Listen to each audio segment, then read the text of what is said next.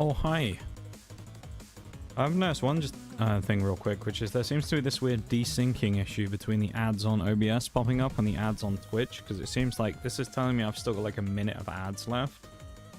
Twitch is telling me the ads ended like 2 minutes ago, so I have no idea what's correct there, but yeah, I don't know. Welcome in though, Bruised. How you doing? Good to see you, my dude. How are you? Thanks for the Doritos, fun.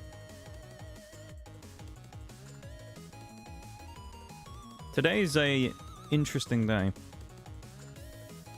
Because today we finally get rid of the striker.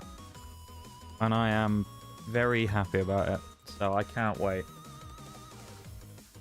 We're also going to try out a new vehicle. Because we'll do the Ram 1 today as well. Why not? Get that vehicle knocked out too, so...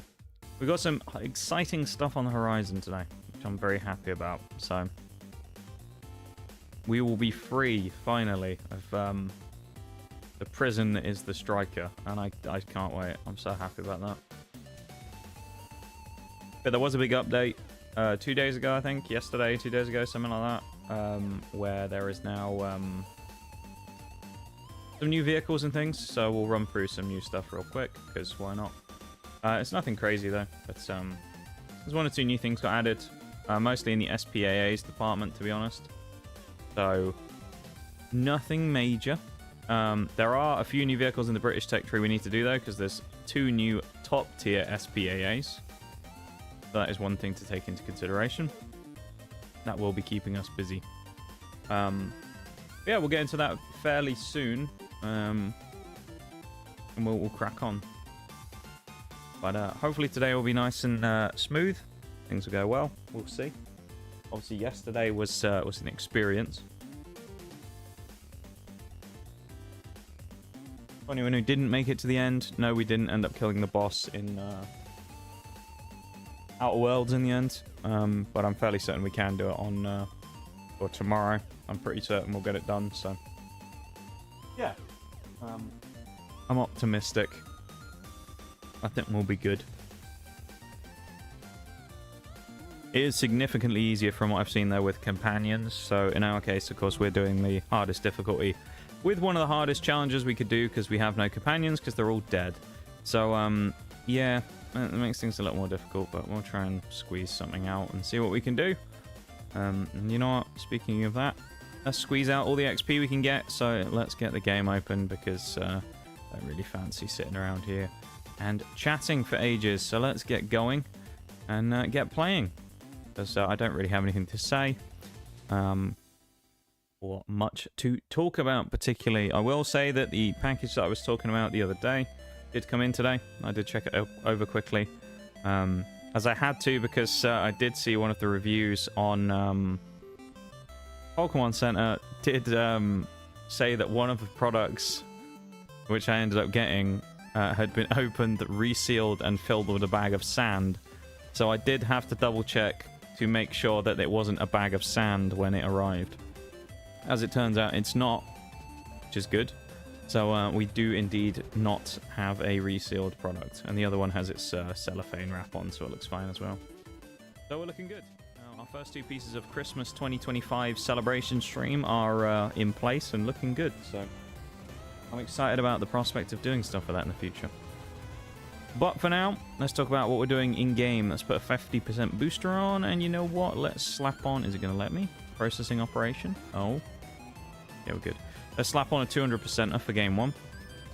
Slightly less jeopardy. We're at nearly 9 million, so we're doing pretty well on the old credits. Let's run through the tech trees real quick, and I'll show you what's new, because there's a few things. We'll go from bottom to top. This thing you'll see a number of times, the M55. It's a brand new, yes, SPG that has been added to the game. It's a bit of a monster, this thing. It's pretty big, pretty bulky, and pretty unarmored. It's got 12 pen. It's basically another one of the M44, M109G, Panzer 2000-esque vehicles. Except this one has nearly a 40-second reload, so that's going to be a bit painful. There's also a new light tank in the US tech tree called the Stingray, which Looks kind of similar to like the VFM5 and things like that from Britain. Similar type of vehicle. So that thing I think will be kind of interesting to play. Not that we're going to be playing it for a long time anyway, because I don't really play the US on stream. Germany. Nothing new at the top end, but they did also get the M55. The only difference is it'll be a slightly different color and it'll have German logos on it. That's all they got. Russia. They did actually get one new vehicle. No, two. They got the Buck, which is a new... both of the Bucks, which are the new SPAAs. And then, of course, on top of that, they got the BMD 4... 4M2. Which is kind of just another BMD4. There's a light tank premium version of it called the just the BMD4, and then there's BMD4M. They're pretty similar. Britain receives the Ram 1, which gets one of these horrible guns that we hate so much. Although it does actually have a little bit of armor, in fairness, about 100 mil. So, not diabolical. This thing might not be complete trash. We'll probably try and spade this today at 8,000 XP to finish it. So we might end up doing this after we finish the Striker. They also unlocked two new SPAAs at 12.0, being the Skysaber TADS and the Skysaber TEL. They're basically just lorries with giant things. Not sure much about how they work, haven't seen them in action or anything like that, but there you go. It's a giant truck. And the other one is another giant truck that looks pretty much the same, except it just has a giant, like, penis sticking out the top of it. So there you go. Japan got some new stuff as well. They actually got a whole new line, technically. But we got the M163, which is an American and Israeli SPAA with a minigun, which is kind of cool. They also got the TTS pattern, which is from, obviously, America, or M60 even. There's also, it's in the Chinese tech tree. It's in a few places, the TTS, which is cool.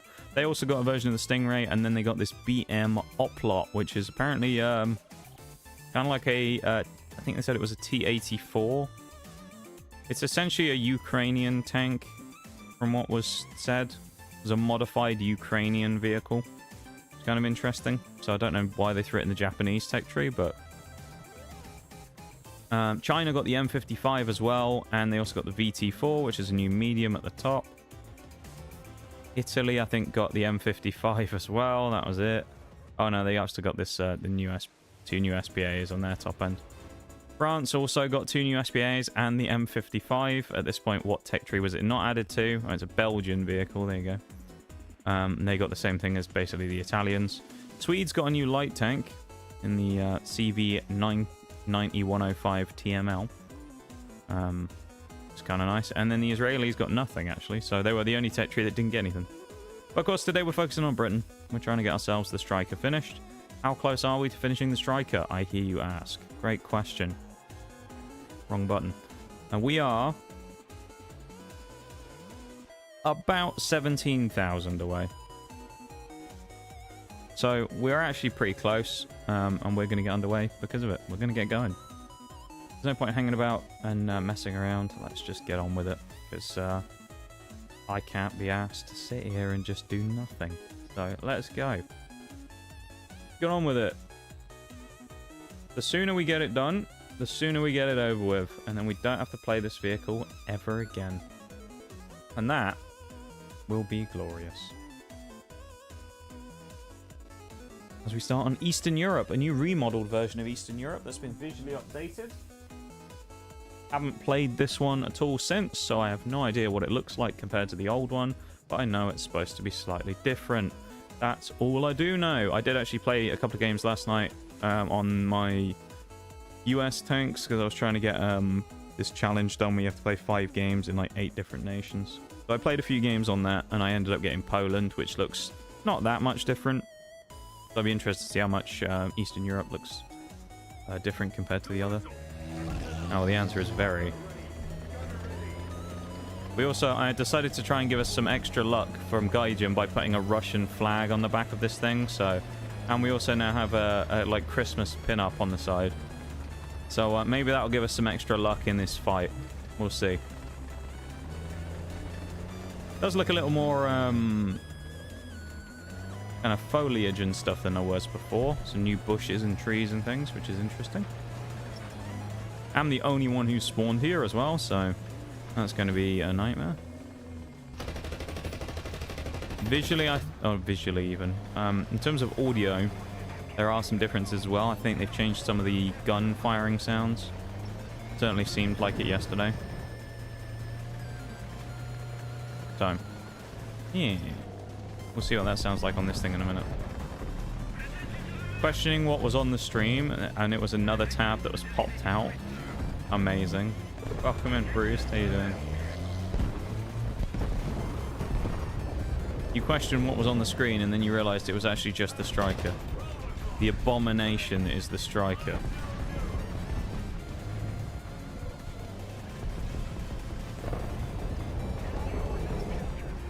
I could have sworn I just saw something across there. Yeah, it is.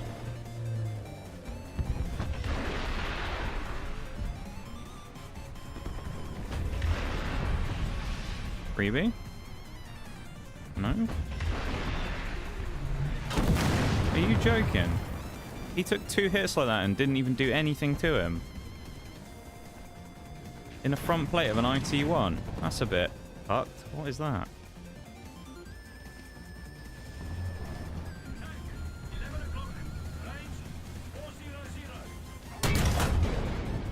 There you can hear that difference in the sound, that big boom that we got out of this gun that we didn't get last time. I knew that was going to happen. I should have waited until he moved after he fired. I knew he was going to move.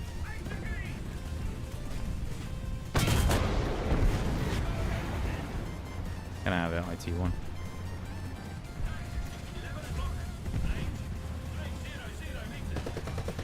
He'll have to come out and he'll be slow doing it when he tries to swing me. So I'll try and make it look like I'm not looking at him. And then he'll probably come out when he sees I'm not really paying attention. I'm just shooting over here at this SPG. Promise, IT-1.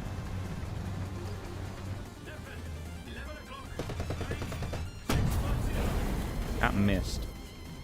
Okay. Seems legit to me.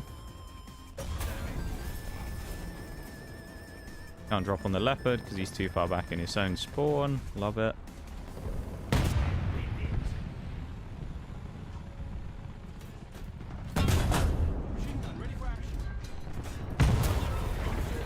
That did nothing to anything in the crew. It hit the front of his turret and then hit the bar on the top. Even though it was in through the turret front in the mantler. It's a bit of a weird pen. Welcome in, Nee. How you doing, man? Now that your birthday's all over, of course. Welcome in. How are we? Hope things are doing good. We had a 200% booster on this game, by the way, so we've successfully managed to waste that. Really? That ain't a kill either. How are you alive, leopard? Thank you. Oh my.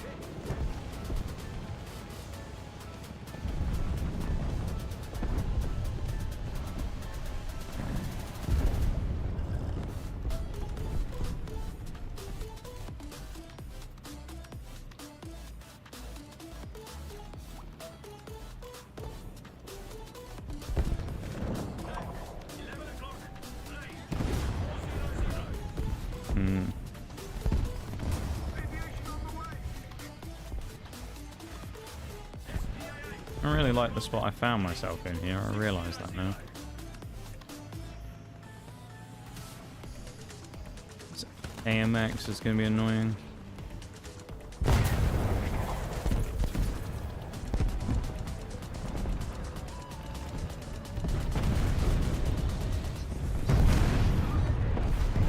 Dispatch of you.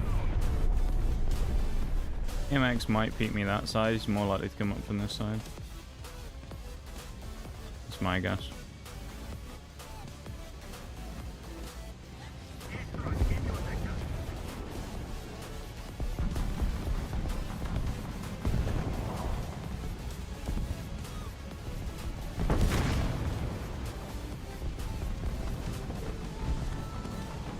Probably hunt this 1390, shouldn't I? Much as I don't necessarily want to go after him.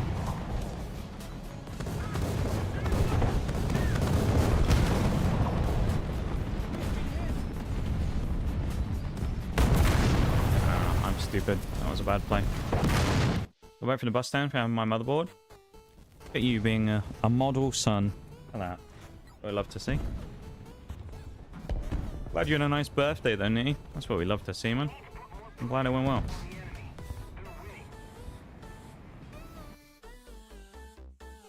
Love when arcade a one-shot becomes a two because the one guy on crew replenishment. I get it. Sometimes it depends how fast your reload is though, right? Because most tanks are going to get 2 shots off before the chance of the person like replenishing. So it kind of depends, but it is annoying to sometimes have people who just won't die because of that. Especially if you have a vehicle where it's like kind of notoriously hard to get the last crew member. Because they're like way at the back of the turret or something and you just can't pen through that far. It gets quite annoying when people keep managing to hang on. So. Thank you for the alert, Zazuma. Long time no see as well. Welcome in.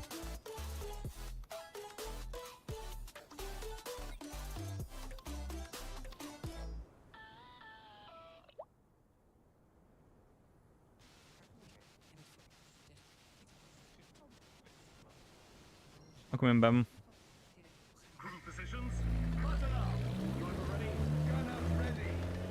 Apparently our Russian flag on the back didn't help us last time. We do have our angry eyes now, though.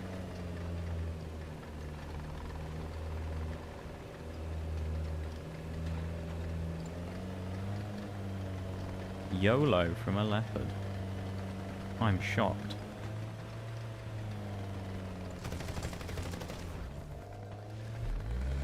I mean, leopard one's kind of notorious for being silly.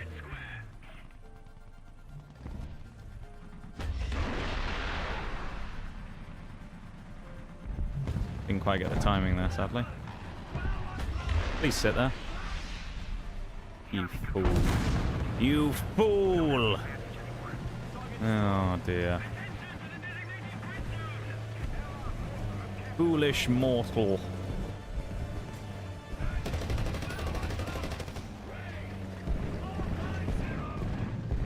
Annoying thing about this is I'd love to go and sit up here, but I just feel like it's going to be too risky. Your tank braved it out so you wouldn't feel sad. Yeah, right? It feels like that sometimes. Getting that friendship mechanics going. That's 1,000 XP in this thing already. So we've got at least 16k left to go. We've already started putting some down.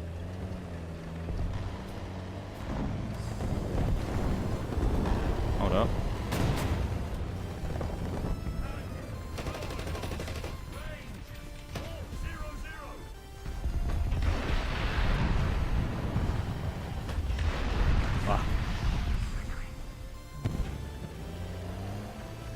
Unfortunate.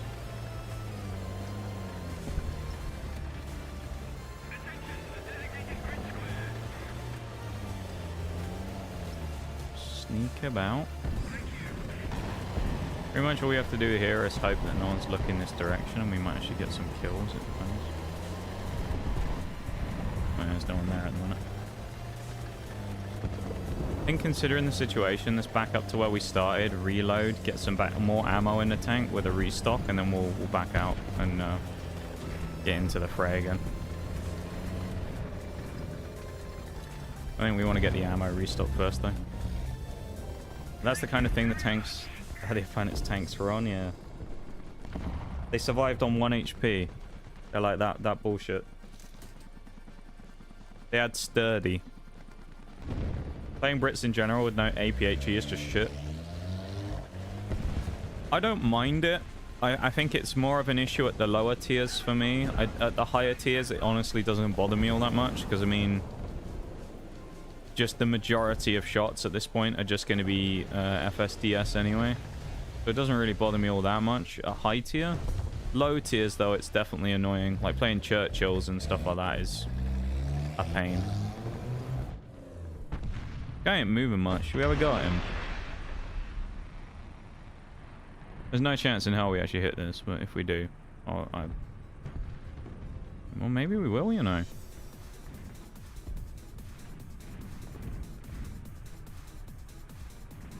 Longest shot a striker's ever landed. 2.5 kilometers on a fucking... It's not, but 2.5 kilometers on a helicopter. Got blindsided by the striker. Imagine, dude. Imagine dying like that to a striker. Get fucked. Best shot of the striker's existence right there that I've played on it. Everything becomes a 2 or 3 shot or more. Yeah, I mean, when you play the British stuff with the AP solid shot, it pretty much is you almost have to hit the module, otherwise you're just not going to do anything. You either have to just cripple and then kill people with a secondary shot, or you just plainly have to hit their ammo, otherwise you'll just die. Hopefully this Panzer 2000 is like, ooh, I'm safe now.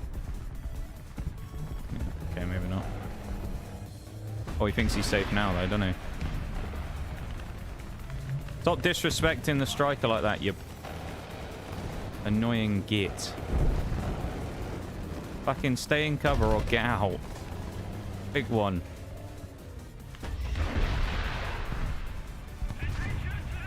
Oh, this guy's so fucking annoying, dude.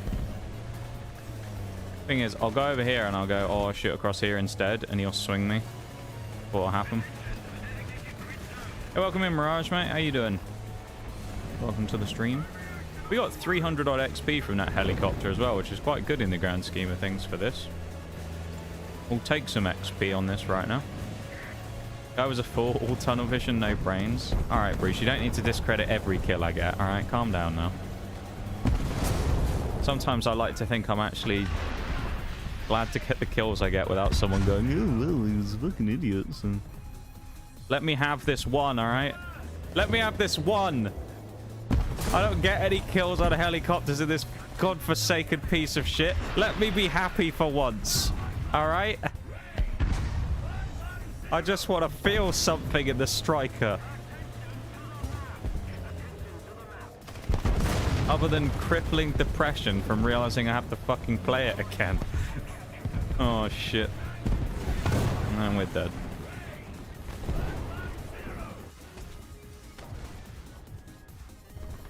You see what happens when I get distracted? Unbelievable. Well, we did make reasonable use of our 300% booster, I will say. So I reckon we get a green boost on it as well. I think we'll probably get like 2,000 plus on this one. I'm only memeing boost, of course. Oh, you gotta hype me up sometimes, you know, if you gotta put me down like that as well with my kills sometimes. Like, come on now. Gotta balance it out.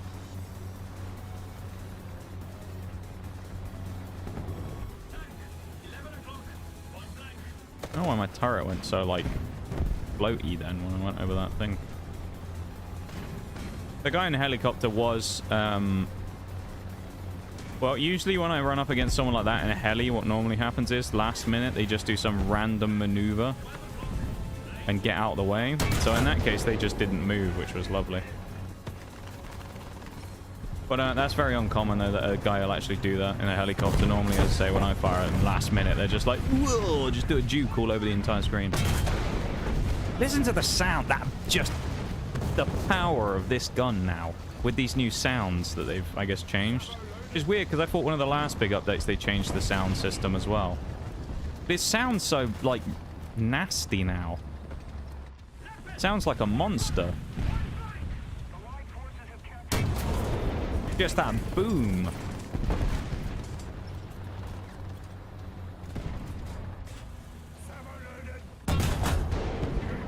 Damn. Like this big clunk every time you pull the trigger as well. Something about it. Second leopard presumably started taking hits. Oh, he died in spawn. Never mind. Listen to that guy's machine gun. A row on that. That BMP sounds nasty as well. That rumble.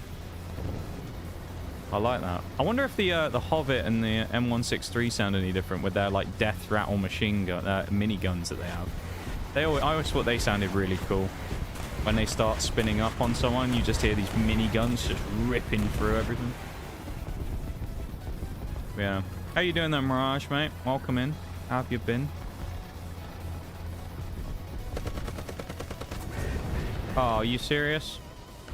You waited that long and then you finally spawned in and the game's gonna end, isn't it? Right as I die? Yeah, of course it does. Fuck you, Gaijin. That was just cruel. Just had to dig into the enemy because of how tunnel vision they are. Yeah, it was. That was something special from that guy there. 9,000 XP on the triple. On the striker, we got 3,500. That's quite good. Okay, we'll take that. Of course, it'll be lower amounts going to the ram as well. The reason I've started doing this just because it's 9,000, and in the event that we spade the striker, we'll get 9,000 XP. So this thing will just be insta unlocked. So that's why I'm doing that. We've almost got a third of this upgrade already. Look at that. We just got just over 10,000 to go. Oh my god. I mean, it was a triple XP booster. You know, we don't want to get ahead of ourselves, but the thing is, it just took a chunk off of what we needed. Right? We needed 17,000 when we started. So we've done about like 5,000-6,000 off of this already, depending on where we were exactly within the, you know, 17,500, or whether we had 17,001 XP, something like that. But we've chunked a nice slab of XP off there, which is quite nice. I'm very happy about that. Strike is nearly done. Praise the Lord. Honestly. It's been a long time coming, but we're nearly there. The fact that we've nearly finished it is just glorious, because I just can't be arsed playing it anymore. And now, of course, is where we get into the hard bit, where we're going to have to start doing, like, a few hundred XP a game again. That's a decent game. The striker's almost done. Yeah. It was pretty good. I mean, if we'd have got a few more, if we'd have started like we did last week, where we got 5 kills off the rip, that would have been insane. We also, of course, we have our extra luck, as I was saying earlier, from the Russian flag on the back of this thing. I was thinking that maybe it would give us a bit of extra luck. So we have the Russian flag, we have some angry-looking eyes, and then we have a Christmas pin-up of a present for you. Because it's a real treat when you get any kind of shell from the striker, and of course it only really gets a kill once a year, so it's quite fitting to have the Christmas similarities, I think.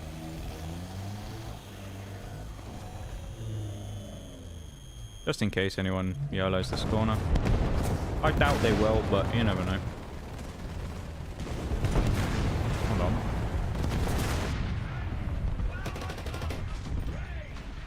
If he backs up, he isn't going to. That could have been glorious for a moment. Also got whatever this is down here. Leopard 1.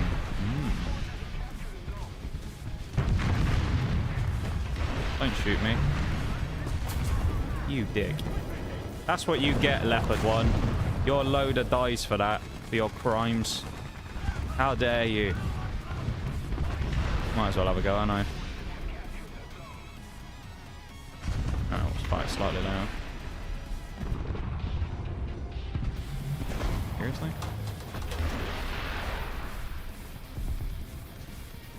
Alright, I can't get the time right on that. Oh, and there's a Feroz up there as well. Uh-oh. I think we might be in a small spot of bother here, potentially. That Feroz is, he's in an annoying spot because he, like, pinches me, so... I reckon swing the corner. I'll take you all on. Fight me. Alright, we got an assist on the Leopard. That's good. We got a smidgen of XP so far. We're making progress. Striker can go to hell. Yeah, I don't think anyone actually wants to play this vehicle. People are like... This could be considered a punishment. You know? You could send people to jail, or you could condemn them to play the Striker for 100 games, you know? I think I know which one I'd rather have.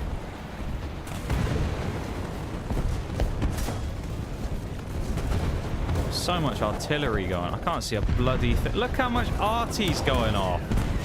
Holy. Can I see again now, please? This is ridiculous. The Estimator 3 is inside the building, but we won't be able to see it. What a mess. a Yag Tiger through there as well. Hey. Nice little shot on the Yag Tiger. I actually did play the Yag Tiger yesterday as well. I played 1 or 2 games in the German vehicles. You can definitely tell the difference in the engine power on it now. It feels way more sluggish than it used to. Which is probably kind of what they were going for, because I mean it did feel a bit quick, but it's crazy that it feels so slow now compared to what it did.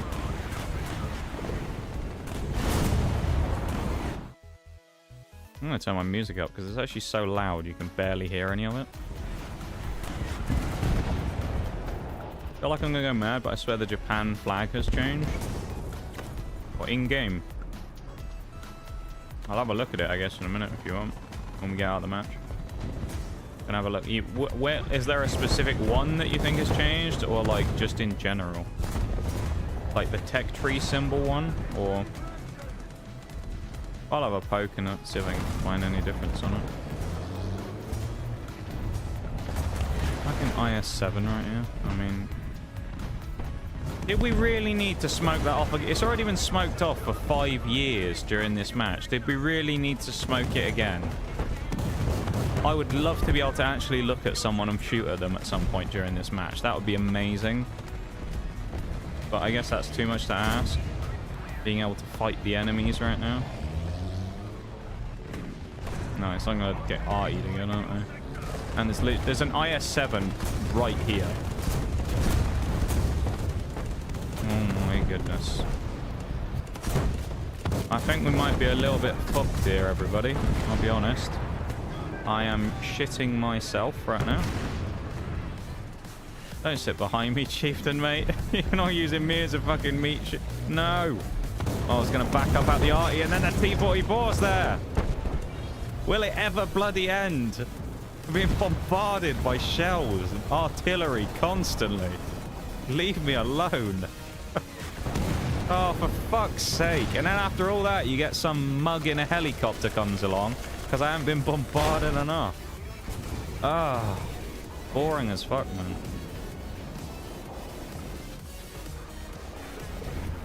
Welcome in the top 10 scariest. Well, that wasn't really a jump scare, was it? I guess it was just me getting helicoptered.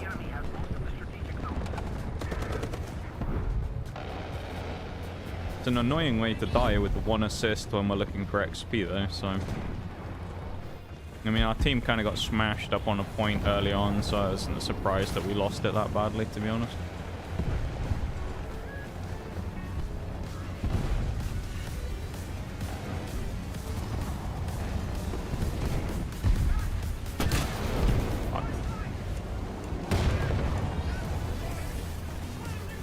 They also said they changed something about the tree destruction models. I didn't really look too much into that. It doesn't feel any different.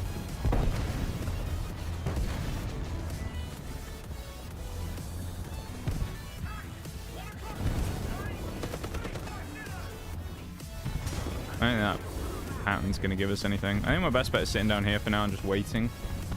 If someone's going to give me something eventually. Or not. Never mind. Was that the same pattern I just looked at a minute ago and ignored? Yes, it was. Of course it was.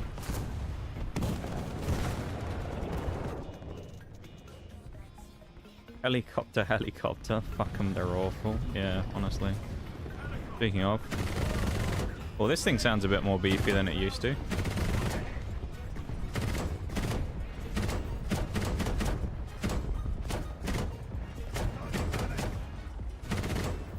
Just add insult to injury. It's just, yeah. 30 XP I got for that, by the way. I used to kind of see SPAA players complaining about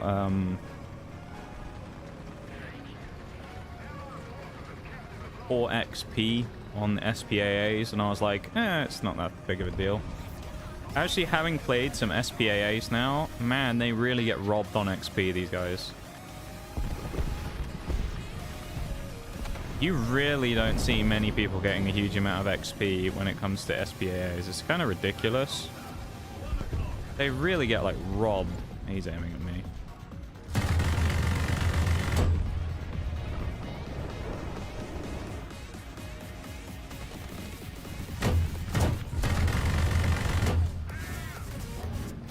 We chopped down a tree again. There we go. Successful logging has been done.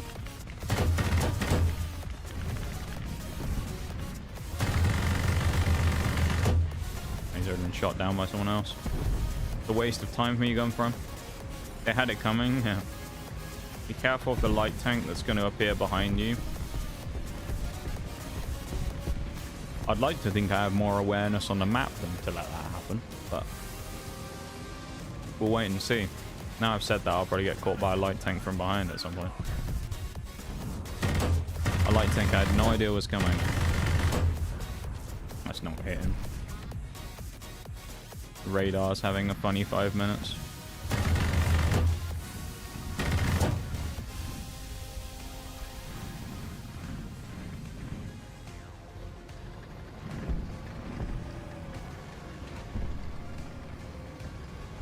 I get the feeling that's aimed at me, but maybe not. I don't know. No, it could be. It looks like it's straightened up. Yeah, I think he aimed at me. Damn.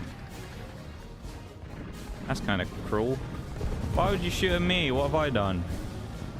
What have I done to deserve being shot at by helicopters? You know? I haven't committed crimes against Skyrim and her people. I really want to shoot whatever this TD is, but I get the feeling that's that Yag Tiger or something. Oh, it's a 268 or a Yag Tiger, one of the two. Neither of which I'm particularly keen on fighting, but you know. Part of me says we should go down as a hero in this match, and so we should fight it out on B. So let's take the APDS out, 127 pen, and see what we can do, shall we? Just in case there's anyone down here fighting the B flag, because they did we did lose cap on it a minute ago. There's no one sat waiting for me. And just chill back here, I guess, and wait on like this angle, or here, basically, for someone to swing.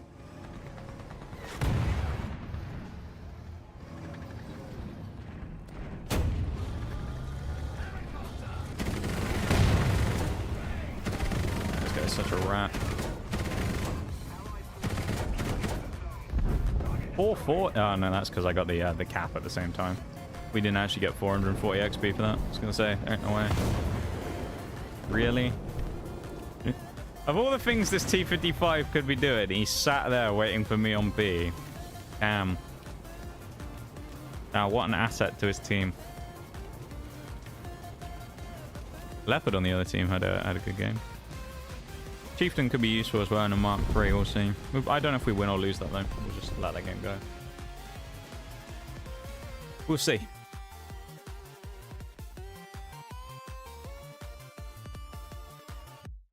Medium tank, close enough. Wasn't really behind me, I was facing him though. So, I don't know if I was close enough, you know.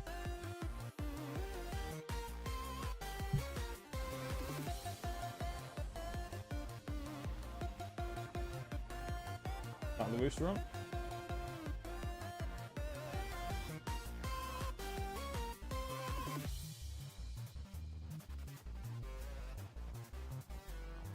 Japan, let's do it.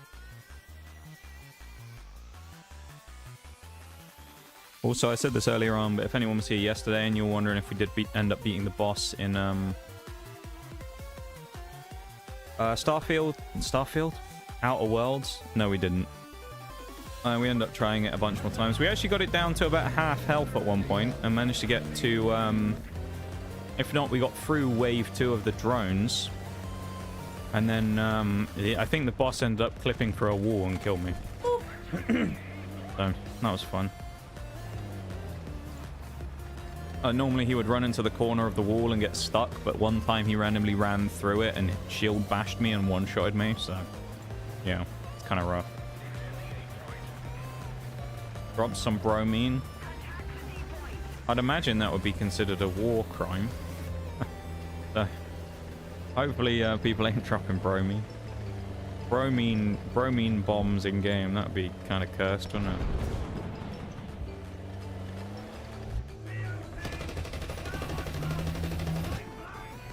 Thanks for the alert, maximum.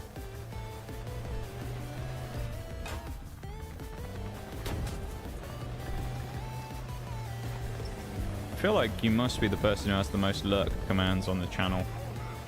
I don't think there's actually a way to see who's used the command the most, but you must be. Prolific user of the lurk command. I guess most other people who do it just use the silent lurk redeem these days, so like your competition's a bit limited. Hey, a win's still a win. Well, I did want to go up the hill, but I've kind of got myself stuck there, so I guess we aren't doing that now. It's a bit awkward, isn't it? JK, it was soy sauce. Good job it was only soy sauce.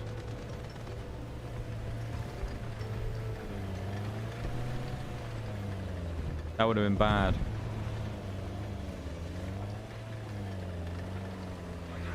You don't want to chemically bomb people, Ben.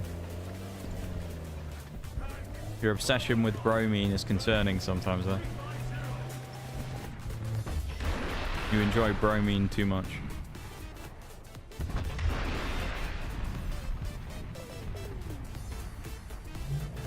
We didn't get him. 685 is just going to be a bit annoying. Keep dipping down and then popping up and dipping down.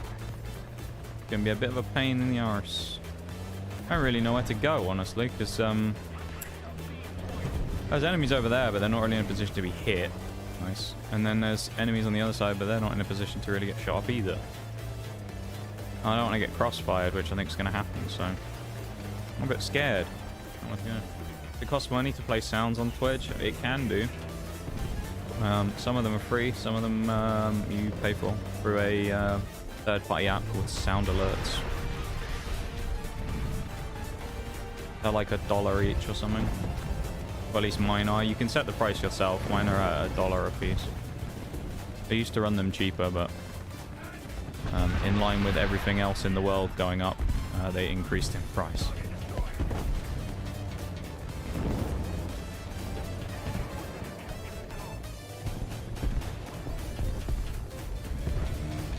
But you can also use a currency called channel points, which are completely free and earned via watching the stream. Pay for them as well, or at least to pay for some alerts. Whatever, bro, you don't understand me. Is that how it is, huh? With a VR headset kicking about, I want to see how air battles would look like with one. I feel like if you did an air battle in VR in this game, you'd come out and vomit. You think about it, how like crazy some of those angles would be and whatnot by flying around like an absolute madman. I feel like it'd be mental, wouldn't it?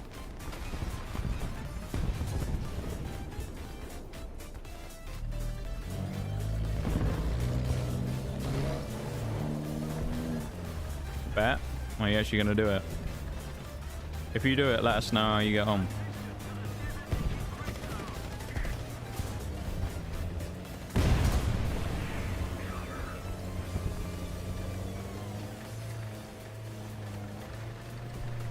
Shit. Ah, shit. Oh. Ink. I didn't even pen. What?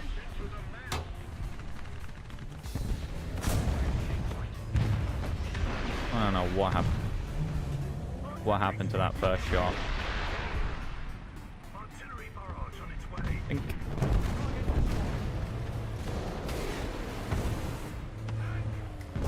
Speculative to get that one through that. What does pro mean by that? Oh, nice. STRV 103C. Beautiful.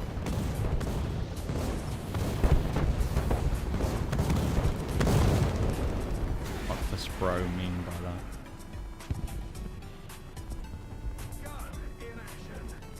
Clip my test flight. If I can find my clip button. Go on. Uranium is better than bromine. Kind of hard to compare periodic table elements because of course they are also different. Both have very different properties and both used in very different ways, of course. Bromine isn't really able to be safely handled, but you can at least contain it within glass versus uranium, not so much. Particularly the isotopes of uranium, anyway, that are used for nuclear fission and fusion and stuff, you know. I'm no nuclear scientist, so I can't really give you a thorough breakdown of it, but still, gotta be careful with shit like that. I think we can kill that in 103 if we get the right shot, although he's moved.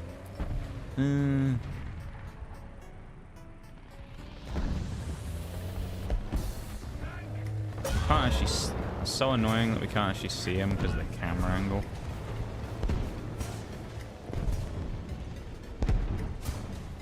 I'm gonna get you, SDRV, one way or another. I might have like no angle of you whatsoever that I can see, but I will get you. Or the ZTA, it's gonna get me. ZTZ even, not ZTA. Run away. Thorium schools everyone.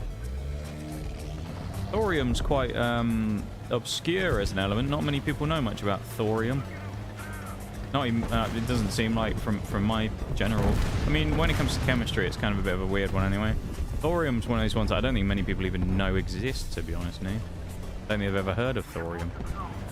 But that's a niche choice there. I like it. Oh, nice. Blocked by the thing again. Phenomenal. Shot of the sentry. Oh, we don't mind it. We're farming XP though. We just got the XP for capping. This is actually not going terribly for striker XP this game. Dare I say this is going well? I know it's hard to believe, but it's actually not going too badly. And we winning the game? Like, what's going on in here then?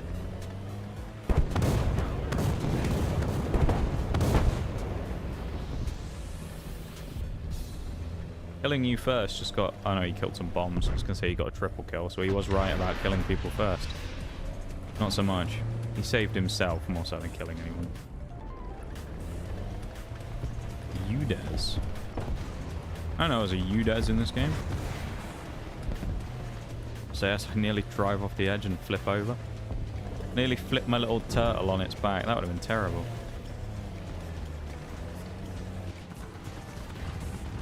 The tortoise.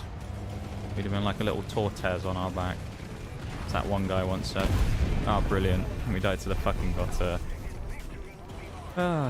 You're fun. I was enjoying playing Striker for a second there, and then I had to be snapped out of it because I got, you know, too into it. For the songs in the background, it's a random mix of stuff on Spotify that originally was a lo-fi mix. But then I just added random stuff too from royalty-free streaming music playlists I found on Spotify. There's kind of a random mix of stuff at this point, just general stuff. There's some random bits and pieces. There's some like lo-fi stuff. There's some video game music, hence the Pokemon stuff and things like that. So there's like random bits and pieces. So there's no like method to the madness necessarily. They're just songs. Or at least now they are. It used to be more like uniform. But usually when it comes to this, when I play War Thunder, having a little more energy in the music's a little better than just having the lo-fi. The lo-fi's fine, but sometimes you just need a bit of juice. And you actually fired at me, even though there's an M60 around the... Oh. Yeah, that's real... I love when players do that. The guy shoots me there as if I've just blocked him, and it's like, maybe you should have gone around the bigger side so you could have actually driven through the gap instead of trying to squeeze through a tiny gap behind me. What's wrong with you, M60? And then you shoot me, and like, ah, this guy got in the way. Why didn't you drive for the big gap so you could actually fit through? He wouldn't have fitted through there anyway, even if I hadn't reversed, I don't think. What's a plum? Even a hydrate knee. Nice, we got some good XP there. Also, if you're wondering why we're getting hardly anything towards this, when you go, we got 3,800 XP, why did we only get 190? We essentially get like a fractional amount towards the vehicles that are significantly lower in BR than us. In the case of this, we're trying to unlock a 3.0 while playing 8.3s, so we get a significantly lower percentage. As you can see here, we get about 5%, roughly. So, yeah, it basically times it by 95% and then, or minus times by 95% and then takes that away from the total. So we end up getting about 5%-ish XP. It fluctuates, I think, depending on the tier and the BR that you're playing. So that's not always 5%, I think, but it just significantly cuts down the XP gains you get. So that's a bit of a pain in the ass. But we did just get a massive chunk towards the striker in that game. Do you see that? We're up to we're over halfway. Oh my god, look at it. We've just over 5k. It's like 6,000. 6,000. 6,000 XP-ish. We're going to wait for the BRB as well. It comes up in like 2 minutes. Have a good one, Nitty. Thanks for hanging out, as always. Take it easy, man.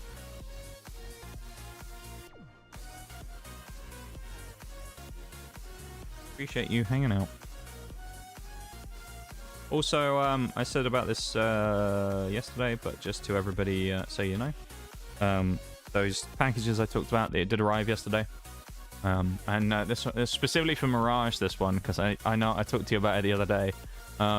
Thankfully, I managed to dodge the thing that review was talking about, mate. I didn't get a bag of sand, so... yeah, that's good. For the people who don't know what I'm talking about, I bought something the other day for an end-of-year stream that we're going to be doing, a special stream around Christmas time. It'll be the 23rd of December. And one of the things that I was going to buy, I won't say exactly what it was, but all I'm going to say is the review on the website for it said that someone had received the one that was opened, had been resealed by someone else, and instead of containing the actual contents of what it's supposed to have, it just had a bag of sand in it. So when I got mine today, I was like, well, I don't really want to open it, but I should just check just to make sure it's not a bag of sand. And it is not a bag of sand. I can confirm the correct contents seem to be in there, so I think we've gotten away with one there. So we have our first 2 items acquired for the end of year Christmas stream. So very happy with that right now. I have aims to obviously try and get more. That's kind of the plan. We got a couple of months for that, so. But it requires a few things. There's a number of ways that things could be acquired. Obviously, if we do some sponsors and we get some extra capital to play with, we can make some of that work and buy some stuff. If anyone does want to work towards any of those goals, there's always the throne if you really want to, but, you know, you do that at your own risk. Do what you want with that. But I wouldn't necessarily recommend doing it, but you can if you want to. If you want to, you know, have your thing that gets opened up on stream and see if we get anything good from it, you can. I don't know what the prices are like on that. I really need to go through it and scrap some stuff on there, because I expect the booster boxes are just outrageous at this point. Yeah. There's a couple of ways we can get some more stuff. I also have some free bits and pieces I can probably grab from some places as well. We can get some extra freebies to open as well, which would be cool. They'll be on the 23rd, as I say, so it's a little way off. It's like about 3 months away.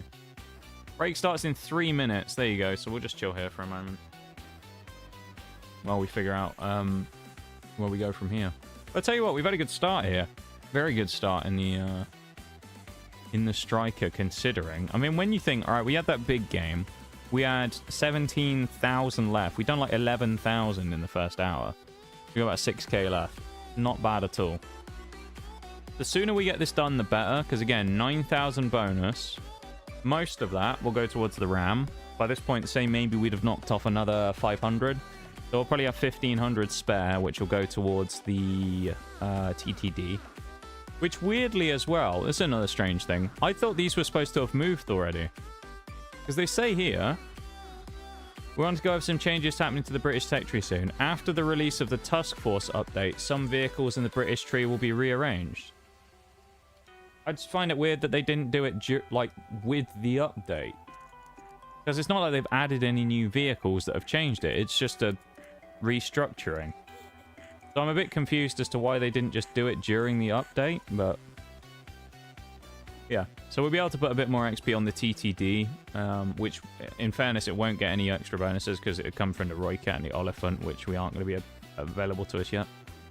Our next vehicles, we're going to be playing like main stuff. Obviously, we're going to go and do the Ram, which is at 3.0. It's 8,000 XP, so it probably won't be that bad to do. It should be fairly simple. So we'll play that thing. We'll throw in a couple of other crap 3.0s and just, you know, run around in that and get that spaded today as well. And then after that, we'll come back and we'll jump to 8.7, which will involve buying the ZA35, which is the Roycat, basically Chieftain Marksman, and the Roycat Mark 1D. So that'll be interesting because we haven't played the Roycat. It's very big.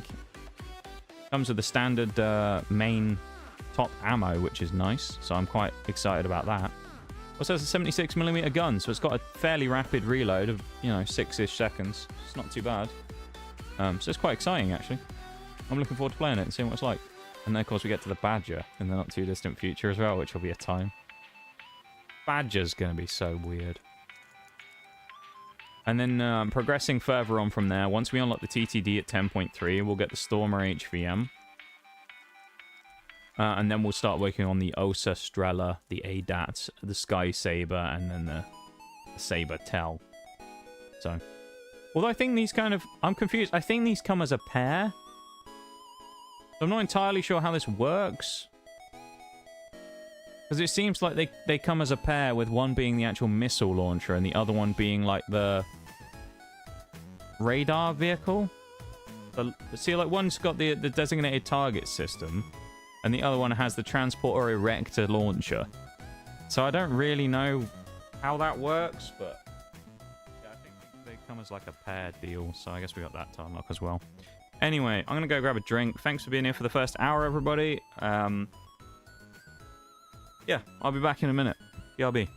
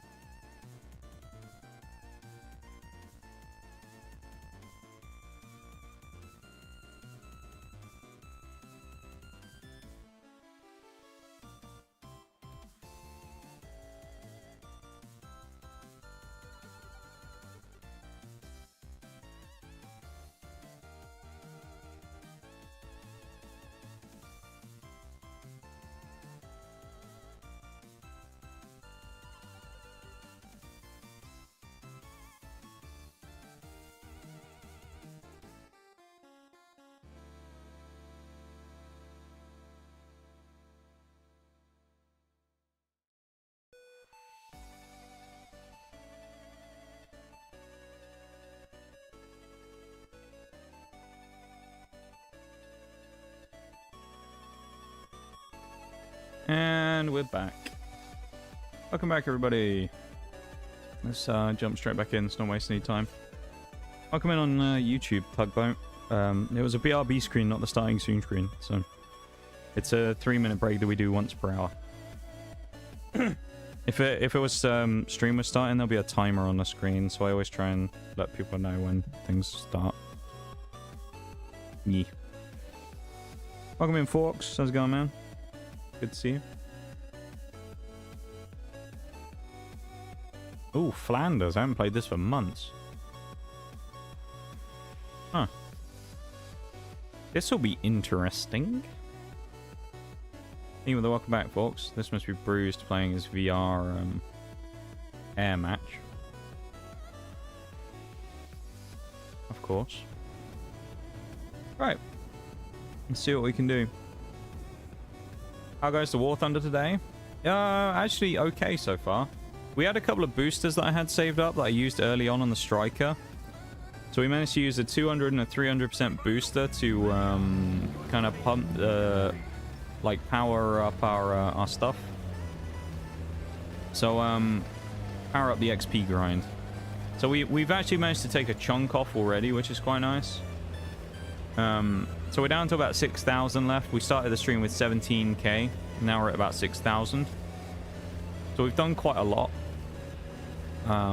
which is rather nice.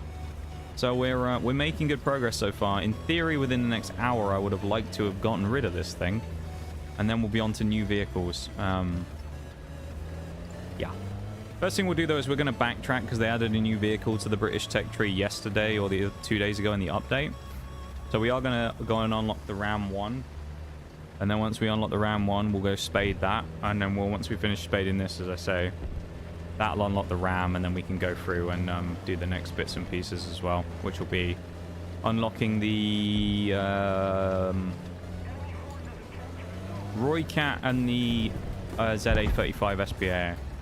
And then we'll start spading them as well. So we're actually in position to make good progress.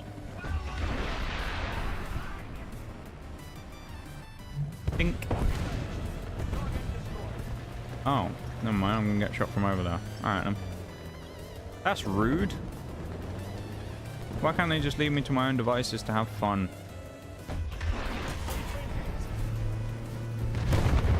Aww. Why they gotta shoot at me and not these guys over here? Come on now. I'm just trying to have fun in my silly little Striker, alright? Come on. Give me a chance, enemy team. Please. Oh man, you people don't know how hard it is to play the Striker, and you sit here focusing me all game. I hate you, enemy team. Fucking leave me alone. My God, everybody wants to kill me. All these other big mediums sat over here camping. They're like, nah, I definitely want to kill the Striker. He's the big threat here. Leave me alone. I'm no threat to you people. I'm a Striker. Man. What you're saying is we might actually have our sanity at some point today. We will 100%. We're definitely finishing it today.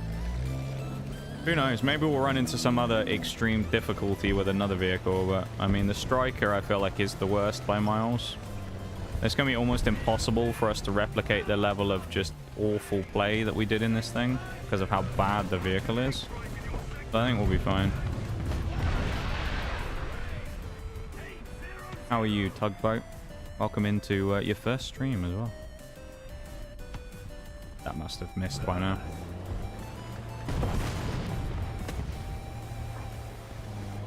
Oh yeah, just an ATGM slinger in a world of MBTs. Not even a good ATGM slinger either. The best part, innit? Probably one of the worst ones in the game in a world of MBTs. We're thoroughly outmatched in many, many places here.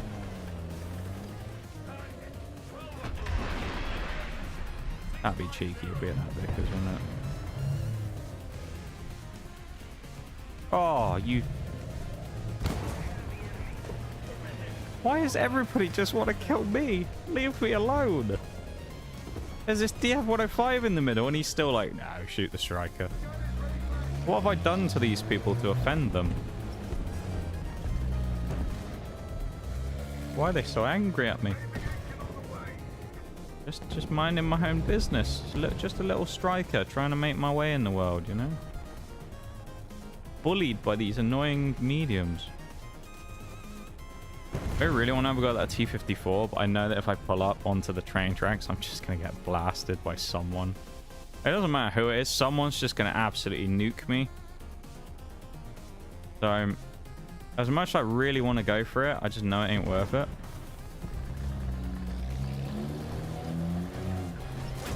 Oh, for fuck's sake. This is what I mean. All I want to do is just make one play. The whole enemy team's focusing me, and I get, like, just mugged by a SPAA who's going to YOLO B now. I hate it. I don't know what it is about playing the striker. It was the same in the swing fire. Everybody is just obsessed with you. Like, you play other vehicles, and, like, you get a bit of space and time to do things. You play the striker, and everyone's just like... There's a striker in the lobby. I've got to throw myself in front of everybody so I can fucking kill him. Oh, yeah. And they just throw themselves in front of your entire team just to kill you. Like there's some fucking smack addict who hasn't had his fix for a while and someone's just told him there's a bag of the stuff, like, in the next room. They're just like, oh my god, there's a striker? I need to fucking... I must kill him above all else. And they just go mental to try and kill you. Like, no one leaves you alone. I don't know what it is. You're in the worst vehicle in the game, practically, getting beaten up every game by just about everyone as they just go, YOLO! And just drive straight at you, and you can't do shit about it because you're in a fucking striker, and it's terrible. Anyway. How are you doing, XS Mon / your alternate identity? How's it going?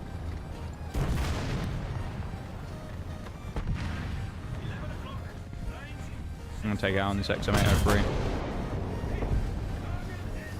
Light tank, neuron activation. Honestly, though. Light tanks are... They gotta be something nice. Like, it's the only thing that kind of keeps me sane sometimes is playing lights and things like that. When you play the striker. Or playing something else decent alongside it. Because if all my vehicles were as bad as that thing, I'd actually just wouldn't be able to play the game anymore. Just quit the game.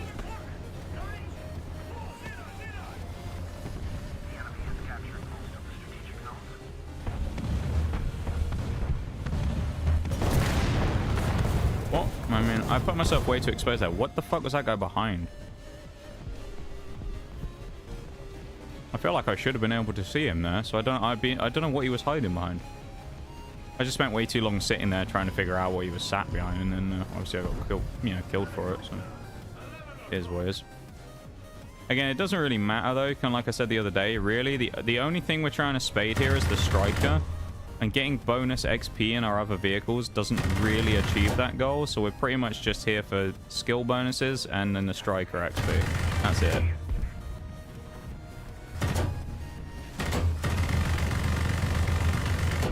That's a complete waste of shots. He's going to go down anyway, so... Average sentence of a War Thunder player? I don't know. I think you'll find the average sentence of a War Thunder player is more like... Suka, da, suka! And then they just start shouting, like, Russian expletives at people. You know? I think that might be the average sentence of a War Thunder player. At least on the EU servers, anyway. Is some word in Russian and then fuck you at the end or something like that. Can't complain much, just here doing my thing. You know what? Can't fault you for that. It's all anyone's just doing at the end of the day. Just doing our thing. Living life from existential crisis to existential crisis, you know? Just how it is.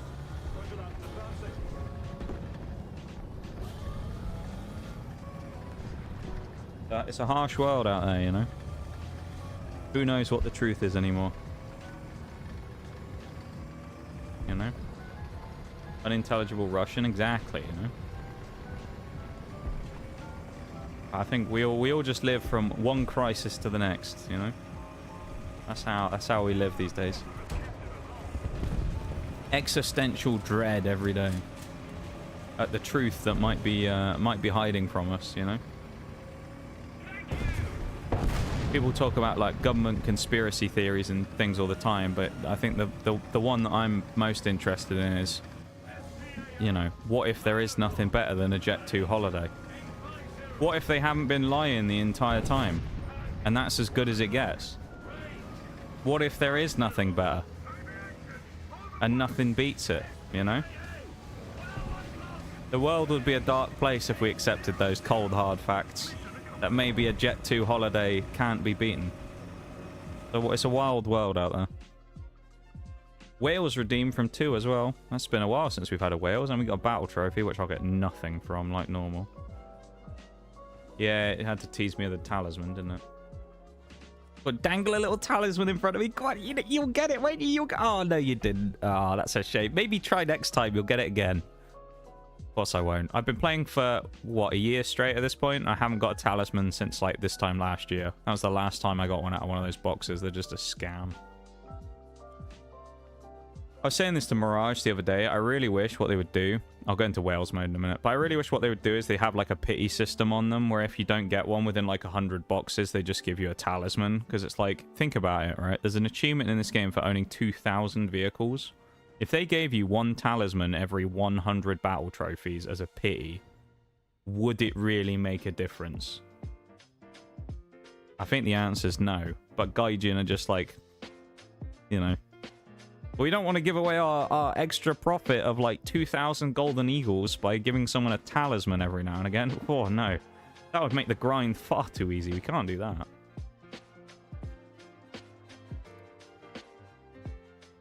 Less than 5k. We're actually going somewhere.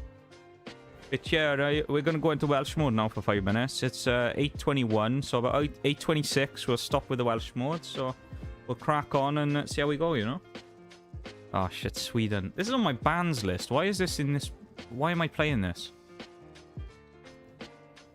Expose a top-secret government document on the forums when they get into an argument about the specs of a vehicle. They do, yeah.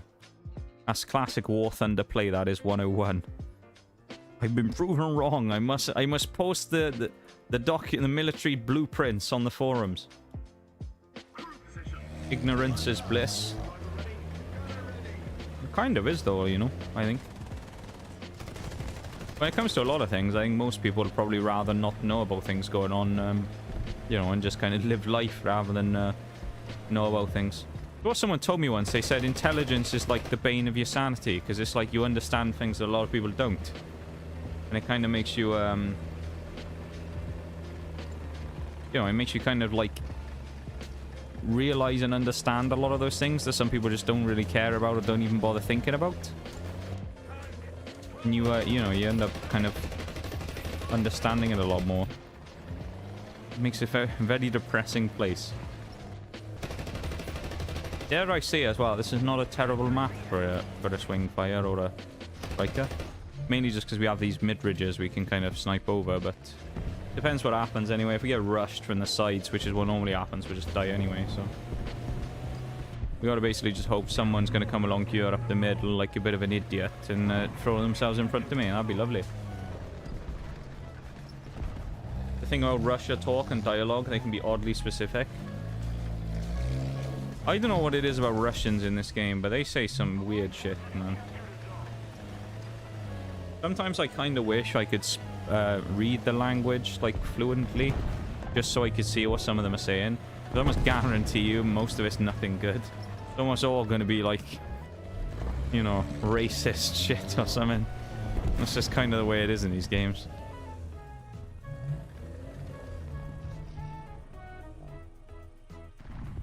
You go for the cheekiest shot ever seen in War Thunder. Go on. No, I didn't quite land. It was worth a shot, though.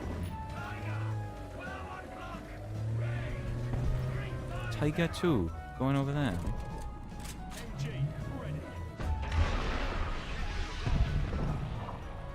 I saw someone over there as well. I kind of wanted to... I'm the only one. Okay, we got people here now. Panzer 2000. Lovely, that is. Nice having a Panzer 2000, but he's not going to make a huge amount of difference. And an AMX 30. And RT's coming in. Lovely. Let's move then.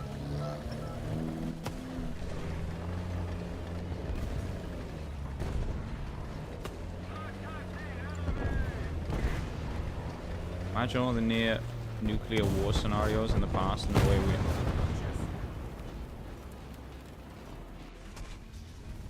Huh. He swung the front of that. Lovely.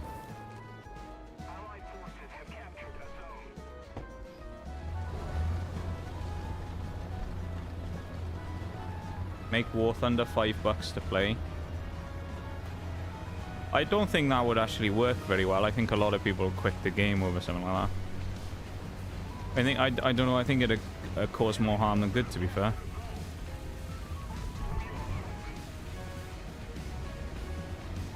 I feel like it'd cause a massive divide amongst people, but I could be wrong. Just knowing gamers from other scenarios like it. Even in the reverse, where a game is paid and becomes free to play, it creates a lot of divides in communities because of people feeling, you know, that their purchases have been, you know, kind of invalidated. Which I can somewhat understand. People... I was going to help you, but you smoked it off, so no more.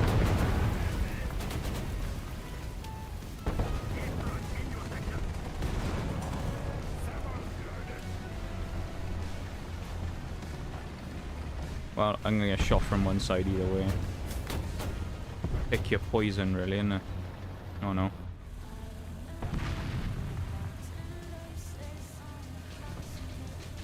I have no idea what this is. Doesn't matter because he's dead. Oh, just going to missile me. I shot from somewhere else, so I'm not sure what it was there. Oh, I'm getting shot in the back. I'm going to die then.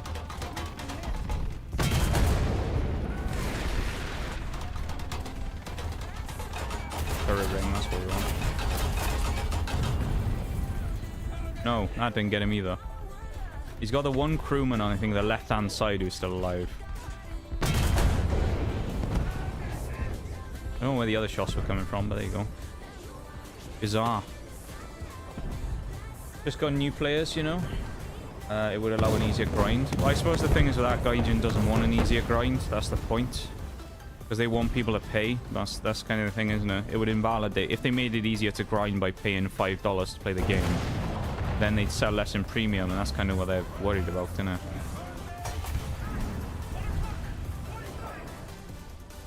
It would be nice if they made things easier. I just don't think they will. So, I just don't think that's kind of how they work. You got a bit oblivious when you missed IKV. I'm going to switch back to normal as well now. That's your whales. Hopefully that was an adequate whales too. It wasn't the best I've ever done, but not too bad.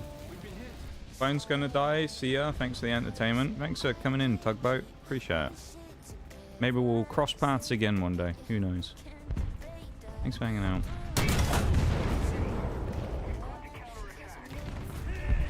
Now you're fucked, T10. Don't mind. Well, we'll get a skill bonus, but we ain't gonna get much on the striker because we basically just died in it, and that's all we did, so we're not gonna be given much from that. Ooh, hello. Commander Gunner Loader Power System Fuel and Auto Loader. Excellent job for the whales. Without the H, remember. The country of Wales, not the animal. Important distinction.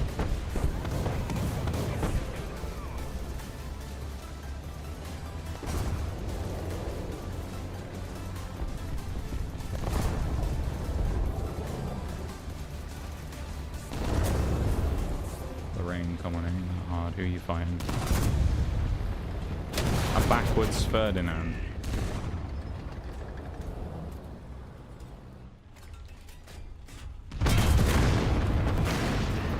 Yikes. I don't want to know how many shots that Lorraine fired. Now sail into the horizon. Have a good one, Tugboat.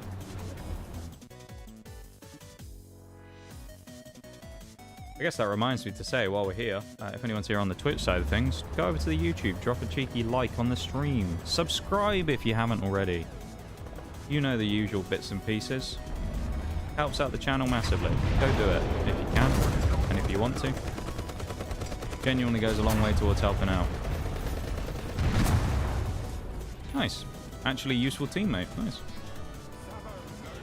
Wales, my apologies. Hey, you're all good too, don't worry. I'm not Welsh, so I won't get mad about it, but some people might.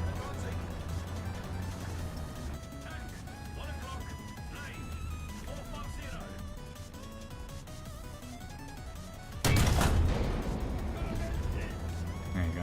That was kind of a pick your poison shot. I had a couple of options, but I wanted to get a slightly better shot than it was giving me. Driver? Yep. Now he can't run, and this shot should be the killer.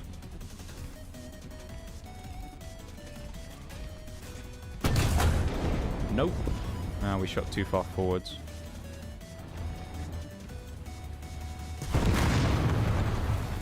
Nice. His pal helped him out. Happy New Year from the 2S3M. No. Happy New Year indeed.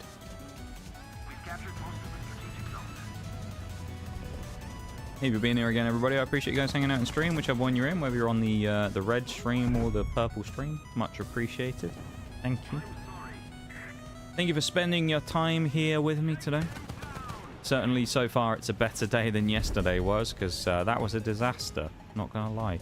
We're not gonna talk much about yesterday. Yesterday was a bit of a tragedy, to be honest. So we aren't really gonna dwell on it. It was a bit of a mess, wasn't it? So today is much better feels. I think whoever comes out of B is going to go across to the left towards the C point. Although now I say that, I'm going to drive around this corner and someone's going to be staring at me. No. Or is there someone still sat on B? Yep. I mean, I don't really get the point of this, but he's just going to defend B, even though if you look at his team... Oh, there's two of them there. They're cripplingly losing. They have no map presence, and they have 3 players left. Yeah, the STRV is like, yeah, if I defend the cap, then maybe we'll be fine. Time to check the video later. Honestly, don't bother. It ain't worth it. I'll give you a little brief... I'll give you the TLDR version of yesterday's stream, Exosmon. How about that? Yesterday's stream in the Outer Worlds. This is the TLDR. Spawned in. We went, okay, there's this missable achievement we could have gotten for doing a separate quest. Let's go and do that. We went and did it. Called the Battle of Stellar Bay. I almost said the Battle of Stellar Crown, but that's a Pokemon set, not thingy. So we went and did that. Okay. Now, to do that, one of the things we had to do was assault a faction who was sat in a church. There was a lot of enemies. We had to fight our way through the hordes of people, and then subsequently finish the leaders. Okay. Fairly simple as a task, but a lot of killing. And as you know, in Supernova difficulty, when we're playing on the highest difficulty, we take a lot of damage. We take a lot of damage, things like that. It's quite difficult for us to actually get through huge combat sections, just because there's so much damage on the table. Oh, we actually could lose this. This is funny. But, hang on. 1, 2, 3. We only have 4 left, and they only have 3 left. Although they have a 2S3M, so I mean, I don't know why with that. Oh, there he is. We need to retake B. But yeah, so we did this giant combat section. In doing the giant combat section, we died quite a few times because there was just such a huge amount of enemies, and there was a lot of them strung out, where it was you fight a few people, then you fight another group of people, then you fight another group of people. There wasn't a huge amount of cover either. We eventually fought our way through them. This leopard one's about to go Leroy Jenkins' ass in here. But we did that. It took a long time. It probably took an hour, maybe even slightly longer to crack it. It was difficult. It wasn't impossible, though. There was at least room to maneuver and kind of room to play with. So we did kind of figure our way through it slowly. Once we got through it, you know, fairly decent. We'll move on with the regular quests. I thought we'll do like the evil type ending first. So we started doing that because we have to do both of them anyway. We wanted to try and get another achievement during it for sending the colony ship into the sun, but we didn't have the below average intelligence option to do that, sadly. So we couldn't do it. So we ended up missing that one, which we'll have to do in a subsequent playthrough because our character Nigel was too smart. His intelligence was too high. We had to skip that one, sadly. So we missed that achievement while going through the main story progression, and then got to the final section where we have to assault a prison. There's like a big prison riot has happened, and we have to assault the place and get through and stop the mad scientist Phineas Wells, who was our ally who got us out of like cryo sleep, right? So we go there, and we probably spend like, I don't know, an hour getting in and trying to get through the first couple of rooms, because it's just, again, it's essentially just clearing out a tower of, like a tower block, and it's just riddled with enemies. There's so many enemies there, it's kind of unreal. And they're all like, the spotting on them is all kind of weird, where it's like, you'll get sometimes spotted by some people, and then you'll play it the next time, and they won't see you, and then... So it was really weird, and we were getting killed by like weird enemies in weird places and attacked by weird people. And we eventually get through, and we're like, nice. Things are going well. We made our way through. We're up to the top of the tower. We speak on a monitor to Phineas, and he gives us a couple of like dialogue options. We can't skip the fight because we don't have enough lockpick skill / hacking, nor do we have enough speech, so we have to go into this final boss fight against this big robot mech, right? This is all building up to that. This has taken about 2 hours. So we find out about this big robot mech who has a shield that he runs at you with, a riot shield, and he has like a little laser gun on his right hand where he fires shots off that does like plasma damage and deals fairly decent damage. So you have to like chunk him down, and then when he gets to a certain point, he deploys these combat drones which come out, which, remember, we're on Supernova, so we die in about 3 hits too, and he deploys 4 at a time. So we struggled with that for quite a while, and the biggest problem we found is because we're playing on Supernova, where we can't choose to save, the most recent save before actually getting to the boss room is about 20 minutes, 15, 20 minutes of killing enemies to get back there.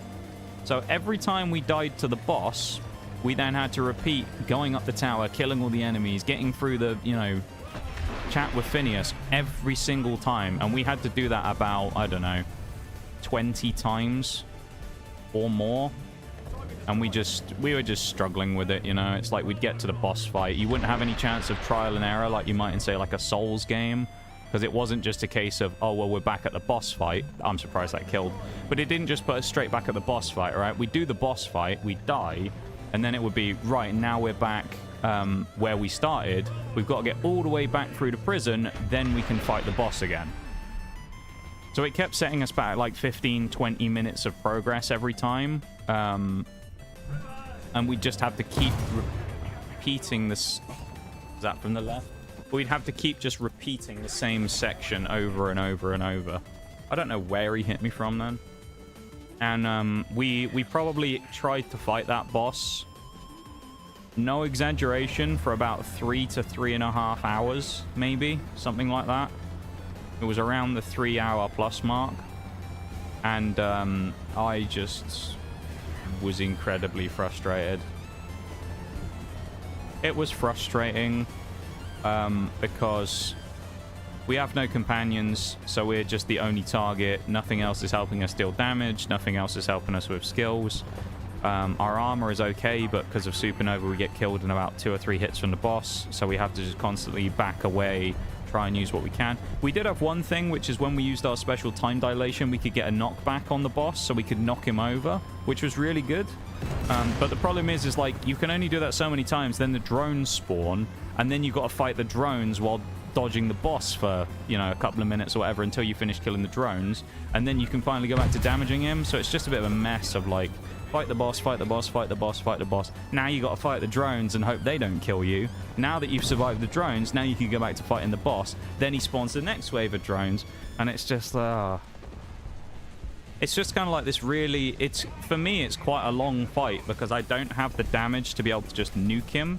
Because I was watching a video yesterday where I thought, I wonder if there's any like methods that people have where they say this is a good thing to do, or if there's an item maybe in the map that's like a good pickup that people say you should try and pick this up before you get there because it's really strong. Didn't find any of that. What I found was a video of someone killing the boss in 25 seconds. And they essentially just like, I don't know how they did it, but I guess they had 3 people with those like shock cannons, and they essentially just stun locked the boss and killed it in 20 seconds. Although I did find there's a crit spot on its back. It looks like a little, like, fuel rod or something. Like a little blue, like, fuel rod looking thing. And it's like a fuel tank type deal. Energy tank. And I think if we hit it, we can deal crit damage. So when we do knock it over when we're doing our stuff tomorrow, we're going to try and deal as much damage as we can to that, particularly with that shock rifle. So that'll be our main, like, play, really. We'll be going for that. Because I think that's our best chance. Oh, a Panzer 2000. How balanced and fair. And, oh, look at that. Wow. Look at the skill in which he aimed that shot at. Oh, wait, he didn't. He just blasted me in my strongest armor and one-shotted me anyway. Fun. Remember you walking into the boss room, then waking up an hour later, wondering where I was, saw the trophy plus and chart, and had high hopes. Yeah. Yeah, I had high hopes as well that we were going to get through a bunch of stuff. Welcome in, by the way, Paul. I had high hopes we were going to get through a chunk. I mean, the good thing is we got through 4 achievements yesterday. That was actually good. Some of them were not intentional necessarily. The saving Edgewater one wasn't actually intentional. I didn't realize we would trigger that one with the way we'd done things, but it was more the choices we'd made. Yeah, so that was nice. So at least we got some achievements out of it, but oh, it's still a bugger though. And we've still got to finish it tomorrow. There's no getting around it. We've still got to beat the boss, so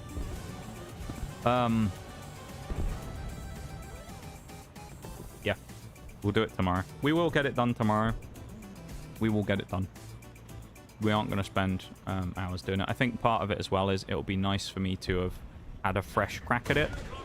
It's been, you know, a day or whatever since by that point I would have played it, so it's given me a fresh, you know, we aren't clogged up with the memory of what happened yesterday, of the long sections of getting stuck and the deaths, and we're kind of fresh and ready to go again, which I think will help.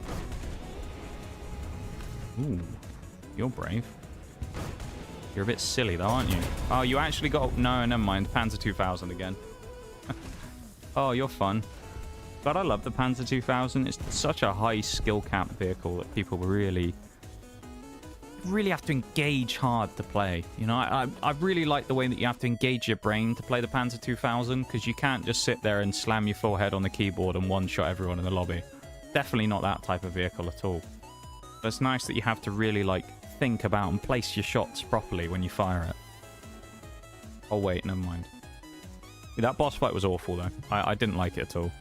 I'm sure I'd be fine on the other difficulties, but just in the case of what we're doing, it's pretty nasty. The other thing I noticed as well, actually, is I'm fairly certain the boss does plasma damage, which we are also susceptible to, because we have a plasma damage... what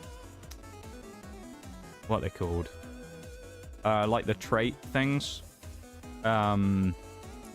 Floor, that's it. We have a plasma damage floor where we take additional plasma damage, which doesn't help our cause at all, I don't think. So it's just a mess. 20 seconds. Yeah, it was like 20-25 seconds. It was them and 2 companions with the shock launch, the shock, like ultra shock rifles, and they just stood there and just stun locked the boss and like killed it.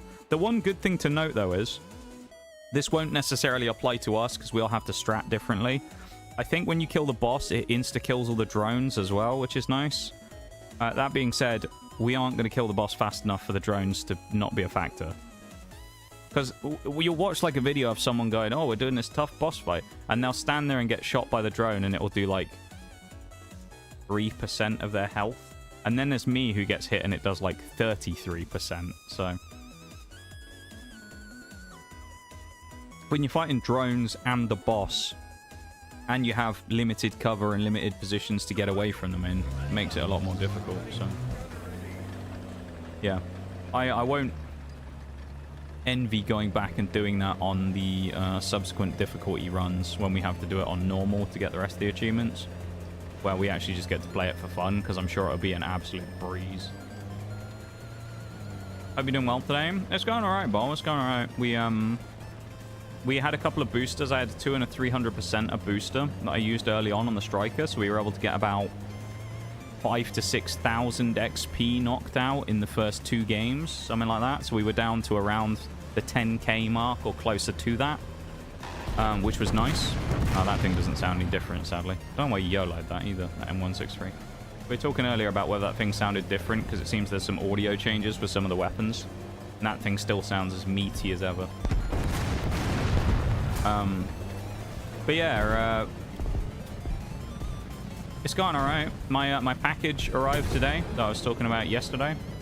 Mentioned it a couple of times. I had a package coming for Christmas stuff for stream, which was nice. So that arrived.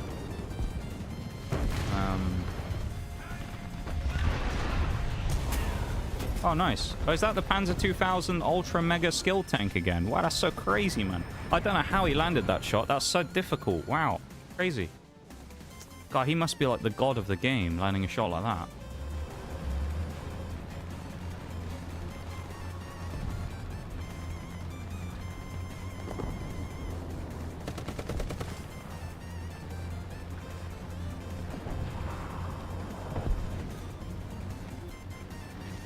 If I could remove one vehicle from the game, and there's a lot of vehicles that I dislike in this game, if there was one thing I could just snap my fingers and delete from existence in this game, it would be the Panzer 2000. Because, unlike a lot of the other things which I find a bit annoying, the Panzer 2000 is so prevalent because it's just... the majority of people who play the game, who are like new and just start playing, I would say, pretty much pick Germany or Russia, right? Some of them pick Russia because they know Russia's decent, and then most of them pick Germany because I want to play the Tiger or I want to play whatever. So they do that, right? Which just means that all of those people who go, oh, I want to play the Tiger, just end up eventually playing the absolute mega skill tank as it's... oh, wow, look at that shot. Oh, man. Oh, wow, look how skillful that was. I don't get it, man. Part of me doesn't understand how Gaijin can sit there and make the Panzer 2000 and go, it seems balanced, and just stick it in at 8.0. That thing used to be 7.7. It used to be even lower tier than it is now. The Striker is 8.3, remember? And we all know how shit that thing is at killing things. And the Panzer 2000 that basically just has to look at someone and then they can fall asleep slamming their face on their keyboard and they'll kill everybody in the lobby. That is 8.0.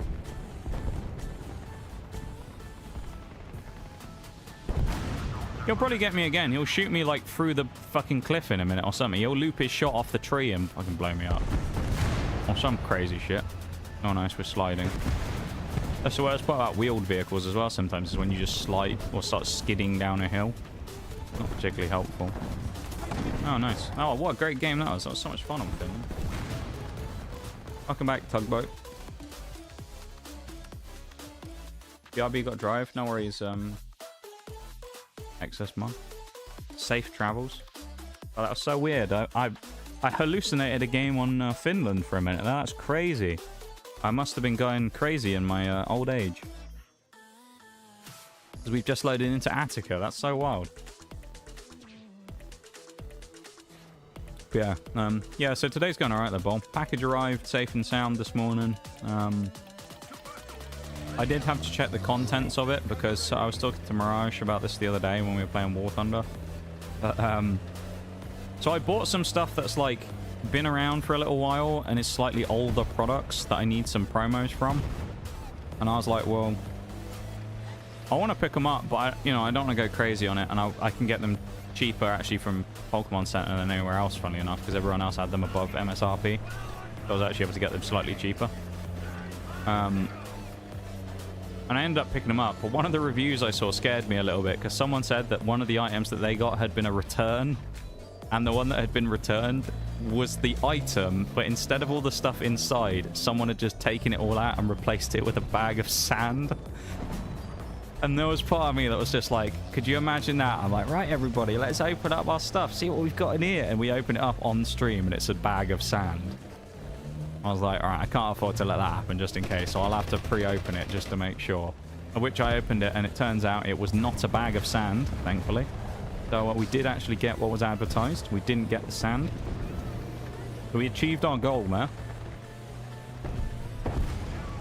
And because of that, I am glad.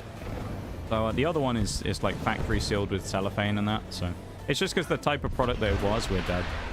Oh, I love this game so much. I love HE tanks at this tier. It's just so much fun to play it in a meta where half of the people just sit there and just fucking snooze all game, sitting in their spawn, and then just go, oh, I've woken up for a second. Let me just fucking use my fat, greasy stumps of fucking hands to just slam the keyboard real quick and kill someone. There you go.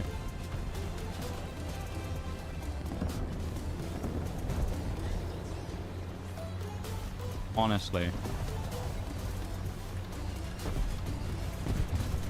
That's how I imagine, like, HE players in this game as being, like, gnarly old truck drivers.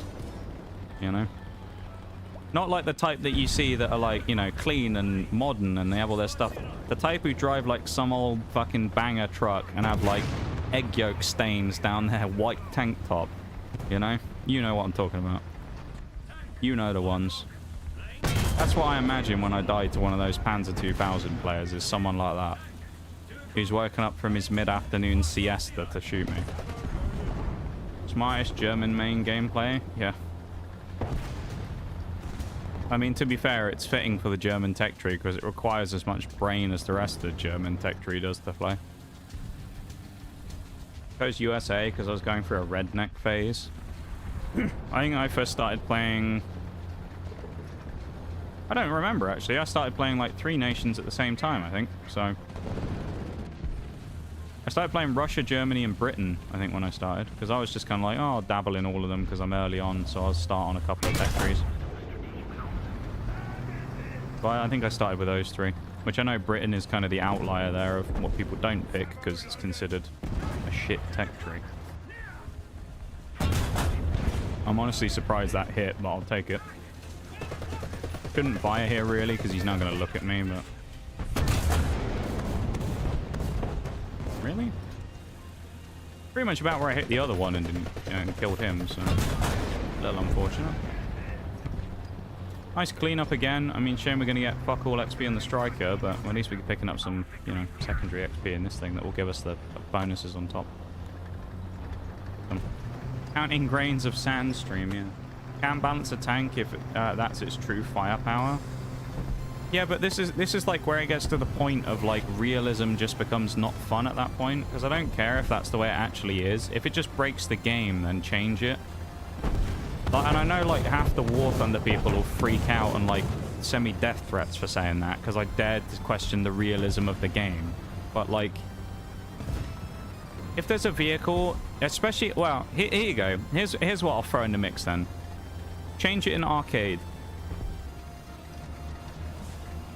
Change it independently depending on the playlist in which it's played. If it's in realistic, let it fly because it's realistic and that's what it's for. If it's in the other game modes that are designed to be more casual and fun, nerf it.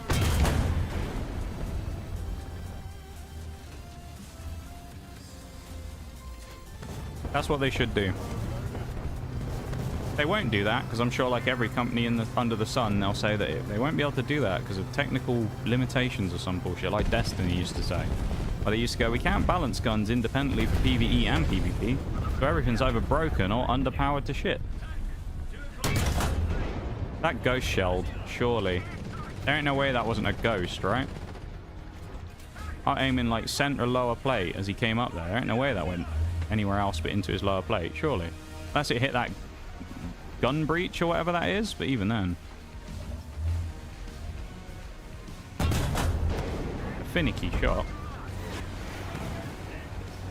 Tested planes and helis plus tanks, and I will say tanks is not one to work. Not worth it in tanks of VR then. I'll keep that in mind.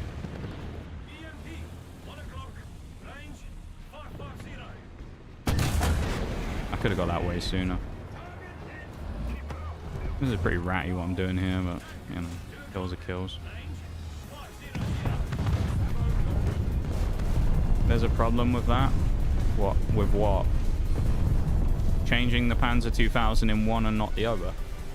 In which case I don't think it would be that crazy to just create 2 versions of each vehicle within the game and then have one like marked for more realistic game modes and one marked for the unrealistic game modes and then run them separately.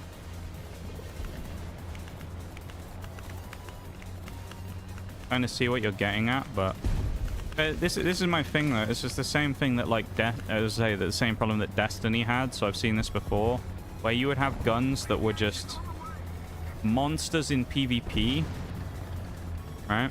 That needed to be nerfed, but they wouldn't nerf them because they were shit in PvE. And they go, oh, we don't want to nerf them because of that, because we don't want to ruin their performance in the other game mode.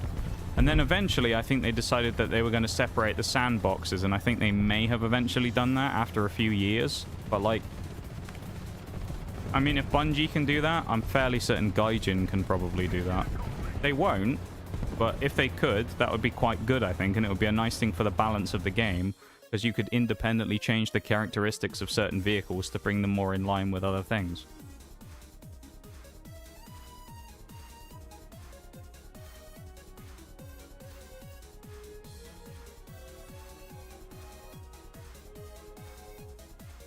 Wow, we won Finland. Nice. What game on Finland, I mean? We didn't even play a game on Finland. I don't know what we're talking about. Think of people using that tank in arcade, then say, right, I'm ready to try realistic, then use the same tank. It's not the same. Tough shit, really. I don't know. Like, I don't know what to tell you. I don't think it's that big of a deal, honestly. I don't think many people would care, to be perfect, like, just based on the way that people usually are with these things. I don't think many people would be that bothered. I don't know. It's just, there's too many vehicles like that thing that are just too strong, no matter how you look at it. Because you can't, this is the other thing as well, is Gaijin's like balancing tool. They don't seem to want to change statistics of vehicles because of the realism. So what do? They change BR, right? I'll say it right now. Panzer 2000 could easily be 9 or 9.3, and it would still be just as effective as it is at 8.0. Why is it not higher tier? This thing, the Striker, is 8.3, and it's 0.3 higher than the Panzer 2000. At what point is someone going to look at that and go, you know what, the Striker is definitely not more powerful than the Panzer 2000? And I don't think it's, oh, well, the Striker is just over-tiered, because it probably is. I don't think this should be any higher than the Swingfire, probably at 8.0. Arguably, I think this and the Swingfire should probably be in the 7s, if you ask me. Because when you look at their killing power, I don't think they should be at 8 or anywhere near it. But, you know, either way. If the Rakuten Automat can sit at 7.7, this thing should not be good at 8. This should not be an 8.0. But that's not what it's about. But the Panzer 2000 could very easily be slapped in a higher tier at 8. I'd say, yeah, 9. I think it could comfortably sit in, and it would have no problems whatsoever. None.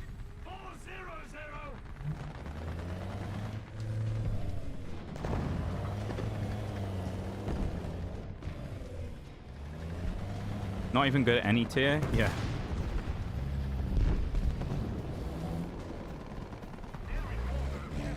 With a video game like this, I think there does have to be a line of realism and balance, and War Thunder in particular has to walk it closer than most game devs. But this is the thing I think that is like the kind of the prominent argument with the whole line between realism and that is, think of it like this. Say next week, Russia unveils the Big Dick 9000 with magnetic armor that can magically use a, you know, magnetic field to deflect enemy shells so it can't be hit. And they go, oh yes, we add as new premium to game. Yeah, very good. $100. Yes. And they add it as a new premium and everybody buys it. Do you think that would be fair and balanced if they added it to the game? Because, well, it's realistic. No, obviously not. You know, so it's like, it's where it becomes a bit of a fine line with some of them where you kind of can't use the realism as an argument on all vehicles because it just breaks the game in some cases. Like, again, the Panzer 2000, if you look at it, is it really fair and balanced at its tier that it can hit with its gun as big as, if not, you know, slightly bigger than some of the other HE carriers at that tier? Plus, it has a reload that is significantly faster than any of them. I mean, if you look at the Chinese one, the PLZ-05, it's a full second faster reloading than that with an auto loader. The vehicle's big and bulky, so it's actually like, I wouldn't say it's hard to kill, but it's surprisingly hard to knock out sometimes because its modules that you need to hit to actually kill it can be quite far back in the turret. It's a pain in the ass. It's an annoying vehicle to fight, right? I just don't think it's a very well balanced vehicle for the game and the meta and the tier that it's at, you know? Which is my personal take, and I'm sure there's someone out there who will think that's the hottest take under the sun because they love the Panzer 2000 and it's their only vehicle they've ever gotten a positive kill death in. So, you know, I'm talking bollocks. But I think it's just, there's a point where it's like, you can't make vehicles that are just idiot friendly, that are just really, really easy to use and really strong. Like, there have to be a balance between stuff that's powerful, but also in line with other things in the game. Otherwise, you just create the kind of mess that you have. Well, like, you create the mess that you have in air, right? I don't play air, but all I hear is, well, some of the top-tier jets have this thing and the others don't. And if you ain't playing one of the top-tier jets with a particular type of missile or missile defense or whatever, you're just going to fucking die. And you'll just get, you know, memed on every game. And it's like, yeah, maybe it's realistic they don't have it, but is it balanced and good for the game at top tier in air if everybody doesn't have the same equal firepower? And not everyone needs to have the exact same stuff, but at least ways to be able to counter people that have certain weapons and things like that. But they just don't.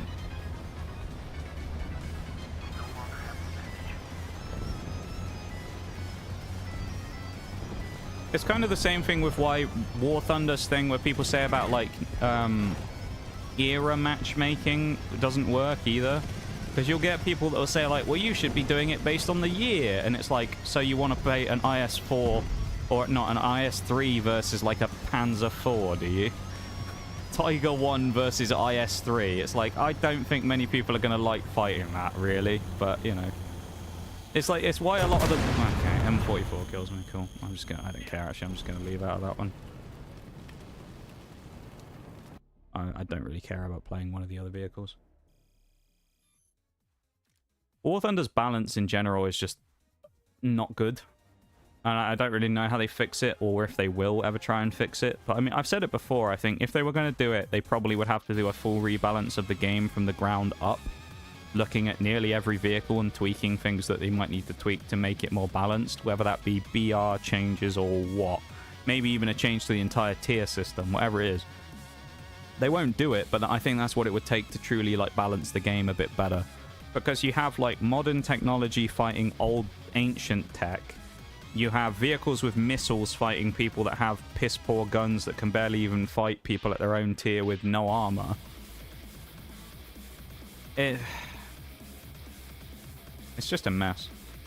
If a tank gets a huge amount of time, its BR gets changed. A huge amount of time. Or like play time, you mean? Well, see, I would argue with the Panzer 2000, since it's come out, its playtime's been really high, right? And you could say, well, they've already nerfed it once. They knocked it from 7.7 to 8, and it's like, yeah, but it had no business at 7.7 in the first place, you know? That'd be like saying, well, they nerfed Lion in Siege, what more do you want? And it's like, well, he's still overpowered, even though they nerfed him once. He's still better than everyone. Like, he needs to be nerfed again. He's still way too strong. The newer tanks that were added, like the Challenger 3, are not set to its IRL counterpart because all the hush-hush for armor and reload times. Yeah, I mean, some of that stuff's done on speculation. There's vehicles in the game that just didn't exist. And I know that War Thunder are more conscious than another Russian developer who make a similar game when it comes to making vehicles that do exist. You know, they're more conscious about that, about the realism of vehicles, and they don't tend to go off of just blueprints and prototypes and things like Wargaming do. However, there comes a point where it's like sometimes you've got to throw stuff out the window for the sake of making the game work. Because at the end of the day, I think no matter what happens, if you make it to the point where everything is so unbalanced and it gets worse because they add more stuff, like I think the new vehicle might well do this as well. The new, the Tusk Force update thing, the T-84, the new Japanese top tier that they added. That's the Ukrainian T-84 or whatever it is. I think it's something like that. T-80 something. The new Ukraine one. Like that thing. I've already seen loads and loads of people complaining on the War Thunder community stuff about how that thing's going to break top tier because it's essentially just going to one-shot everyone. Like, it has the gun to just blast everybody just without even trying. And it's like, You just think Gaijin don't really help themselves sometimes when you want new vehicles and you want new stuff, right? And no one will complain about new stuff. But I think sometimes you just have to look at the fact that new stuff is always going to be way too strong until they tweak it. But they're never going to do that before they actually release anything. Like, Gaijin just isn't going to spend the time nerfing... Oh, we're in a break. Oh, well. But they aren't going to nerf things before they come out to make sure they're actually more in line with the rest of the game. Or pick maybe a more suitable vehicle to add that might be more in line with the rest of the meta and game. They'll just go, we'll just add the next thing. And what is that called, everybody? It's called power creep. Because then they add the next vehicle that becomes, well, it's got to be more powerful than the last one because that Ukraine T-84 shits on everything. And now it's destroying everybody. We need something to destroy it because it's too strong at the top of the tree. So let's bring out the T-95 million, which has 750,000 pen at 12.0 and a gun that's 500 mil in caliber. That'll balance the T-84, right? Okay, nice. We've got that now. Well, now the T-95 million is too strong. So we're going to have to bring out the T-95 billion to rebalance the rest of them. And it just becomes... You just bring these, like, weird gatekeeper power creep tanks to rebalance everything else. Fucking Christ. And it just becomes a bit silly where you just have these weird, like, as I say, power creep tanks that just come in and just dominate everything. And then eventually either get nerfed or get power crept again. And it's a slippery slope in games when people start power creeping because it just doesn't stop normally. Do you like seeing prototypes? Me too. While I sometimes think that there are certain things, you know, when you compare like Tanks and War Thunder, which are two fundamentally different games, and the comparison I think between the two can be a bit skewy because they're kind of fundamentally different. One of the things I do like, actually, about Tanks that I will say I'll throw in the mix as I like more than War Thunder is there's a lot more vehicle variety. Because I know War Thunder, again, goes for realism and that type of thing. But it does mean that you get a million T-55As. Because it's the T-55A1 and the T-55A2 and the T-55C-A3. And it's just like, they're all just the same. Oh, one has a machine gun, and the other one has a bigger machine gun, and the other one has a slightly different engine. And it's like, that's great, but I do like a bit more variation.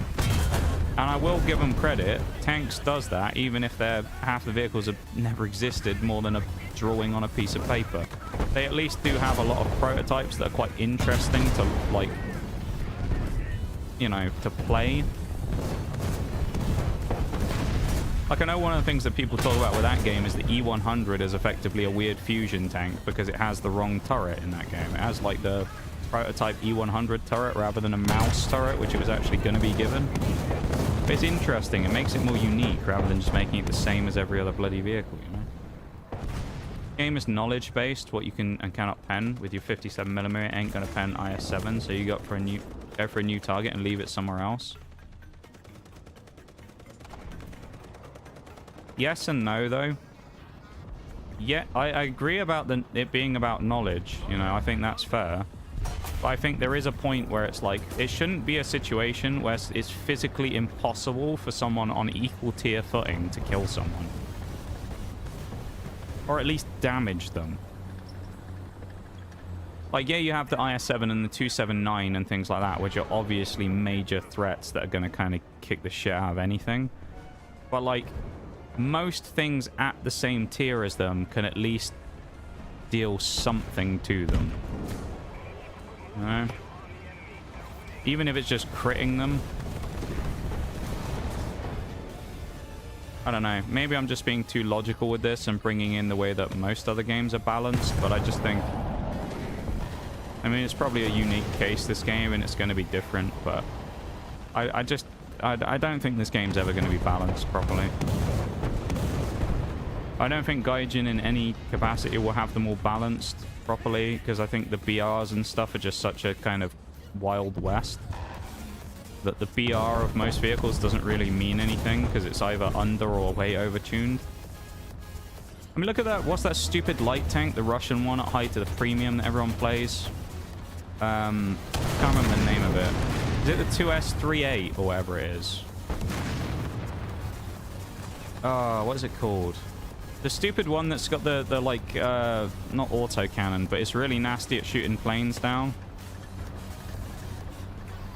I'll look it up in a minute. I can't remember the name of it. But like that thing, it's just like, that probably should be a higher BR than it is. It's a premium, I know, so it makes it slightly different. But like, it's too good at its own tier. I mean, some of the light tanks in this game, though, are kind of outrageously good tier for tier. Like Beglight as well is another one. Beglight Panzer is gnarly. I don't know. Wouldn't expect an M16 to pen an IS-7. All it could do is break a track and run. Could have gone better tank instead of SPAA. Yeah, but then you're just getting into kind of like what if territory is the issue, right? Not everything's going to pen it. I think, to be honest, like if it was me, I was talking to Mirage about this the other day. This is what I would do to SPAAs to rebalance them straight away. Basically knock them all to 0 pen. Because I think if you want to have like a more fair and fun game, SPAA shouldn't really have any more pen than the ability to pen an aircraft and like 1 or 2 incredibly non-armored tanks. That's it. You shouldn't be killing mediums and like even some lights, let alone some heavies with an SPAA across the map.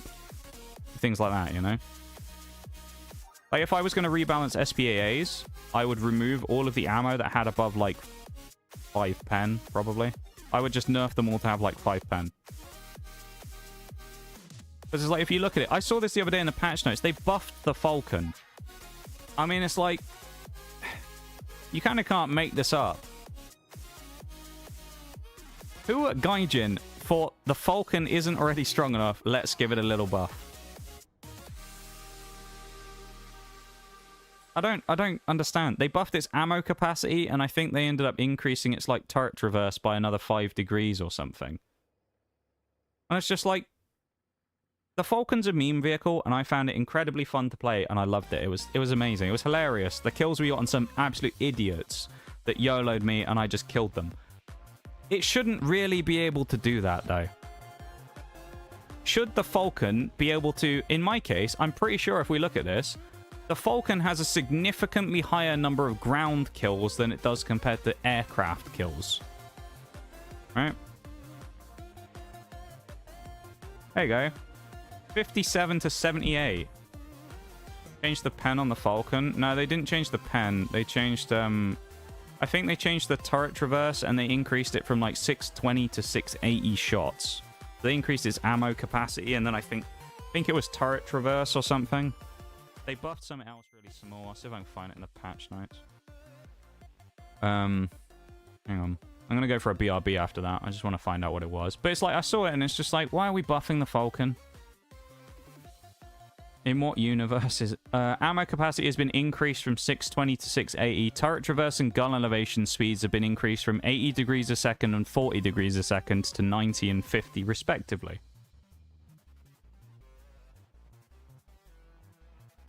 So again, this is one of those ones where they've upped it because of something that was found in a publication that makes it more accurate, right? That makes it more accurate to the real Falcon. The Falcon's already overpowered, and they've buffed it again. Oh, they also increased its turret armor thickness as well from 10 to 15 mils, and from on the roof to 6 to 15. And the turret front is now 20 mil thick. Floor armor has now also been increased from 6 to 20, which doesn't make much of a difference, but like, why are we buffing the Falcon? I don't care if it's realistic. Why are we buffing it even more when it's already too strong? They up-tiered it last, like, patch or whatever it was when they did the changes to 8-3, and it still just shits on everything. I played a match the other day, and there was a guy in a Falcon who had 8 kills in the first 2 minutes. It's, when I played it on stream, you all saw how dominant it was. I was just shitting on people like it was nothing. I got a pentakill within, like, 30 seconds. And most of it was against mediums. And it's like, it just shouldn't be happening. Anyway. Sounds like please go back to using it for planes. Yeah. Anyway, I'll be back in a minute. I'm going to go for a quick BRB because I missed the last one. So I'll be back in like a minute.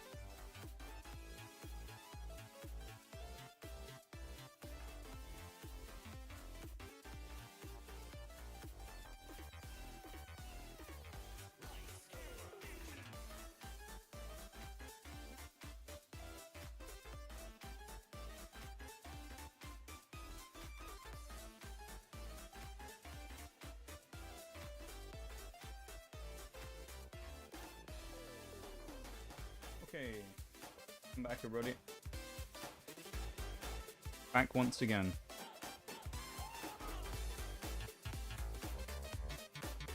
So, let's carry on.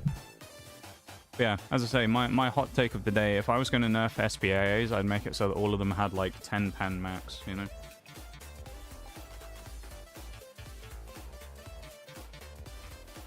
Well, the speed looks right, but the horsepower is wrong. It should be 240. What is this about the Falcon? I'm confused. Why are we talking about speed for?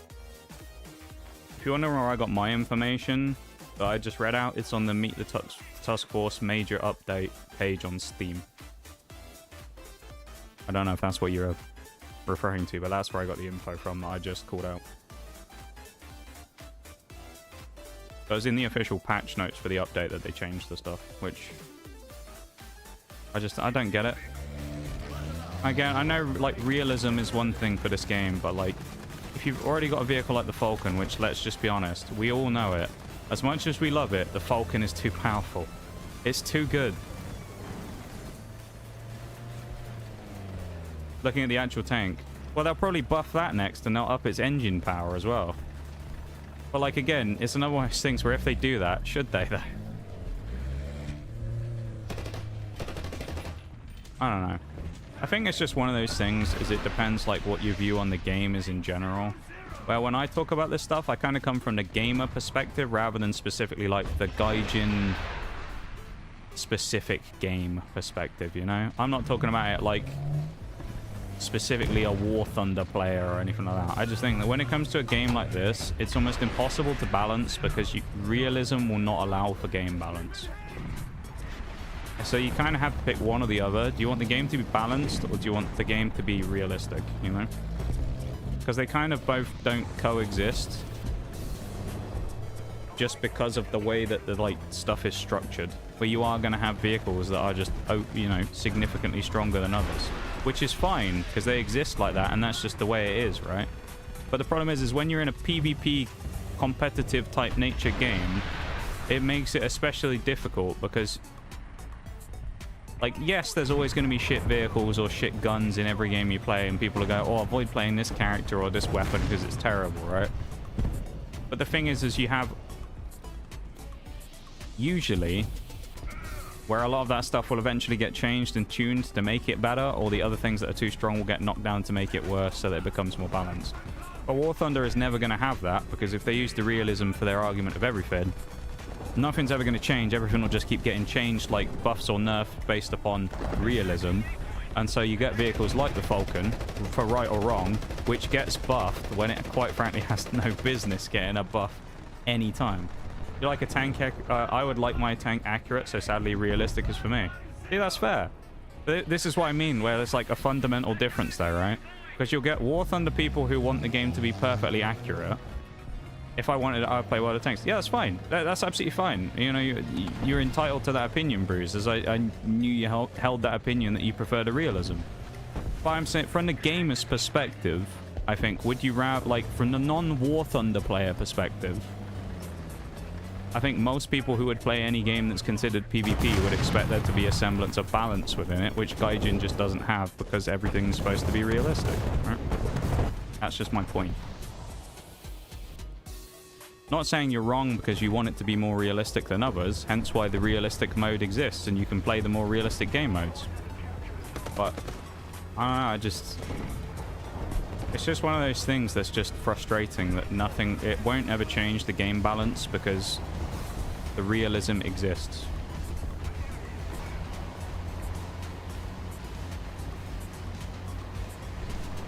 I will push back on the thing of if you wanted that, go play tanks though, because I do think fundamentally they play vastly differently and the game experience is significantly different between the two. Like comparing the two on like a casual basis, I don't think works. But I've always said this back when people used to do the whole thing years ago where they go, tanks is better, no, War Thunder's better. When people used to complain about which one was better back like 5 years ago when it was still a thing. Like back then it was kind of pointless to debate it as well because like both of the games play very differently. It's like debating COD and Battlefield, you know? They're both FPSs, but they play fundamentally differently and have like different kind of cores as to what they do. So yeah, they're both shooters and you can compare them that way, but like fundamentally they're both so different. It's like a bit of a non-argument to compare them. Or it's like comparing, I don't know, Destiny and like Warframe, you know? They're both like kind of space age looter shooters, but they also have vastly different elements to them that changes the way fundamentally they play and exist. I don't know. At the end of the day, Gaijin will make the game how they want to, and that's fine. I'll probably still continue to play the game, whether or not I necessarily agree with the balancing of it or not. But I'm allowed to have my opinion criticizing the way they balance the game. In the same way that you're allowed to have yours, you know, liking the realism of it. So.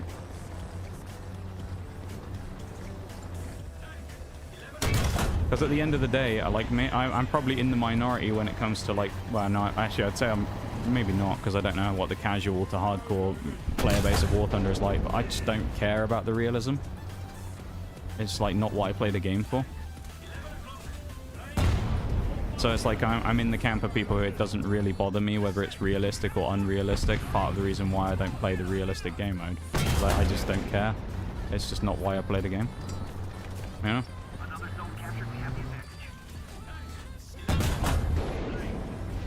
But there is a large amount of people who do play it just for the realism, you know?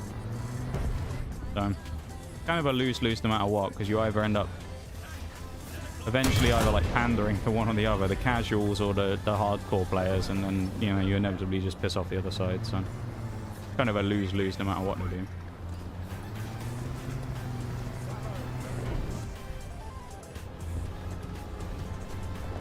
The game is pulled towards people who like their history and tanks and whatnot. It's specifically designed to them kind of people.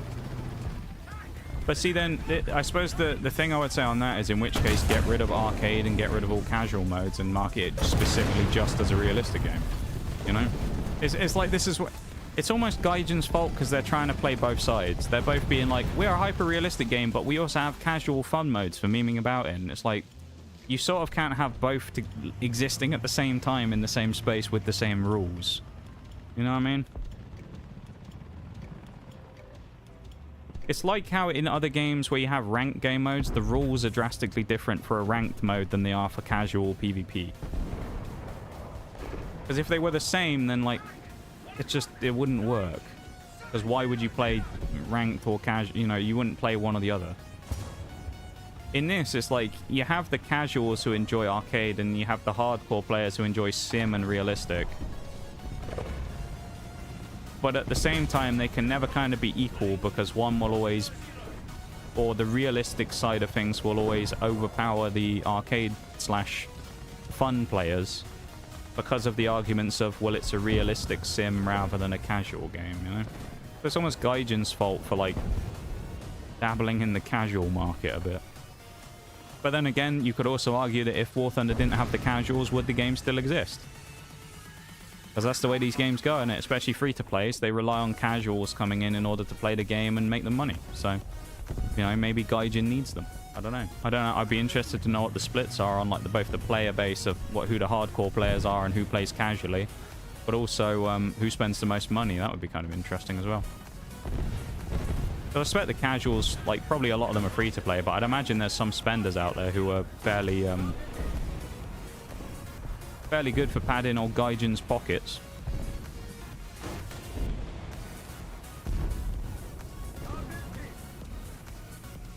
So I see your side and understand, but I must argue for some reason. I think you just don't like agreeing with anything I say. I've noticed this every time I say anything. Any time I say an opinion, Bruce, you've always got a devil's advocate me, or argue against it. Which, I mean, is a good thing, right? Because it's what I teach you a lot to do. I always say that you shouldn't just agree with something because someone says it, especially from a streamer. At the end of the day, I'm just explaining my opinion about why I like or dislike certain things in the game, you know? And I wouldn't expect everybody to just blindly go, yeah, well, Mr. Streamer said it, so it's good that you disagree with things. Do I sometimes wish you might agree with something I said? Maybe. But then again, there's worse things to try and disagree on. Like, there's some arguments that people will make about things like the sportsmanship thing that are just outright fucking stupid. Or you remember, does anyone remember the microwave guy from Pokemon? Anyone remember that guy? I don't think many people will just remember it by, like, name, but you might remember when I talk about the actual incident that happened. But there was a guy once when we were talking about, we were playing, it was the Elite Four. I was playing Rotom, and I was using Rotom Heat, so it probably would have been Monotype Fire. Because I think Rotom Heat is... Oh, it might be Fire Ghost, I can't remember. It was either Ghost... I think it was Monotype Fire, right? We were doing Monotype Fire, and my Rotom got frozen. And I said, that's kind of silly, because he's a Fire type, and I didn't think Fire types in Pokemon could get frozen, right? And the guy goes, well, he's a microwave. It's an object. And I was like, well, he's a possessed version of it, but it's a fire type, and fire types, you know, doesn't make sense that a fire type can be frozen. Because it's like you could freeze Chandelier, which is literally a lit candle. Can you freeze fire? And the guy was just like arguing about it, and they just said, and they were like, well, it's an object that produces heat, so it can be frozen. And I was like, it doesn't really make any sense, because if it can produce heat, then in theory it can thaw itself out, and thus probably wouldn't have been frozen in the first. And it was like a weird thing where I was talking about the fact that you can't freeze fire, and they were talking about like objects that could be frozen.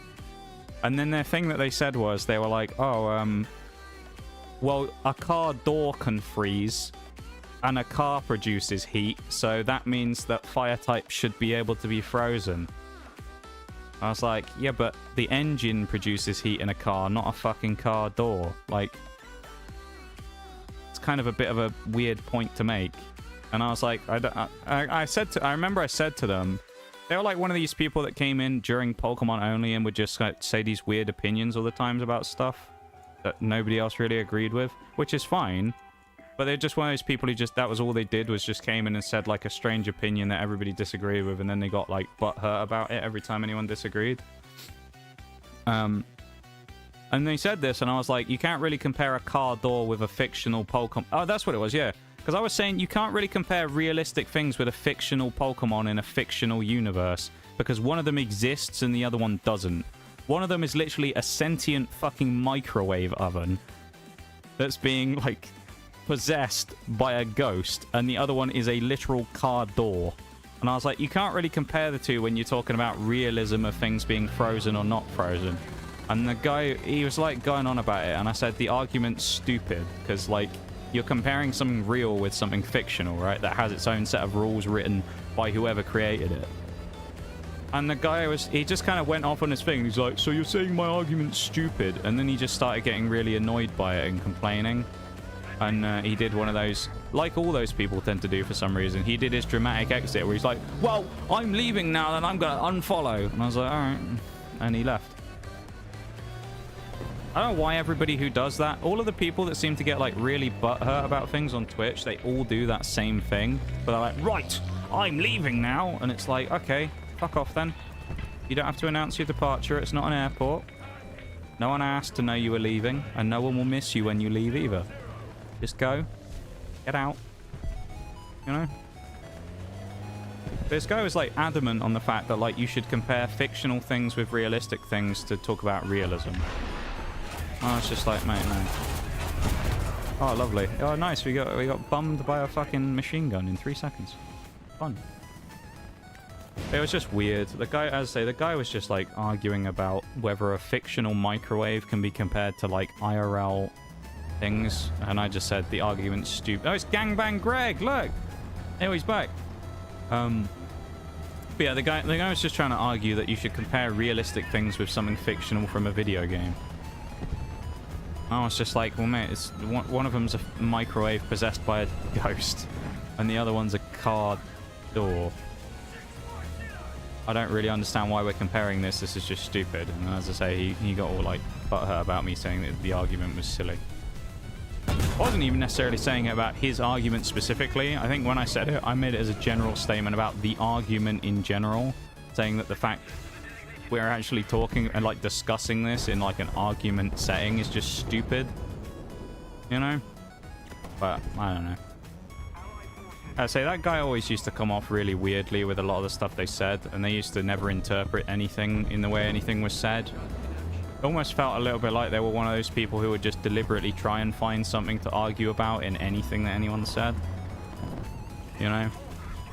I think they were one of those people who, you would know exactly the type of people I'm talking about when I say this, where you go, oh, you know what, I really, really like waffles. And they go, so you fucking hate pancakes then, do you? Oh, yeah, of course you do. One of those people, they're like one of those who just looks to argue everything. You know? Or you do the opposite, where you go, oh, I fancy some pancakes today. And you go, oh, you don't like waffles anymore then, do you? You fucking hate them now. You know? Everybody knows one of those people. Or at least you've seen them on the internet before, who just, they just can't, like, accept any answer that anyone says, and they have to just argue about it no matter what. You know? They were very much like that kind of mold of person, and after a point, but part of the reason I ended up just banning them in the end after they made their dramatic exit was I couldn't be asked to talk to them anymore. You know? They've been around for a few months, so I just couldn't be asked arguing with this guy anymore. I was just like, fuck off, man, I can't be asked. I just banned them. They'd already unfollowed and left and whatever after announcing their dramatic exit, and then I just banned them because I thought, well, on the off chance that they randomly come to their senses and go, actually, I want to come back to the stream again. Keep in mind, this person had been around for like a year, maybe. Lurking, mostly. And I was like, well, maybe they come back, but I don't really want them back at this point because I'm just going to get annoyed arguing about some other stupid shit with them again. So I was like, fuck it, I'll just ban them. Can't be asked anymore. Oh, nice. Perfect timing from that 140. But that's how different things are these days, though, to back, like, a couple of years ago. Back a couple of years ago, I wouldn't have banned many people, even if I found them vaguely annoying, because I would have thought I don't really want to lose the viewers. Because I was trying to, like, you know, grow the channel and whatnot. These days, I don't care anymore. If someone annoys me, I'll just ban them. Like, I don't care anymore. No, we're not copping out and doing 21 gold. We will finish this. Inert jumping worm. Yes. Wise words, Tugboat. I don't really know why you've said that, but yes. I don't know. Even if the heat is from the engine blasting heat, it will not defrost by the heat of an engine because of the rain. Yeah, exactly. It's kind of like I said, it was like the whole thing was like, you can't really argue, like you can't really compare the two of them because they're just fundamentally different like arguments that you're making. That and one of them is literally a fictional thing and the other one is real. You know? It'd be like someone going, do you think we could fly to Mars? And then someone going, yeah, well, if you had the spaceships from Star Wars, if I had a Star Destroyer, I'd be in Mars in 5 minutes, mate. And it's like, yeah, well, unfortunately, a Star Destroyer doesn't exist, pal. Yeah, well, it does in a film, so we should compare it, right? That's like what that guy's argument was. Well, it's, you know, it's a fictional thing, so we should consider that when we compare it. Even though it doesn't exist, we should still compare it to a realistic concept of going to a different planet, which is notoriously difficult and very expensive. But we should compare the two. Which didn't make sense to me at all, as you can imagine. Because I just think that's a silly comparison. I had an argument with someone in VR chat about the ODST armor didn't have shields compared to Spartan armor. There's some of the arguments, honestly, that people get in on the internet are just over the smallest things as well. And a lot of people get really, really, like, bent out of shape about them as well. Where it'll be like, you know, a small lore thing in a video game and someone gets really rubbed the wrong way because someone gets the lore wrong and it's just like, chill out, man, it ain't that deep. Alright, someone got the lore wrong, but like, you don't have to have the, like, actually moment and, like, you know, spend 10 years trying to explain the lore to them now. Most people don't care that much. I'd ban people based on their first words in chat. Sometimes I do that mentally, Vol, where I'll see someone's reactions to things and I'm like, okay, you're on the watch list. Yeah. I'd like to think that in my experience of being a streamer over the years, I have a red flag detector that can kind of tell if someone's going to be a pain. I have a number of, like, litmus tests, right?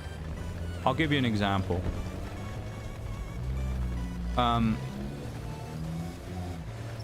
Someone comes in and one of their first things that they do is just start talking about how much money they make and how much money they spend on War Thunder or something, you know? One of those people who's just like, yeah, I spend like $5 a month on a game. And I'm like, that's cool.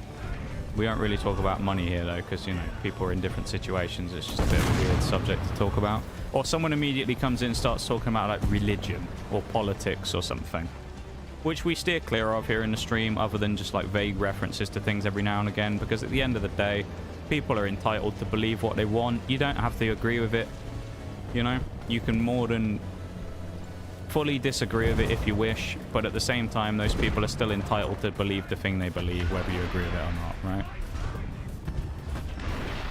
Whatever your feelings are on things, whether it be about political stuff, whether it be about anything like that, people still have their opinions and they can have it, and you can't really tell them that they can't, because at the end of the day, that's what makes us humans, is we have things that we disagree on and we agree on, and that's fair, you know? Even if you don't like it. Like, I don't know, say someone said that they... Say you had, like, a massive thing where two people fundamentally disagreed about Israel and Gaza or whatever, right? Both people are still entitled to their opinion, even if one person holds one and one holds the other, and both of them think the other one's wrong. It don't really matter what they're arguing about, both people are still valid, right? Because at the end of the day, they can think what they want, and, you know, if they want to research things and figure out things for themselves and back up their own arguments or debunk their own, you know, whatever they want to do. I don't fucking care. Go knock yourself out. But, yeah, there's a lot of things you can just instantly tell red flags from when people say things. The other way is when people say things in particular ways. Bevan said this before, and I actually think he was kind of bang on the money with this when he said something. A lot of people you'll find, and you'll all notice this in Twitch chat, and you'll know what I'm talking about when it happens. You'll see it and you'll go, that's what he means. Just keep this in mind, right? Think about it like this. It's a statement. Some people come into Twitch chat to talk to the streamer and the chat. Some people come into Twitch chat to talk at the streamer and the chat. Just think about that for a minute. Let it sit. And then just think, where have I seen that? Because I guarantee you, every single one of you has seen that somewhere before, where people don't want to have a conversation. They just want to say something, and that's it. They don't want to engage with anyone. They just want to be like, I ate steak tonight. And you go, oh, okay, what type of steak was it? And they've already left by the time you've asked them what steak they've eaten. Because they only came in with the purpose of going, I ate a steak. You know? And as I say, they talk at people. They don't want to talk with you. Because if they wanted to have a conversation about it, they might be like, oh, I'll tell you what, I cooked this absolute banger, absolute belter of a steak last night. And you go, oh, what cut was it? Ribeye. Or how big? 16 ounces. Oh, did you put a nice sauce with it? You know, and you have a conversation about it. Instead, they want to just go, I ate steak. And you're like, okay. I mean, fuck, people even do this. Like, if I had £1, right, for every... I could retire if I had £1 for every time someone's come into the stream and gone, hi. And I go, hello, person, welcome to stream. And they just leave. You know? Or even, like, not even just that with new people. Regulars. People who've been around for a while who've done that. But they've been around for like a year, and they come in and go, hello, streamer. And I go, hello, chatter. And they go, right, that's it. I'm done now. I'm just going to leave. And it's just like, okay. I thought you were coming in to talk. Or they'll just say a statement and then just never elaborate on it. Oh, this wildest thing happened to me today. Oh, yeah? What was that? Then that's just it. It's why I'll always joke about it and sarcastically go, man, I guess we'll never know what... Oh, we done it! GG, striker's finished. That's a weird conversation for us to be talking about in the middle of finishing off the striker as well, by the way, but... Yeah, it's just like, sometimes I just don't get it. I think fundamentally some of what it comes down to is the thing we've talked about before, where when you look at Twitch, there's like this weird culture that's kind of like a bit wonky, where you would expect when it comes to Twitch that people like mostly come to a stream to interact, because that's what you get in the live medium compared to playing a YouTube video where you can just watch it and then go in the comments and go, I fucking hate this guy, you know? Like, you can hate people in real time on a stream. But it's why I like never get it. So then I never understand the mentality of the people who come in and just go, "Hi, streamer," and then that's it. That's all literally all they wanted to do. I just don't really understand, like, what it achieves. Because you might say, oh, well, they just want the attention. But it's like, but they don't get the attention because they just leave immediately afterwards. So it's not even like you can say they just want you to acknowledge them. Because they go, "Hi," and then instantly close the tab. And if you want to know, well, how do you know people do that? Because when you get regular people that do that, sometimes what I'll do is they'll come in, they'll say hi, I'll immediately open users in chat 2 minutes later, and they're already gone. Less than 2 minutes later. Sometimes I'll acknowledge it straight away. I won't even wait 20, 30 seconds to say hi to them when they say something, and they've already fucked off. So it's like, I just don't get what people get out of that. It's just a strange phenomenon. I don't know, dude. It's just weird. Welcome in, Shags. How you doing, mate? Hello, hello. With your nice little, look at you with your 100 cheer badge there. Bronze rank for Shags. Look at you. That was me when the guy said ODST armor had shields, or that I was having a laugh. I love it. All the time, me. You're the opposite of that, Bruce. You actually talk about things. You know what I mean, though. Maybe, I don't. Maybe it's just me. Bros Cash, say my name. Man, I wouldn't mind if people did that. If those people did that and I made £5 out of it every time, I wouldn't have a problem with it. I'd welcome them into the stream. I'm sure there's someone out there who'll be like, "Oh my god, that's the worst thing anyone could ever say." Not really. Let's be honest, every streamer secretly doesn't mind if they get paid something for doing things. If I got 100 bits every time someone came in and did that, I wouldn't be complaining. Put it that way. This is the next vehicle we're spading, by the way. We're having a significant decrease from 8.3 down to 3.0 to play the Ram 1. Yeah, 3.0. What can we face at 3.0? Is this like KV1 and stuff like that? Early Shermans. Eat this! Eat this! Say it. Thank you for the 200 bits, Bol. What do you want me to say, Bol? I'll say something for you for 200 bits. Go on. I'll say a line for you for 200 bits. What do you want me to say? Hands are threes? Okay. Eat this! Oh, yeah. As I say, look, I'm not going to lie to you. You know I'm honest about these things. Someone paid me 100 bits every time they came in and went, "Hi!" and then just fucked off. I'd be happy. I wouldn't complain. I'd take the bits. Thank you for the bits, Bol. We've already smashed our goal for the month as well. And I think are we one sub away? I think we're at 9 of 10 as well. We're one sub, I think, away from getting our monthly subs goal of 10, which it is September. So, I mean, if anyone does want to, I'm not saying you should, but if you wanted to, it is a discount right now. So, it is a good time to do it. But I'm not going to encourage anybody to do it. You just can if you want to. It's an option that's available. If you love the stream so much and you want to support, then you can. But I never expect anybody to, and if you do, yeah, I appreciate it very much if you do. Whether that be a 1 month sub or if you sub for every month continually. I'm not sure who to be angry at. What I should caveat that with saying is gift subs aren't on discount right now because it's not weekend yet, sadly. So, unfortunately, Bruised hasn't taken advantage of the discount there. He's still got to pay full price from Twitch. So, who's the real winner here? I guess Twitch. Because Twitch just took your, took your $5 and laughed and went, this guy, he didn't even pay during the discount. Thank you so much for the gift sub, Bruised. I really appreciate it. I hate myself. Why? Because you committed to the bit. Is that what it was? You committed to the bit of, well, not even to the bit. It wasn't even a bit. What am I on about? You committed to the whatever of dropping the sub on the channel. Thank you, though, for that, man. I appreciate it. Thank you for the sub.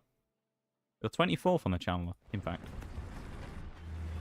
And I really appreciate all the support that you guys give me with bits and subs and everything you give me over the course of a year. I very much appreciate it. Goes a long way towards supporting the stream, making things happen, making upgrades which are really long and drawn out these days because shit's just so expensive, man. It just takes a long time for me to be able to get stuff to upgrade these days. Because I've just got to, you know, obviously I've got to take care of like IRL stuff first, so I just don't have the disposable income always to be able to throw at new assets and new PNGs and new, you know, whatever. Overlays and crazy shit, so. Wow, great pen. Oh, what a game. What a match. Cheat sheet, get a female avatar and a voice changer, boom, profit. I don't know, man. I don't know. I don't know if it'll work for me. I don't want to play any of these vehicles. Oh, no. Gonna drink the rest of my JJ vodka. What I should have finished on Sunday. Go on, finish it off. Neck the rest of it. Yeah, thank you again though, Bruce, for the gift sub, and Bowl for the 200 bits. Who you were reminded of it when I mentioned Shags' sub bits badge. There you go. See, maybe do you know what, maybe that's what it is. Maybe I should just talk about this stuff more often. You think? Should I just remind people that you can give bits and sub and stuff? That's what everybody does, isn't it? I feel like. In the same way that I should tell people to like, comment, subscribe on YouTube all the time. Make it like a pattern of, you know, like a habit. That's what I've tried to do with making... I want to try and make it a habit on the YouTube streams where you guys go, oh, I'm in the Twitch, I go like the YouTube stream, and, you know.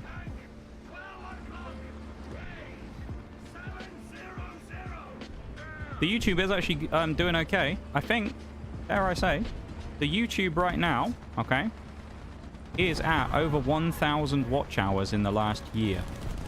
Which is pretty good, considering the last year has basically just been streams. So, not too bad. So thank you very much, everyone who's been supporting the YouTube as well. Whether you go in there and dip in for a like, whether you sub to the channel, or whether you actually watch the stream on there as well. I appreciate it very much that you do. Because, you know, it all goes towards those end goals of eventually... you know, making it the big boy channel that, well, I say big boy channel, but upgrading it to like YouTube partner status at 1,000 subs and then, you know, going from there.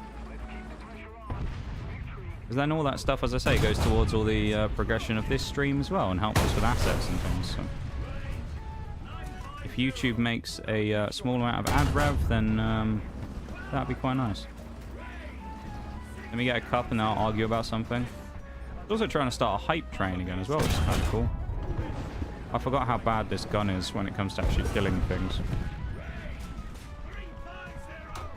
You get out of the way, Panzer Free. No, you're tracked. Okay.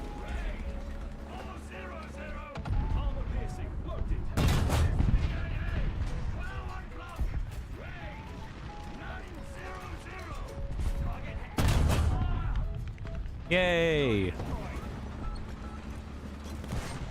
We really didn't have a great showing in the Ram there, did we, in our first encounter? Trying to snipe with T-34 and then getting clouted across the map by a... Chaffee, wasn't it? It was an M24. Yeah. Saying about all that September stuff and the hype train and that, actually, as I mentioned, the discount does start on gift subs, I think. No, sorry, it's not a discount. Completely ignore that. I'm being a moron. It's not a discount. There is no discount on gift subs this year. What it is it's that multi-random extra subs thing again. You know the bits thing they did like a year or two ago, where if you gave it, Twitch would pay like 100 bits on top of the bits that you got. It was like 10% of whatever was paid. They above 100 bits they would like throw in as well. It's that, but it's the random subs thing. So, like, you gift 5 subs, and then it comes up, and it's like, Twitch also gifted 100 subs, or what, you know, it, like, randomly assigns a number and gifts that amount of subs extra. We've never seen anything more than, I think, 1 or 2, but there are pictures out there from one of the last runs where someone got, like, 50 subs on a 5 sub gifted. So, yeah, I guess, maybe we'll see what happens in the gift sub slot machine. Gift sub gacha. If we end up getting any this weekend, but I don't know. I don't hold my breath because, you know, I never expect anything. But if we get some gift subs during that period, it would be lovely. But if we don't, then that's okay.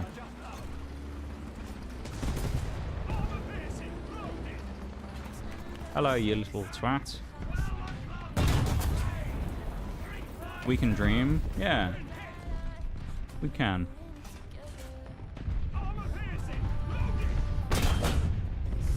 I also saw your message earlier, Ball, that the 200 bits you just wanted me to say, eat this. I really appreciate all the bits and stuff though, because I know some of those are like Twitch RPG bits and things as well, which obviously you guys get for free, but then you could give them to literally anybody. So I appreciate the fact that you deem me worthwhile giving them bits too, you know? Because, I don't know. I don't always feel the same myself. I don't always feel worthy of the bits and subs and stuff that I do get given. Sometimes people are like, Christoph will give 5 subs, and I'm like, man, 5 gift subs for this shit. And it'll be like a terrible War Thunder day where we're playing the Striker. I'm like, man, what is the world coming to?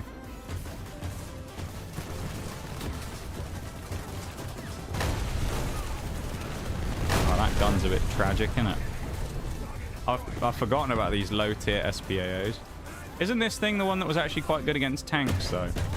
For all that stuff I was saying earlier about how annoying it is to die to SPAOs across the map, I think this was one of the things at low tier, unless it was the SPAA2, the Crusader SPAA2, where we went along, we got like 5 or 6 kills in one game, we were just clapping people.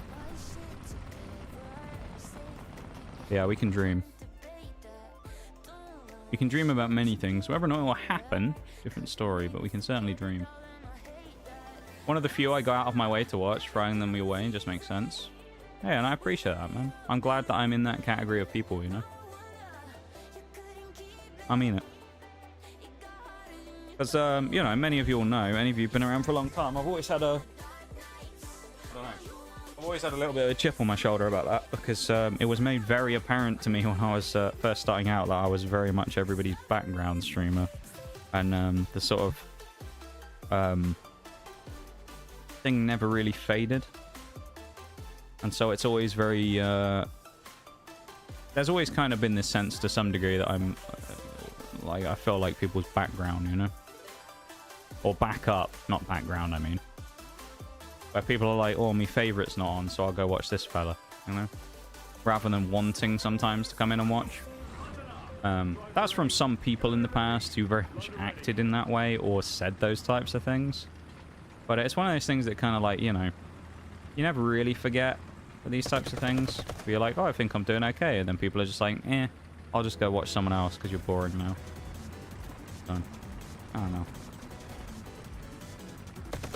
Twitch is fucking wild, man. That's all I know. But I'm glad that some of you guys enjoy it enough to go out of your way, as you put it, Bold, to come and watch. That's, I mean, there wouldn't be a stream left if there wasn't a community still. The day the community, like, fully dries up will be the day that I decide I'm done. If not for some other catastrophic thing that may or may not happen before, who knows? We can't predict the future, right? Maybe the internet will explode and the UK will ban Twitch because of the Online Safety Act or something.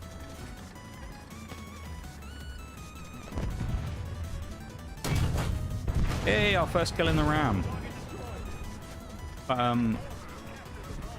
Yeah, no, I'm genuinely glad that some of you guys view this as a stream that you would go out of your way to watch, because, you know, say I kind of struggle with that same notion myself, so nice to know that people actually believe that. You fools, I've made you believe that the stream is worth watching over all these years. I think the thing is, just like, I've realized the more I've been around that I'm kind of one of those people that's very much like a niche streamer for a lot of people. Because we're kind of in that in-between middle where we're just kind of a normal person, I'd like to think. We're all normal people here, you know? We're not particularly extreme in any direction of thing. We have our own opinions and we talk about stuff and we don't just mindlessly fight about shit all the time like some people do. We're dead. This guy's gonna kill me probably. Ooh, he bounced. But like, you know, it's like a lot of communities you'll get will be based around like one thing or the other. I think we're very much like a pretty balanced community when it comes to things, and pretty much the people who like stick around here and thrive in the community are the normal people. tends to be that anyone who's like from kind of different places doesn't always find a home that easily here. Because I've said it before and I'll say it again, I think a lot of people have to be a particular type of person to thrive in this stream. Because it is probably very different to a lot of places where, you know, people get butt hurt very easily about things. If people are adults about things, then they never have a problem, right? If you're comfortable enough to sit there and me tell you that you've done something wrong in the stream and you go, oh, my bad, and we just move on, brilliant. If you can't do that, you'll probably have an issue. You know what I like about drink? The ice in my head buzz, I'm more social, so I want to actually communicate, though that can be a con as well. I feel happy on my mind's off shit. I never want to communicate, no matter what the circumstances are. Pretty much. Fine, normal. When I say normal, I mean people in the middle of, like, the general spectrum, you know? Of, like, Twitch viewer. Because you have, like, different kind of groups on Twitch, right? You have, like, rage bait content. If you look at, I was watching a video about this yesterday from someone who was saying that they enjoy streaming, they don't like the streaming culture, and I actually agree with that wholeheartedly, because you have like a lot of the really big streams that are like the flagship headliners for Twitch that people see and go, this is what streaming is.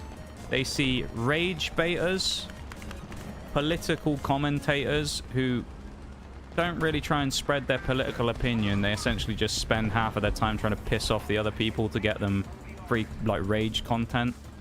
So it's like a separate, you know, division from rage baiters. Like, it's just, you get a lot of that type of stuff at the top. It's a lot of that and a lot of, like, pandering to certain groups of people in order to become popular by mostly pissing off the other group of people that are the opposition faction to them, you know, whether that be like politically or socially or whatever, you know. And we're kind of like one of those groups where we don't really fall into any of those categories. Pretty much all of us here, we just kind of exist and are here to watch some gameplay. We're not here to get on Twitch and go, you know, we're not here to get on Twitch and have opinions about the, you know, the mad, you know, shit that the other side of whatever, you know, war we're fighting is spewing, you know. Like, this isn't the type of stream that you're going to come into and you're going to see someone in chat, whichever side of, like, politics they go on, going, the fucking left have gone too far this time. Or people going, the fucking racist people, you know. Like, you don't get that here, because we're just here to play video games and just fuck around. We're not here to, like, whip up a storm for anybody and just talk about shit like that. Like, we're literally here to play games and fucking play the striker and shit. We're not here to... Oh, that was a nice shot. But we're not here for that type of thing. And, like, sadly, the way it is at the moment is that type of content is incredibly popular on the internet and does very well. That's why a lot of the people who are bigger tend to be involved in things like that, right? So it's just... Yeah, that's why I'd say when I say we're, like, normal here, I would say that we're normal in the sense of we're a community that is more here for what the streaming space is traditionally about, rather than here for any ulterior type reasons. The rich soy boy who is now poor boy. What? The begathon that Kaisenat is doing right now is really the biggest thing wrong with Twitch right now, and I can see it being one of the reasons many people get turned off spending time on the platform. I mean, people are always going to have, like, opinions about everything, right? I think my biggest thing with that is, you know, people can do whatever they want in their channels and with their content and whatnot. Whether I agree with it or not is a different thing, right? You know, do what you want at the end of the day. I don't really care what a lot of people do. Do I think that some people go too far with a lot of the things they do? Yes, but I also think that that's because the way that the internet and virality works these days is everybody's looking for a viral moment. Everyone looking to make it big as a streamer, who aren't just here to play games and vibe, right? They're here because they want to be a career streamer. And those people are there because what they want to do, ideally, because the way they become most famous is, and we talked about this recently, do something controversial that pops off, that pisses off a group of people, because then you get the best of both worlds, right? Like, say you're someone like everybody's favorite example of talking about these things. And I just... However you feel about people's, like, political opinions about stuff, I just think the guy's a bit of a complete twat. Just from everything every clip I've ever seen about him, the guy just seems like an absolute muppet. Hassan Piker. Right? Anything I ever see about the guy is just him talking about, like, doxing people and shit. And he just seems like a complete fucking moron. But you get, like, people like that, and his whole gimmick basically is bigging up his stuff that he feels about his own political views, and at the same time pissing off everybody else who disagrees with him, because then that gets the people who he's pissed off to engage with him by going, fuck you, I fucking hate you, you're a piece of shit, never, you know. And then the other people who agree with him just do the same thing, but in reverse. Like, hey, fuck the other people, we fucking hate them. And it's just like, it just creates this... He says something controversial on stream, everybody clips it, he makes a shitload of money off of people, you know, posting the clips and stuff everywhere, which either drives traffic to his stream and his other socials, or posts the clips himself, and makes a fuckload of money. And then just repeats it over and over and over, doing something different. And that's the rawest example of, like, Twitch's kind of thing right now. Or the internet in general. Someone does something controversial, it pops off, loads of other people copy it, it pops off, and then it becomes a bigger thing until it eventually dies. It's just kind of... It's just silly. Like, Twitch has gone completely away from what it was once, what was kind of designed to be, to become, like, this weird platform now where basically just doing something highly negative or controversial will get you instant, like... Well, not in every case. But if it hits the right waves, it will just go mental overnight. Like, I was talking about this before recently, where I said there was someone who I watched a video about, and they were talking about streaming, and they said realistically my streaming career would have been 10 times better, most likely, if I'd decided to just go in on all the drama and stuff that they'd been around over the years. And they just talked about it all, and they were like, if I talked about this shit on stream and just decided to go in on all that stuff and just be someone who comments on all of it and talks about all of it, they probably could have been way more successful than they actually were. Because that's the weird, like, state of the world when it comes to the internet, is people mostly are just digging out through it to try and find something, like, to shit on rather than to find anything else. Internet's a depressing place, you know? And I think it's like, there are some bits of positivity every now and again, but there's so much, like, just shit goes on that's just depressing about it. It's like, it's become the norm where everything's just kind of a clusterfuck. And people just thrive on, like, that. Just hatred and whatnot of other people, and it's just crazy. Like, I don't like certain people, right? But my whole thing, my whole shtick isn't, I'm not gonna make my entire stream personality talking about people I hate on the internet. Like, I dislike people. I have people that I just have no interest in whatsoever. But I'm not gonna spend my whole stream talking about them constantly. I might reference something that someone said one time and gone, this is fucking silly, wasn't it? But we're not going to dwell on it and spend 3 days talking about it and dissecting everything about it and making follow-up tweets and then threatening to dox their parents and, I don't know, the type of shit you see sometimes these days. Brother, why don't you just drive... Now you're going to park behind me. Why don't you just drive around me? You absolute fucking moron. I hate players like this, man. I know it's low tier, but if you're going to be that guy and you're going to be like, oh, let me through, just push me out of the way, just fucking drive around me. Because now, inevitably, all that happens is I get caught and the Panzer fucking 4H is going to kill me. If not somebody else. Because I'm not going to get the repair done. Actually, in fact, I can't repair. Oh, no. We're actually able to get away unless my engine breaks before I get around the corner. Oh, my God. We actually survived. We're going to get artied, though. Or bombed. But it's just like, mate, why? Why do people do that? I want to come through. I could drive around you. No, I'm going to push you out of the way. We're also in a BRB, so just keep that in mind. I'll probably take a BRB after this one ended, because the game's still going. I didn't realize what the time was. Clancy's best friend? Yeah. Yeah, I don't know, it's just annoying. Like, what I was going to say about the Kaisenat thing, though, I kind of got off topic there. The thing that I was going to say about that is, we were talking about this the other week. When it comes to my opinion about that, I don't really care, like, you know, you can do what you want, whether it's a good look or a bad look or whatever, that's fine. The thing that annoyed me about it, though, is Twitch actively sent, like, emails and fucking notifications out going, by the way, guys, Kaisenat's doing his event. You want to come and watch? Right? So they come out and they do that. fine. They're trying to promote one of their biggest streamers and, you know, person making the most money on the platform and all that. It's good for Twitch and all that stuff. Great. They're willing to do that, which is fine. They aren't even willing to publicly share the information about their own experiments that they are doing on their own website, i.e. skippable ads. They literally never even advertised that anywhere. The only reason it came out was because of it getting published by people like Zach.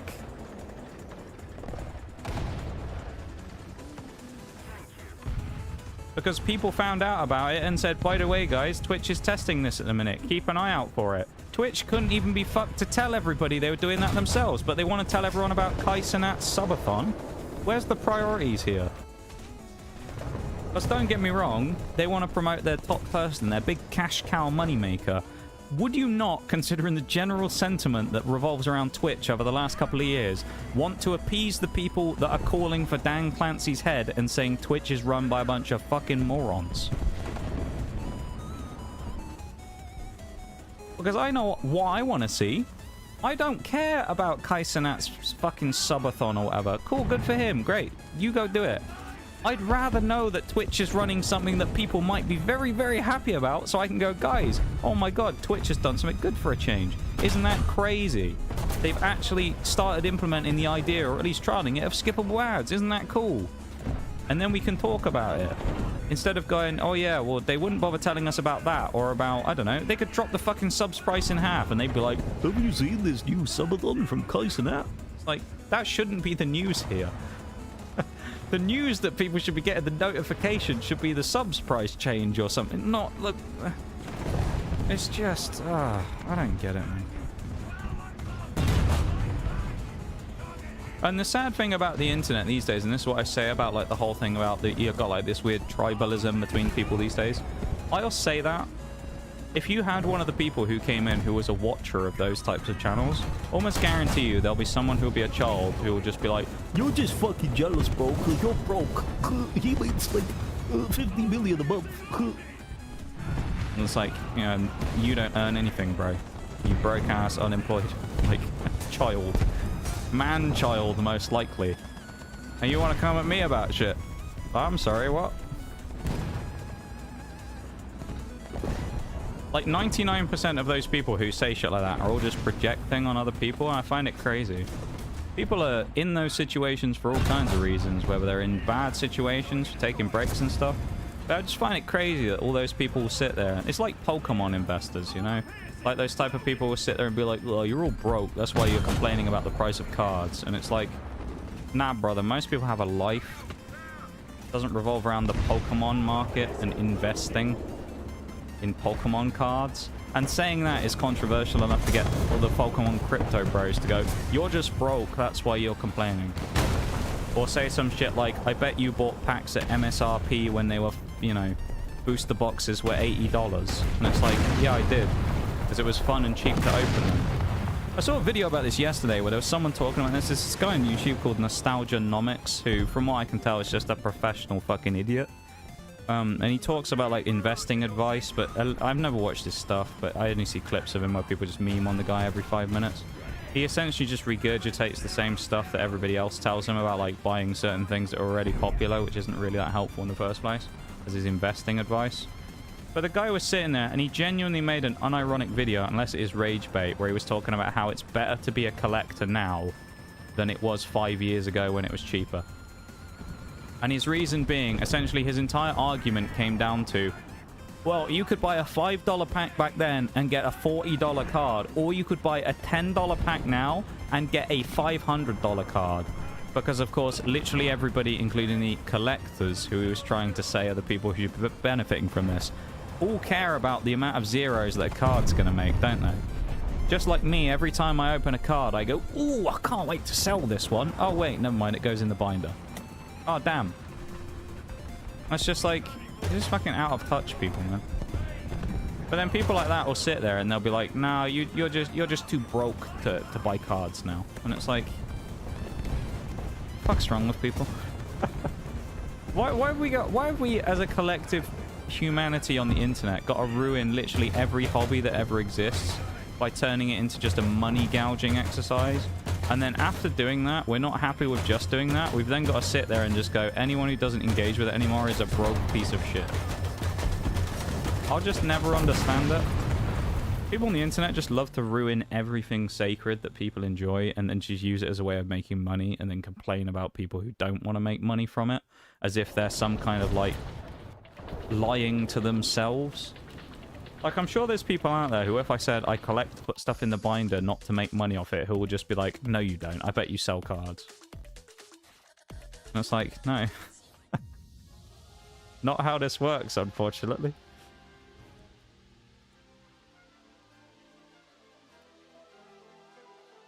Oh my god, we're going to try the 66 pen shots. Why not? Skippable ads don't make money. Scamming kids, though. Yeah, honestly. The amount of money that some people give to those huge streamers that do not need it all. Just that's the other thing I find kind of crazy as well. Yeah, is you see... Yeah, this isn't a thing about this. I'm sure anyone in that situation wouldn't complain about the money, right? I do find it kind of wild, though, where you see it, where you get the bigger streamers who just get constant waves of 100 gift sub, 50 gift sub, 10,000 bits and whatnot. And it's like, these people are millionaires. Like, you realize that. And they're millionaires because people just keep funding them and giving them loads and loads and loads of money. You know? And it's just like, I don't know, it just feels a bit wrong to me. It's like, you've got these people who just essentially go, oh... You know, I can barely afford to go paycheck to paycheck, but I'll spend $500 on some subs for this guy who already makes $2 million. This, you know, he's made $2 million this year on his ad revenue alone. It's always been a bit of a weird one for me, where it's like, I don't really know how I feel about that. A bit weird. You know? I really think extremists on both sides are the absolute worst. Unfortunately for us Americans, you can't really just be in the middle anymore. It's just shit time. Yeah, America's definitely the worst when I see that, when it comes to talking about politics-y stuff. I mean, it's why I always steer clear of talking about American politics stuff anyway. Not that I have any interest in it, because I don't fucking live there, so quite frankly, it's none of my business and I don't care. But, I mean, the only thing that, like, anytime I ever see about, like, US politics that's in relation to me is when something happens in relation to the UK that's bad. Like, I saw a thing the other day that's kind of an interesting thing, which was about visas to countries. The H-1B visa was the one they were talking about, where they wanted to add, like, I think it was an annual 100 grand fee to the H-1B visa. So any company who employs people from an H-1B visa from, like, an international place now has to pay, like, 100 grand every time it gets renewed. And it's just like... Is that not shooting yourself in the foot? Because isn't the whole point that they're employing people from foreign countries because they can't fill the jobs with American people? Because they aren't qualified. Hence why they go out of their way to employ someone from a foreign land. Yet then it seems a bit weird to, like, go, wow, fuck them, let's crank up the prices so no one can afford any of these foreign workers anymore. And it's like, aren't they kind of keeping half of the industries afloat? Maybe I'm wrong, but I'm just like, that doesn't seem like a good idea, does it? I don't know. I mean, if I was, you know, if I was a prospective person, I heard that the American forensic science industry was doing really badly, and I went, you know what, maybe I could do better over there. I could make more money and make a life for myself, and I decided to move there. And then someone instantly went, no, you can't do that anymore because we're going to charge 100 grand a year to the company you work for. I don't think they'd be very happy about that. Especially if they were struggling to employ people to find the job. Like, to fill the job. Weird, isn't it? I don't know, like, that's like the type of stuff I hear about like US politics that's relevant to, like, the UK, and that's the only stuff I ever see and kind of pay any attention to whatsoever. Other stuff I honestly couldn't care about. Like, I know some people really love politics and stuff, but I'll be perfectly honest, I don't care. When it comes to I'm not politically minded when it comes to that, let alone about other people's politics. I don't care, really. It just doesn't interest me. I just find it incredibly boring most of the time. Sometimes it's fine, but like 9 times out of 10, it's just really boring and just ends up with people arguing about arbitrary, stupid shit. So, mean sounds like what we're doing here. I mean, it sounds like what we're doing here. Yeah. But I feel that's just kind of wild. I just don't understand it. Like, I don't tend to try and understand US politics because it just feels like it changes every week anyway about, like, what's going on. So I don't know. I don't pay attention to it. I I mean, as far as I'm concerned, if the US does good, then that's kind of good for the UK, so I guess it makes us look like it's slightly less of a hellscape than we currently live in if the US does well as well. So I suppose that's a good thing, right?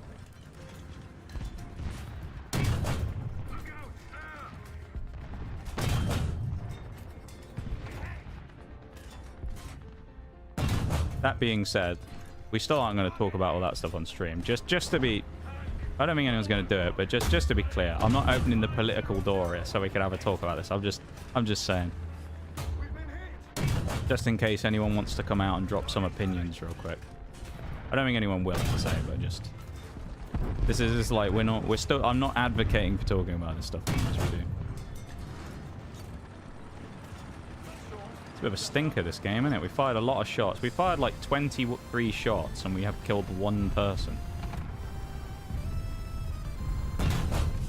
Oh, mate. They just keep stopping every...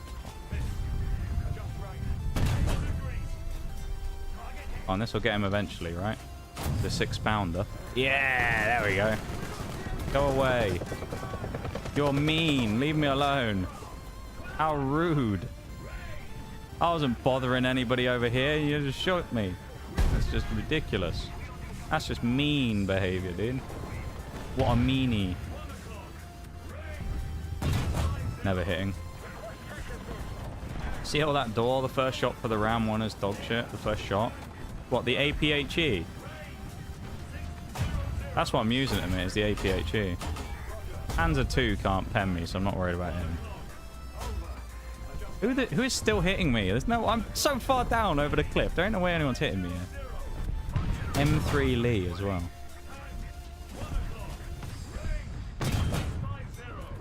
Not the Lee. Some dumbass called immigration on a Hyundai, or Hyundai as they call it now, isn't it? Hyundai, I can't remember what they call it now. That's what Americans call it, isn't it? There was some like whole ad campaign over here where they said it's pronounced like a different way, which is funny, and they were saying you'd been pronouncing it wrong all along, when in their ads for about the last decade they call it Hyundai. So I don't think they know what their own fucking branding is. South African West legal to be deported, so Hyundai says pulling out completely, and the estimated job loss around 5k for the area, which is terrible. Job loss is never good in any like sectors, really, is it? Well, especially because I'm not particularly in tune with this stuff. Isn't there a large like rising unemployment in America at the minute? I think. Isn't that a thing? Isn't unemployment on the rise in America right now? Because it's just way harder to get jobs, I believe. So it's just kind of one of those things where it's a bit weird in like climates where jobs are already difficult to get to shut down more jobs. But I don't know. I don't understand politics half the time, man. It just feels like a waste of air. People just talking about shit for the sake of stuff, and no one actually ever does anything that's beneficial to most people anyway. So I just don't. I think that's why I stopped caring about it a while ago. It's like, it doesn't feel like really, no matter who is in power in any place, they particularly are in it for the interests of the people. They mostly just want to pad their own wallets.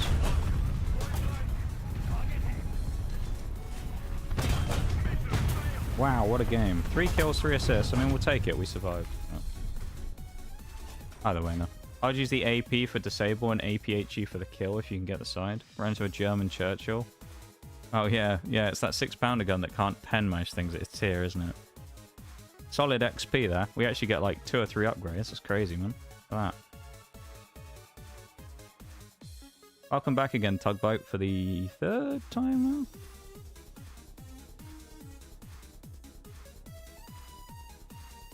Wearing out my vocabulary. I'll have to come up with more creative ways to say welcome in.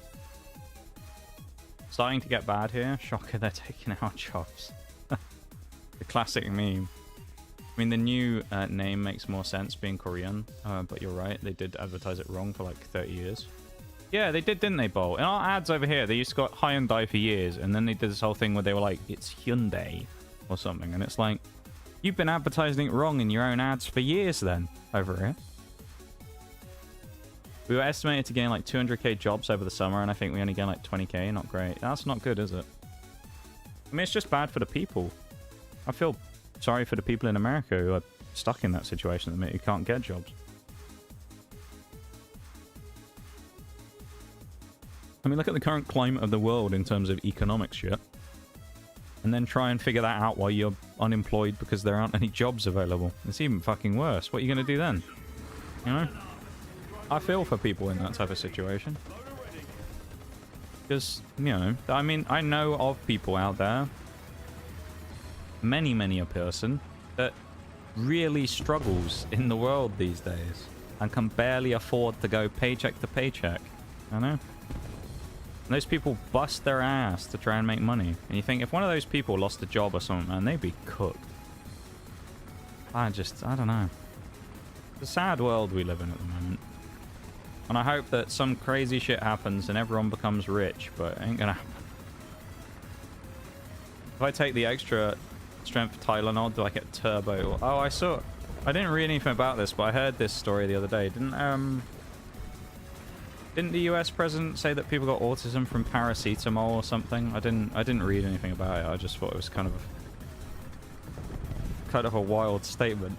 I was like, oh, paracetamol? I was like, oh. Got a fun fact about paracetamol. You should never take paracetamol after a night out if you're like hungover. Because paracetamol actually, as part of its function, can inhibit the function of the liver. So it stops the liver from producing its detoxifying elements that allow you to process the alcohol and thus get over like the hangover and whatever. So if you're ever going to take a painkiller, something like that, if you're hungover, you could always take something like an aspirin instead, because it doesn't have the same effect that paracetamol does. So there you go. There's an interesting fun fact for you all that I learned when I was a student in some organic chemistry, I think. I don't remember when I learned it specifically. Maybe I don't remember. What module was it in when I learned that?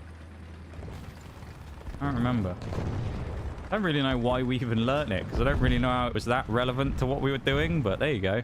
Don't take paracetamol if you're hungover. That's the TLDR.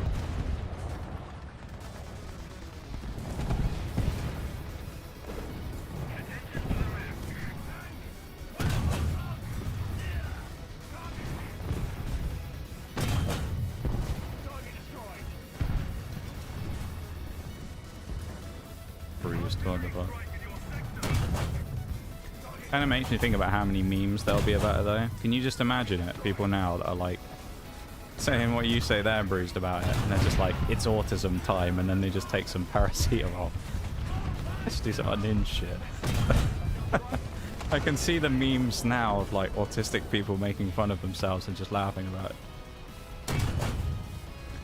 It's autism time, and then they just, you know, go like full on autistic mode. Autistic people are wild though, honestly. I've met many an autistic person over the years. Some of them are... There's some wild folks out there. Does that make me super autistic? Why? Because you take paracetamol. Tylenol is the cause of autism, guys. You figured it out. Did he just say that, or was there like some new like study or something came out, or did he just say that? Was it just like a random statement? I never looked into it. As I say, I don't bother looking into any like US politics-y shit. I just saw it as a meme, like people were talking about it. Was there anything that actually made him like say that, or did he just say it? Like he just said the statement and then everyone clowned on it? Because I mean, like, I guess I could understand if someone had like given you a study that was maybe, you know, that if you're a president or something, and someone just gives you something and says, say this. You know, and it's just fundamentally wrong, then maybe. I'm sure there's many links to many conditions that drugs that have been given out over the years probably have, or increase the chances of certain things. But the problem is like a lot of them, it's almost impossible to actually study that stuff. Because the thing, I know there was a thing for a while where people were talking about, I can't remember what the condition was. There was something to do with the COVID jabs, where people were saying about it was more likely to make people have a certain thing. I think it was like strokes or something. And they were like, oh, all these people died of having strokes shortly after getting the jabs. And it's just like, well, how do you know they weren't going to have a stroke anyway? They were like an 85-year-old.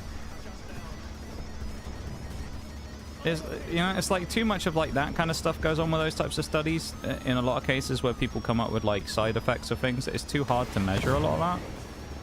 Because you can't prove necessarily in a lot of cases that things weren't caused by something else. You know?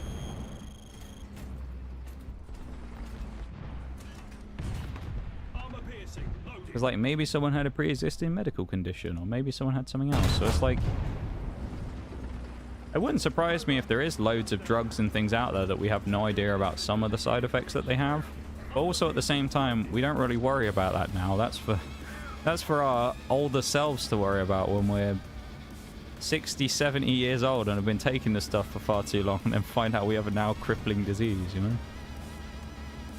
The young versions of us aren't that worried about it. But scientific studies, though, are kind of notoriously difficult to do for things like that. From my limited experience of research in that type of thing. But they're quite interesting, though. I don't really look into them anymore, but I used to enjoy back when I was a student reading a scientific study about something. I think I said about it where I was involved in one when I was a student, which was to do with the inhibiting of what was the specifics of it?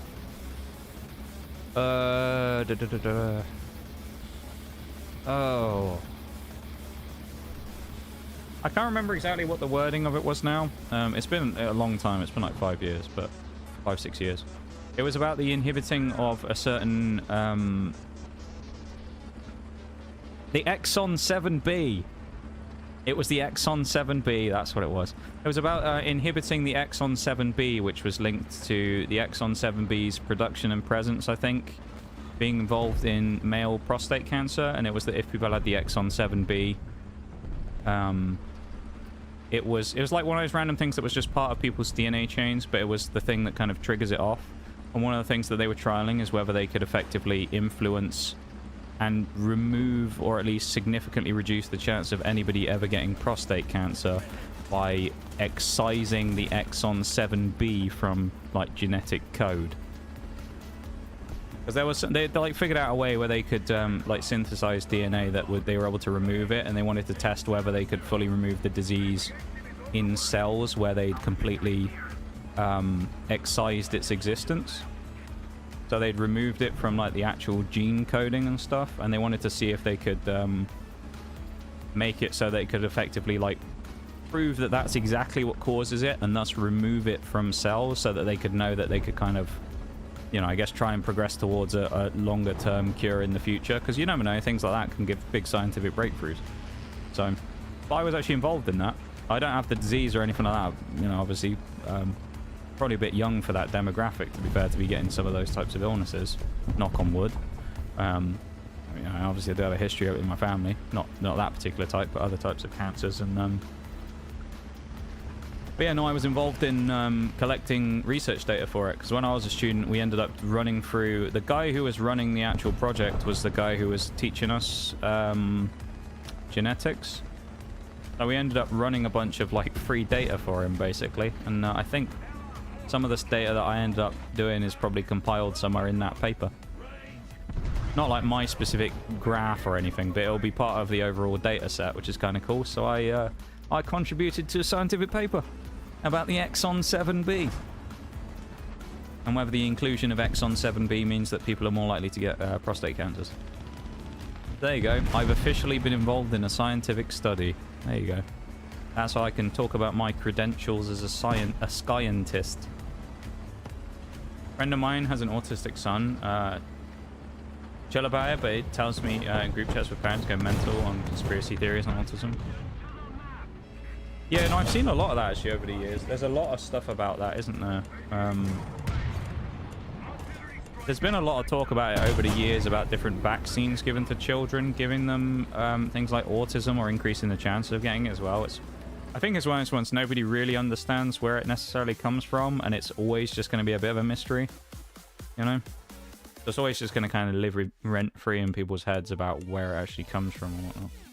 Oh, I'll take 5 backups. None for the vehicle we have, though. That's lovely. RFK Junior's next mandate is probably going to be putting the lead back in the paint. Lead back in the paint because the worm in his brain tells him to. What?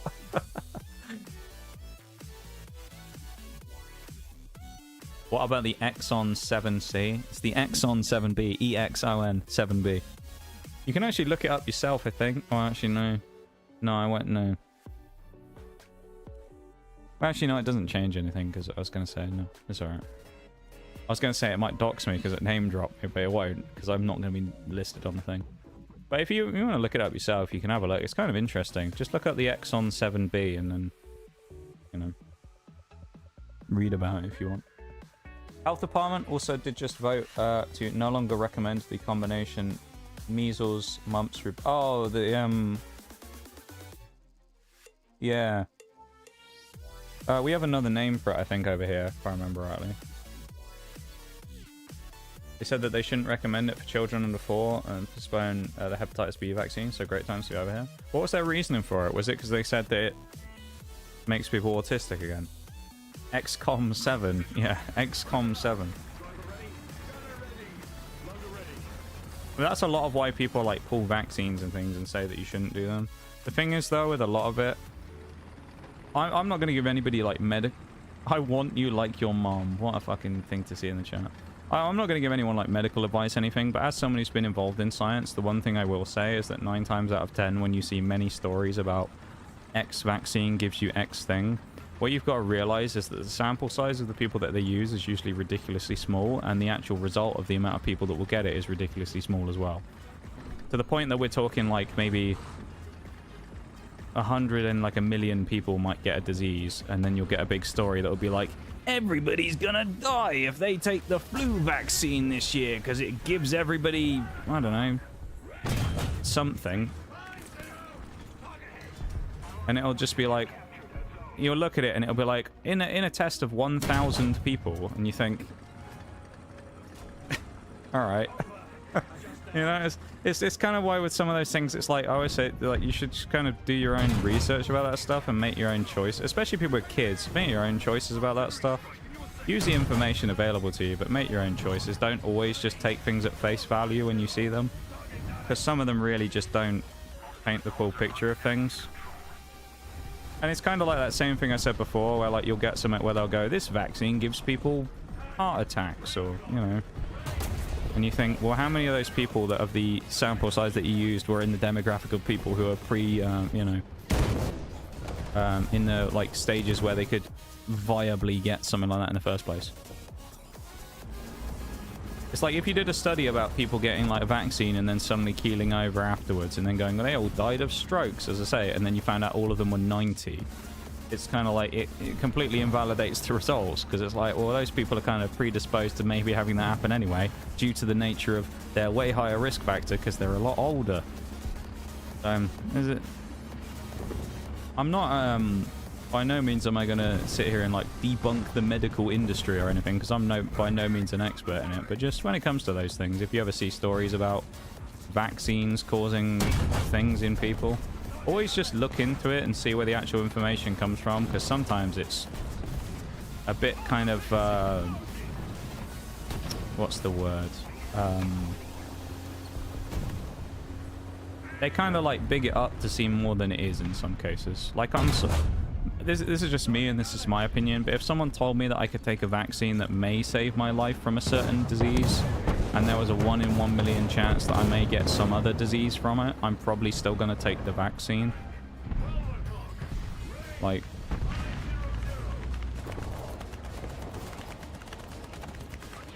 so it's like a lot of those things, I think that they like kind of like glorify it. Or not glorify it, they kind of like blow it up a little more sometimes than is potentially they should. I don't know. Make your choices at the end of the day. If you want to take things, if you don't, you know. Also at the same time, respect the other side for whatever it is they do, whether they do or don't agree with you.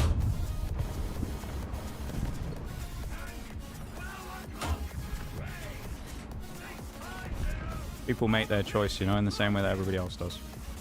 Whether they agree with you or don't. No? Well, I mean, you can do that if you want, Bruised, but I mean, I know. Like, I didn't necessarily agree with the anti-vaxxers during the pandemic, because I think in some cases it could have potentially put people in contact with, you know, people who might have been infected with the disease of people who were vulnerable. And as someone who has, you know, a family who, one person in particular, is significantly immunocompromised, my opinion of it will be different to someone else. Oh, that was a reply to Shags. Okay. Can give medical advice. I take all vaccines you can. Well, there you go. Shags. Shags is the medical expert of the stream. Dr. Shags. Some choices aren't individual. True. At the end of the day, do what you want, right? It's your choice, right? It's your freedom. How does one spell? Mix that shove and drink it up. These things affect people differently. True. Wide possibility of what can happen. Faces are valuable. Why do we not do DNA splicing and more cloning? Because many people view it as immoral. The genuine reason why more of that stuff doesn't happen is because of the ethics and morals behind it. That's why a lot of that stuff doesn't happen. If anyone, like, from what I've seen, that seems to be one of the leading reasons why a lot of that stuff doesn't happen. It's the same thing in the food industry. You know, people talk about, like, GM crops and stuff. And a lot of people go, ooh, I would eat something that's been genetically modified. And then what they realize is that all they've done is changed it so that it doesn't get eaten by weevils or something, you know? It makes it so that it tastes bitter to the weevils so that they take one bite of the grain or whatever it is and then go, ugh, that tastes like shit. And they stop eating it. So, like, that kind of gets a little bit thrown out there as, like, a big buzz thing that, you know, people don't like, but a lot of that stuff isn't as bad, I think, as a lot of people tend to think it is. Yeah, DNA splicing and stuff like that, as I say, is more of, in some cases it could be used very effectively, I think, to combat certain diseases and conditions and hereditary stuff. But also at the same time, you've got, as I say, you've got to consider the kind of ethics and morals argument behind it, of some stuff just becomes a bit. There's also longer term things that you got to think about with stuff like that, where it's kind of one of those morbid things, but when you have a lot of these diseases and things, which if people cure via things like genetic changing, also does things like increases the population of the world, which is already kind of at a breaking point, and then has longer things down the line because you have larger populations that live longer, which then means that there has to be more production of food and water, and there's less resources to go around. It creates problems down the line, right? So it's like, there's a lot of, like, rabbit holes to go down on that type of thing. And that's why a lot of that never happens, is because there's kind of so many different arguments and counter arguments about why people should or shouldn't do it. So. Less splicing, more DNA spicing. Just get some seasoning in there. Bit DNA seasoning. Yeah, I don't know. I think an interesting topic, though, about, like, splicing and stuff. People are all going to have their opinions on it. Some people don't like it, some people do. I think eventually it will become something that people do a lot more of. I don't know if it'll become the future. And it'll become some, like, massively widespread thing. I think it'll be something that, like, kind of like most technologies and things, it'll become something that rich people will do initially. And they'll, like, have children and they'll, like, splice the genetics of the kids. Like, it wouldn't surprise me if we get to the stage in the world, because this is how kind of fucked things are, where people will, like, build their own child, you know? Where people can, like, use the genetic material and specifically manipulate things to create a child that they want and things like that. So those types of things are always a bit kind of dodgy, because is it going to be used for a purpose that's actually useful, like potentially eliminating disease, or are people going to use it as a, haha, let's do something for fun? You know, and it just becomes another rich people using something that's kind of a useful tool for, you know, for their own, like, strange gains. There's a lot of stuff like that with those types of issues. There's, like, a lot of grey areas about things. Plus, also, you know, you'd have to find a way to, like, commercialize it, because it'd be way too expensive to do things like that on a small scale. And if it's really expensive, it's never going to be rolled out for things like, you know, disease curing, because the amount of people that have diseases and illnesses, you're really going to be able to make it that viable so that all those people can do it. And then, you know, you have questions about over here. Obviously, we have free healthcare systems, but then that's paid through in tax. So then do you have questions about that? Or versus the US system of people paying in, then you have people's insurance who probably wouldn't cover things like medical procedures that involve, you know, it just becomes like a complete fucking mess. So, my understanding of US health insurance at the minute is that they basically just say we don't cover that about everything. So, I mean, why would they say it about anything else? Dangerously close to eugenics, unfortunately. Yeah. Wish to reach space this year. Good luck with that, Bruce. Are you a professional astronaut?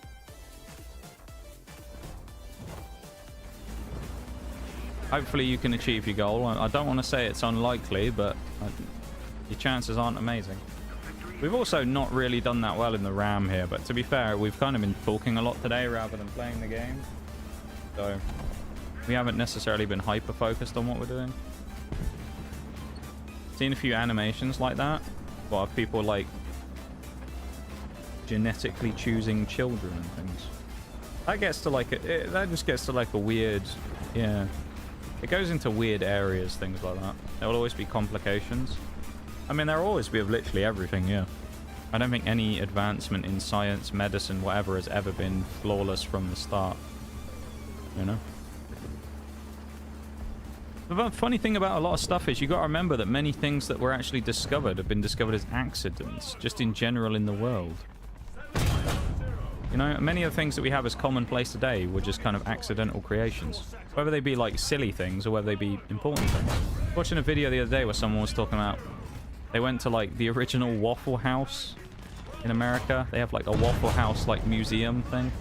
And they went to this Waffle House place and they were talking to it, and they said that the history of waffles by the guy who created it was he was doing something one day where he was cooking something else that involved batter, and he accidentally spilt it over like a grid, like a grill. Or something along those lines. The guy accidentally spilt his batter that he was making for something else onto the you know, onto the heat, and he created a waffle. Just dumb shit like that. Shit like that happens all the time. It happens in medicine as well. Things about like vaccines and people discovering penicillin and stuff isn't necessarily always isn't necessarily always like the intended thing. A lot of the times people will discover things by trying to discover something else.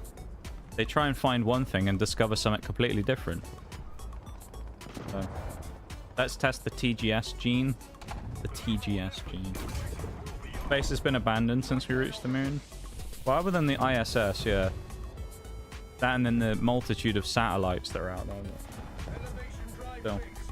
We are like super glue. I don't know about the origins of super glue, to be fair. Well, like, there's loads of things like it that just were accidentally created. You know?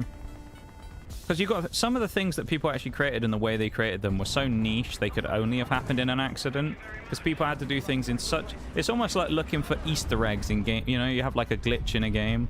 Sometimes you think someone must have gone looking for that because there's no way they figured out if they stood on the corner of this building looking at this pixel and then pressed 3 keys at the same time on the keyboard that this thing would happen. It's like people look for that shit, you know? With things like that. But sometimes you look at it and you're like, there ain't no way anyone genuinely did that. Actually spent time looking for it. That must be an accident. With a lot of those sciencey things, sometimes they are. They're just accidental things that people find. I'm trying to think of a good example, but I can't think of one off the top of my head. So you'll have to forgive me for my lack of education at this time, which is failing me. Super glue was made when they were making the see-through plastic for scopes. Interesting. Well, there you go.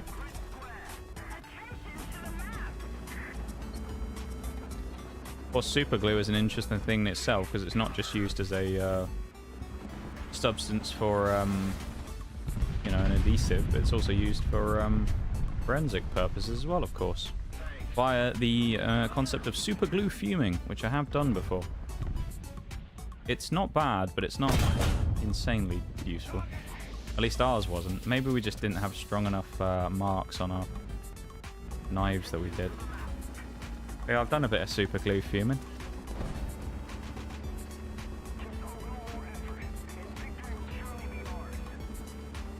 Yeah, it's interesting how like things get created and then their applications become really widespread and do different stuff, you know? They have different like things that they can do based upon a concept completely different, like an adhesive, which is then used for so many different purposes. Glue, sniff, sniff. I wouldn't really go around sniffing super glue if I were you, Bruce. But, I mean, if you want to, then you go right ahead. I wouldn't recommend it. But you can if you want to. If you want to go around huffing glue, then, you know, that's your choice in life.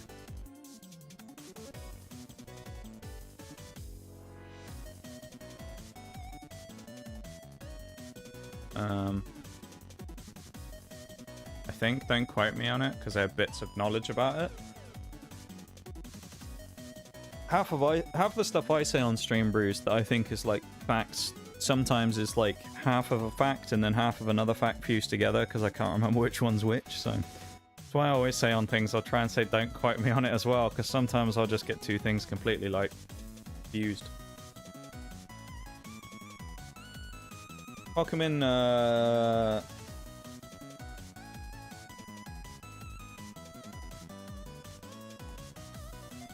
do you pronounce that name? Asoy de Lucy? Is that how you pronounce that? Welcome into stream. Can I join? Unfortunately not. I don't tend to play in squads on stream. So unfortunately, I decline your polite request. Okay.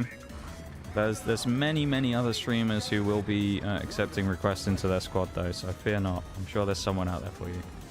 I appreciate you taking the time to come into stream though.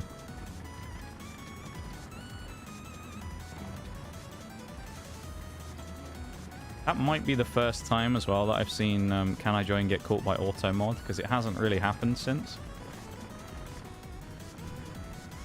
If anyone doesn't know the context of that, because of the amount of times that it used to happen where I used to have to reject multiple people a stream, I just added it as an auto-modded term.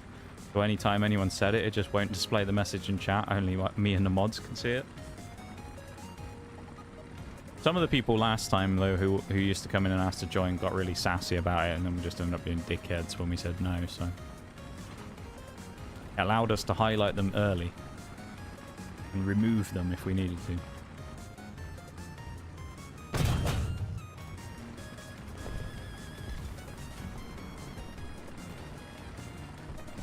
Best way of finding people like that, though, is look for a playing with viewers tag, I would say. Maybe I should do that. I should just put, like, solo tag or something on the stream. It doesn't happen all that often, though, anymore, where people actually ask me to join, so... I don't know. Outline, please. Excuse me?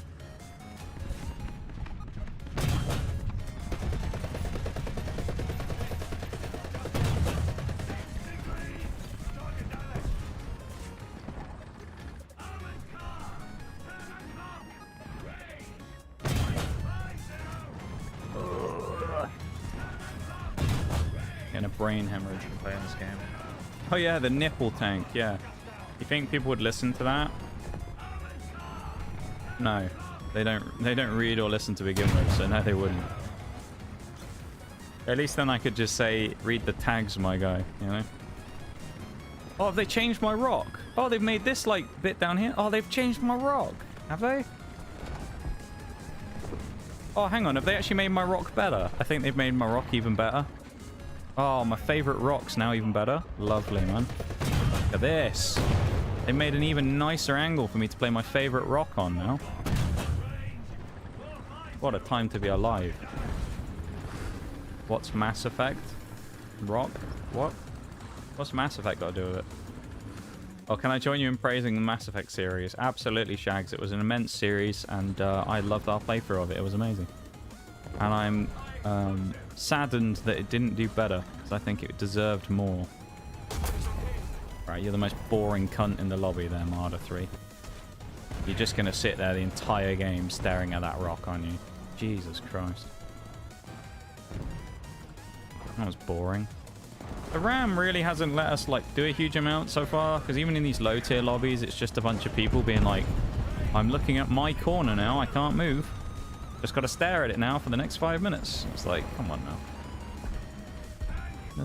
There's better things to be doing out there than watching the same angle. That's going to go high, surely. A bit boring. I want to get in the Roy Cat, man. I thought that was going to hit for a second there.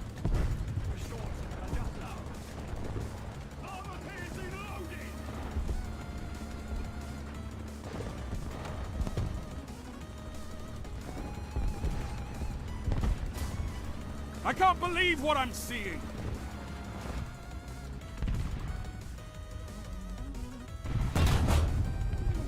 Ooh. Damn, we just took that guy's spine out.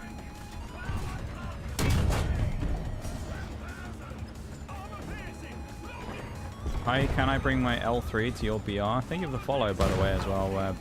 Betty Key, I appreciate it. Unfortunately, no, I don't play with viewers, sadly. So, unfortunately, you cannot. But thank you for the follow. I appreciate it. I'm strictly a soloer when it comes to playing games.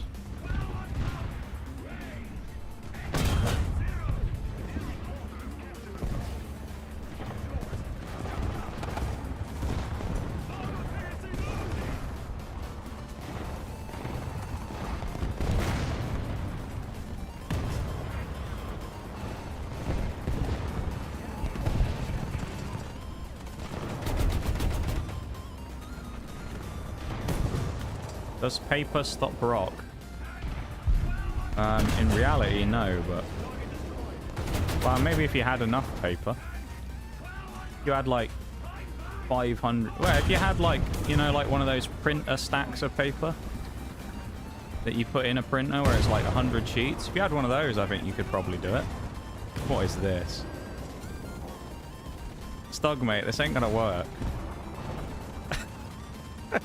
He's like, yeah, I'm gonna get behind him, and then I turn around and he's just like, oh fuck, he's turned around.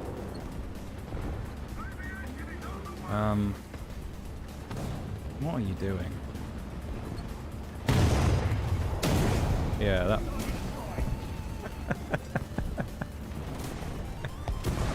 Ah, low tier sometimes it's the memes. Let me get around him. Oh shit. Flattered. Come on, Panzer 3J. I can't shoot, mate. You might as well play it in front of me. Look at me. I'll even bait you with an extra shot. Get stugged. I wouldn't really say I got stugged there, Bruised, would you? I think he got GC'd. He got gun carried.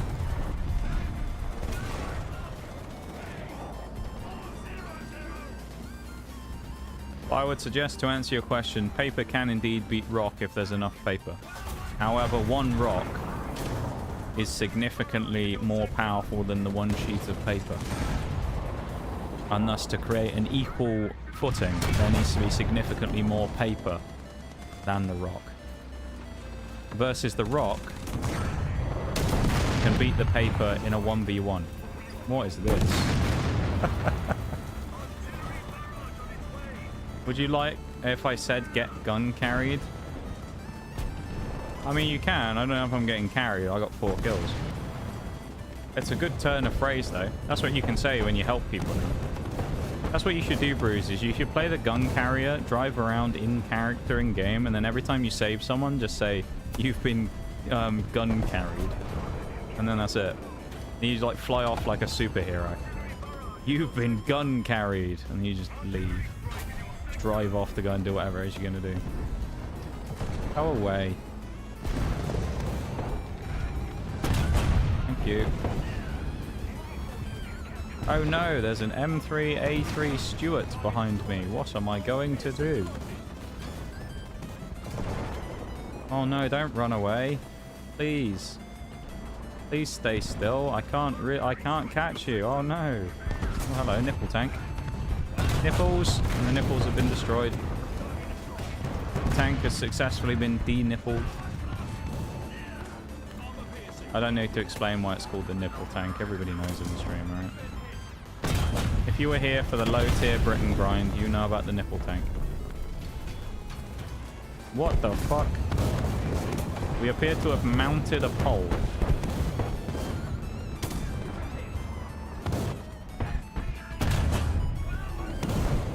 We've become one with the telegraph pole. Oh no, we've been tracked. After all this time, and we can't knock that pole down either. Why can we not move forwards or back? Oh, because we're repairing. I'm an idiot. The enemy gun carrier is actually going to kill me, I think. Can you imagine if we get away with this?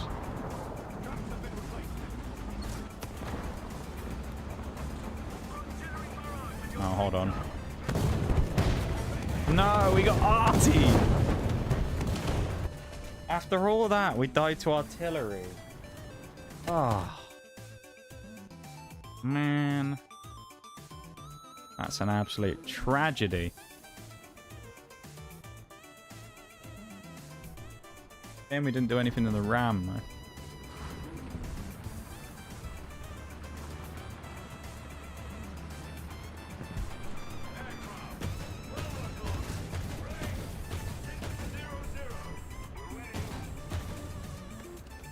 That was part of me then that was about to be like, right, lock the radar on.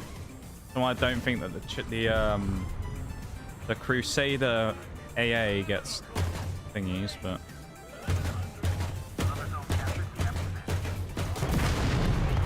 fucking hell, that was a hell of a shot. I mean, I just want to play the ram and that's the only thing. I'm just spading that and I don't care about the rest. I'm also not going to make the mistake I've made about 3 times today of playing another match before the BRB, so...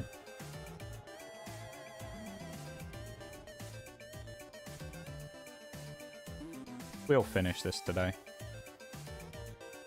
The gaydar is pinging. What? Well, there are a bunch of campers on the other team. That was a subtle one.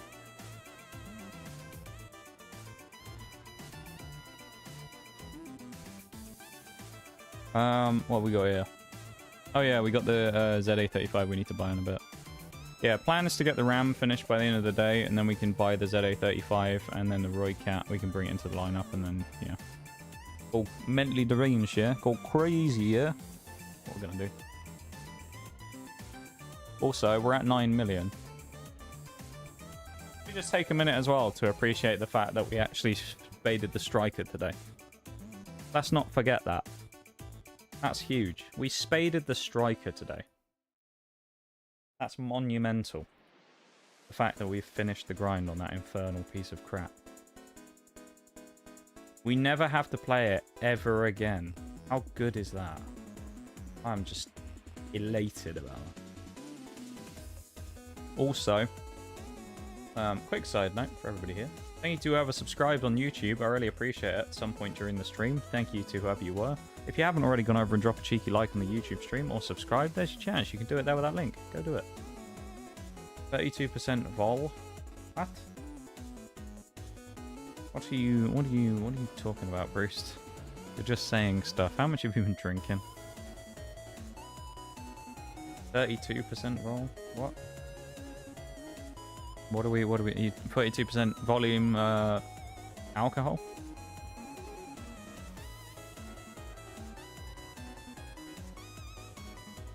What are we talking about? Proofs and stuff?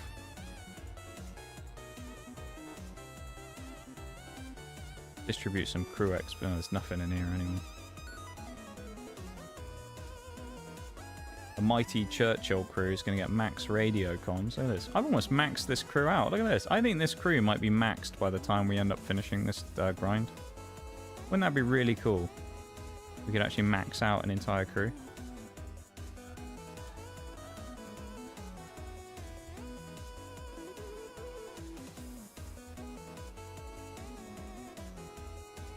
Nice.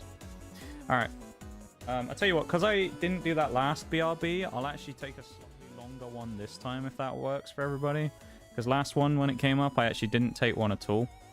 So, I'm going to take the opportunity to do one now instead.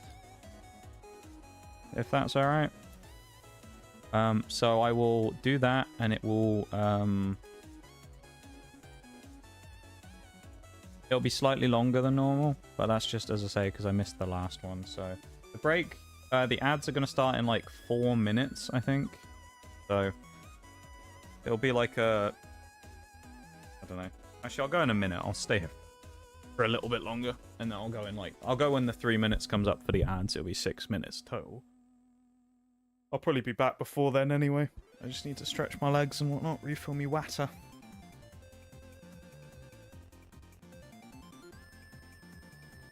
Oh, my back's really stiff. Ugh. And I'm not looking forward to playing the boss fight in Outer Worlds again tomorrow. It's gonna be an absolute tragedy, isn't it? Did you post this clip in this is the VR clip, Bruised, in the Gamers channel? I'll have to watch this after stream. One of the channels I can actually watch in the Discord without my own out my own shit not letting me to watch see my own channel. It's wild, isn't it, that I can't see like half my own channels in my own Discord anymore because of the Online Safety Act. Who knew of all things that would bring down the Discord, it would be the British government. Crazy, man.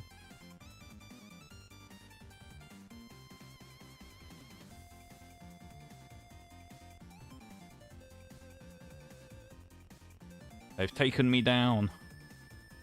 The British government, they're after me.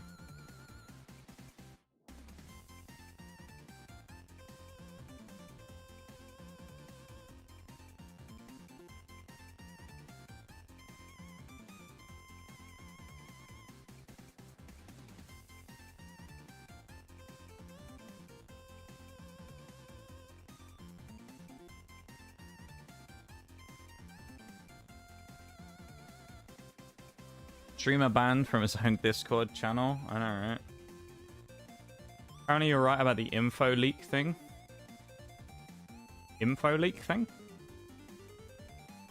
What info leak thing? First they came for our pets channel. Yeah. Info leak. Info leak about what?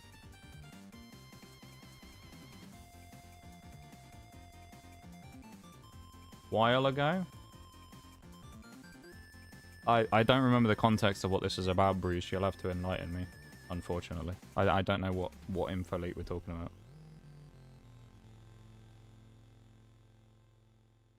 Okay, I'm gonna go for my break now as well, because there's like a minute till the ads. So I've already switched screens. So I'm gonna go BRB, and then I'll come back and try and remember what the info leak's about. I'll be back in a second, right? Never! Just like one of the characters in game. I always love when people do that. You'll just get like attack the D point, and then you'll get people going affirmative. You get one guy who always just goes never. Great. Well, there's this one random line where you say like affirmative, and someone goes yes. Great. You said the government might be hacked and people would have their info leaked. Oh, has that happened? It doesn't surprise me. It's made even worse by the fact that there's rumblings going around at the minute that the UK government wants to introduce digital ID cards. So that'll get even worse. So I hope they're happy with their success of the Online Safety Act. I hope it's done exactly what they wanted, getting everyone's privacy fucking leaked on the internet. GG's to them, well played. It's almost like a bunch of tech illiterate old people probably shouldn't be involved in making legislation about current technology and people's privacy on the internet. But who am I to say? Anyway, I'll be back in a minute.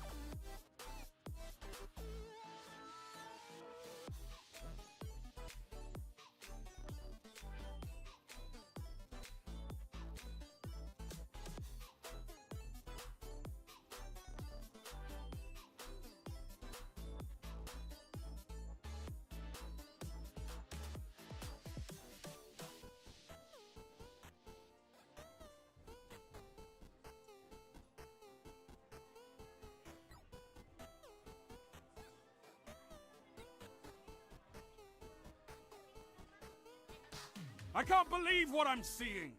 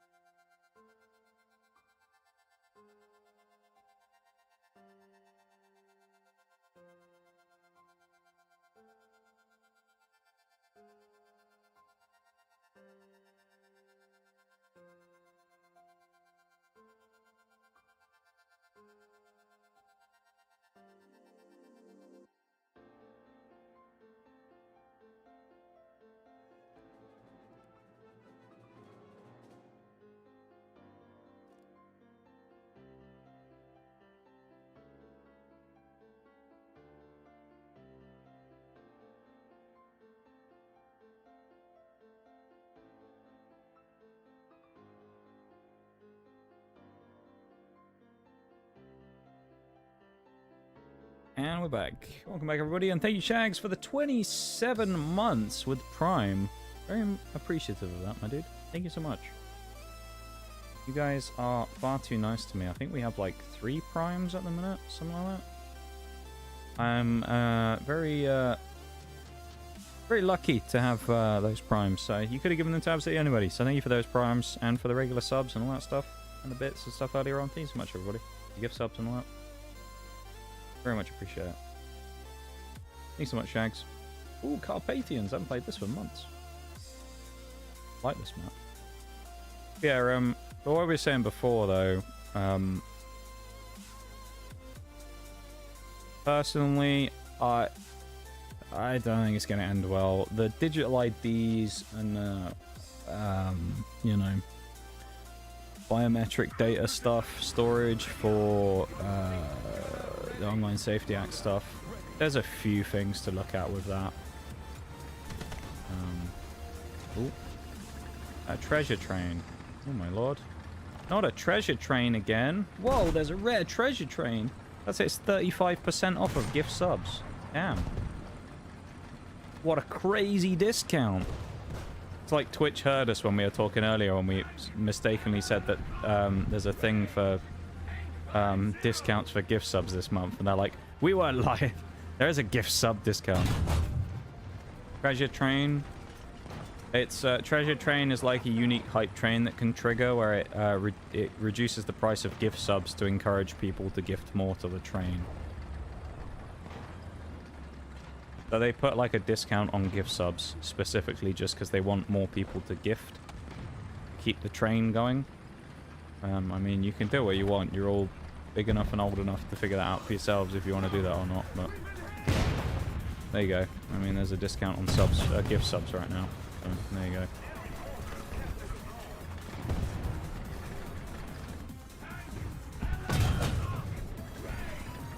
I don't like this one there. This is a mistake. forget how weird it is trying to fly without a stabilizer. Oh. Amazon Prime sponsor when? Never, because I'm not big enough. Amazon don't care about me, man. I'm just a tiny, minuscule little speck on this radar. If even that. Would I love to be sponsored by a company like that? Hell yeah, man. Does a discount counter a discount? What do you mean? In terms of if they could be stacked, probably not, no. Like if you had a treasure train during the week of September or the final bit of September where you get the bonus discount, if they did that, I don't think it would stack, no. Oh, really? I'm getting shot by you from behind. Where's the fucking team? I mean, how many people do we have up here? And this guy just drives down underneath and shoots me in the back? Really? God, this is so painful, these low tier games at the minute. What is this? There's already a discount. Oh, what? The overall discount where they say gift subs are cheaper? No, it'll just increase the discount. So it'll just go from like 25 to 35%. The whole thing with the subs the gift subs discount and the minute brews is basically it's a bit of a scam. Because what ended up happening was Twitch used to charge that price for gift subs, and they didn't up the price. When they upped the price of I think a regular sub, they didn't up the price of gift subs at the same rate, right? So then what they did afterwards is they then upped the price of gift subs, right, to the same rate as what a regular sub would be. And then after doing that, they went, guys, we've come to the decision that we're actually going to encourage people to gift more. So we're going to be discounting gift subs. What did they discount them to? The same price they were before.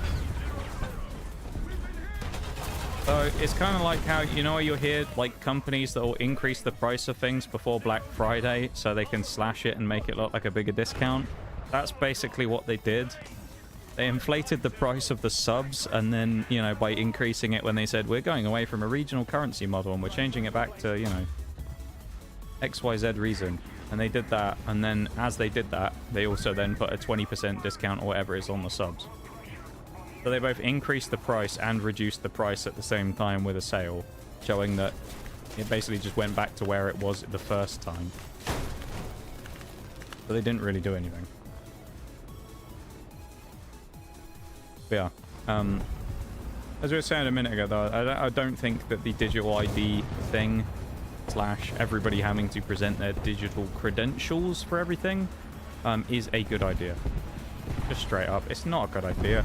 Because I think the missing point that a lot of people have is this is the missing perspective that these like government officials and people have when they talk about the Online Safety Act stuff. Is they all sit there and they go, it's for the kids and it's for this, while also, let's be honest, the current government doesn't have a great track record with protecting children with some of the things that have happened in the country, but I'm not going to get into that. Let's just say they don't have the cleanest record with that. But then also there's loads of holes in it, like VPNs and stuff, where people can get around it anyway. So are they really achieving their purpose, or are they just nerfing fun for adults, you know? So you get past that. I think the biggest thing that none of them actually look at is the fact that they all have this weird perception that there's no bad people on the internet, I think. Because they sit there and they go, well, I don't see a problem with putting all of your online information up there, you know? Why wouldn't you want to have your picture of your face and your date of birth and your name and your address and all of that on the internet? And what's wrong with that? Why wouldn't you want that on there? It's not like there's bad people on the internet who would look to steal that information and profit off of it via nefarious means, now is there? I think that's like their biggest problem, is they all sit there and act like there's no bad people on the internet that wouldn't do that. You know? I think that's what they like discount when they look at stuff like this and they go, oh, Online Safety Act. It's like you're basically weighing up the quote-unquote protection of the children versus everybody on the internet in the UK who subscribes to it getting their identity leaked online. Which, I'll be honest, regardless of anything else, doesn't matter anything to do with the fact that, you know, I stream on the internet or anything, I'd prefer not to have my online, my general personal information leaked on the internet, wherever it is, or stolen from anywhere, as I think most people don't. because I prefer to at least keep some level of privacy in my life. And I enjoy the fact that I'm not just known everywhere and people know what I look like and what my name is everywhere in the world. You know? I just find it a bit crazy. I think that's like the missing piece of the puzzle that none of them look at, is the fact that actually there are bad people out there and they just kind of refuse to admit it. There's loads of people out there who wouldn't think twice about stealing people's information. And then you do the digital ID cards thing, right? So then everybody gets one, because say they limited it where people weren't taking it up, let's say, and then they go, well, actually now you have to take one because it has to be tied to something else, right? That's like a big thing. So they kind of effectively force you into doing it. If they do that, and then somebody comes along and does what we said about, where they try and harvest and steal everyone's information, they get everything at that point. And if it's digital, would it be that hard for them to reproduce versions of it to use to impersonate people's identities? Probably not. Like, I don't think people would find it that difficult to then subsequently use said stolen identities to profit, as they have forever. So, I don't know. I hope they don't roll that shit out, but I know they will, because, I mean, let's be real, the government in this country at the moment seems to be doing whatever they can to make themselves more unpopular by the seams of it, so I'm sure it'll be rolled out within a few weeks and will face outrageously large opposition. So, we'll see what happens, but I don't know. There is part of me that actually thinks when it comes to the government in this country, with some of the decisions they've made over the last, like, couple of years, they are genuinely, like, trying to speedrun maximum unpopularity. They're trying to go for the Outer Worlds achievement, where you become 75% negative reputation with 3 factions at the same time. I think that's what they're actually trying to do IRL. Crazy. But hey-ho.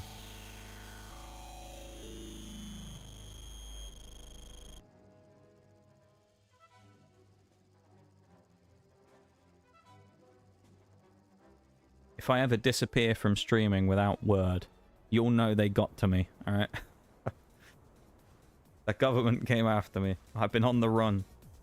There'll be like guerrilla streams every now and again where I'll just be like on a phone somewhere and it'll be like terrible quality and I'll be sat in like a cave. And I'll be like, guys, I managed to connect to Starlink for 5 minutes so I could stream this out.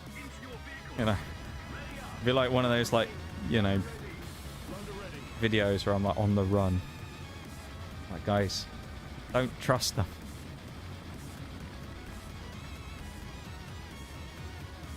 Send a 00 agent after our boy, yeah. Silence him. He knows too much. Because I'm just here on stream playing War Thunder. But like, no. He knows too much of our schemes. He knows our plan. He must be stopped. I think this Lee can actually kill me, so I don't really want to take that fight all that much. Yeah, they're going to send Bond after us. Name's Mead Drinker. Nigel Mead Drinker. That's when you know we're cooked. This is at times like this, I wish I had some of that extra AP ammo. The regular, because like, holy shit. We're not even penning the nipples anymore. Okay, well he's dead. Couldn't even fire one through the nipples. Sounds a bit weird, doesn't it?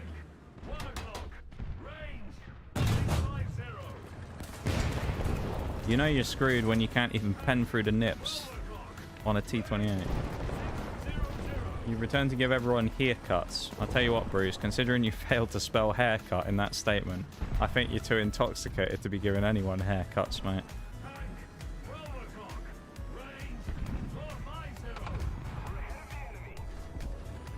I wouldn't trust you cutting the hair on a broom at the minute, let alone on a person. Bloody hell. We're getting adamant medals for this, but crikey. Who's shot for that? It must be that guy.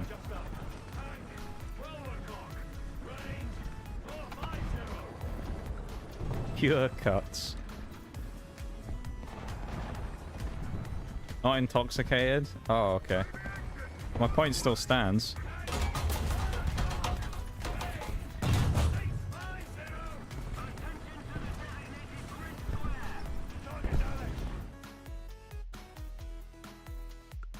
Trying to say it in Welsh. If you were trying to say it in Welsh, that would have been pronounced with a H-Y-U-R, not H-I-R. You see, that's the problem there.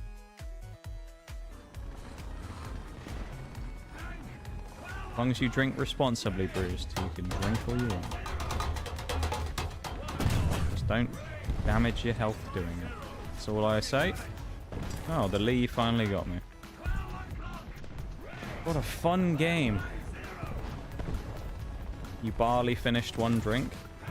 I wouldn't know what you're like after 2, Bruised, if you're spelling barley now. Barley as opposed to wheat, is it? Is that the type of drink you were drinking? A barley-based beverage.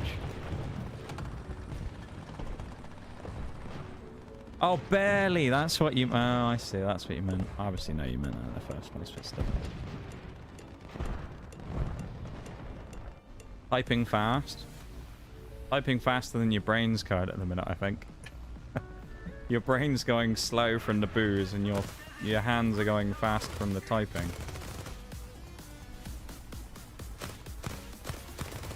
Perfect music for shooting down a bomber, this. You imagine how much more effective World War II pilots would have been if they had the me-like music in the background while they were shooting down bombers.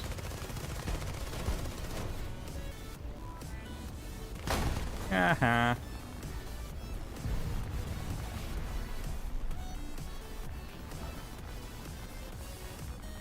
And down he goes. No, he got away. That's bullshit. He's on fire, crashing into the ground. Fermented barley, yeah. Cheeky git. What you get? What you get in this stream, remember?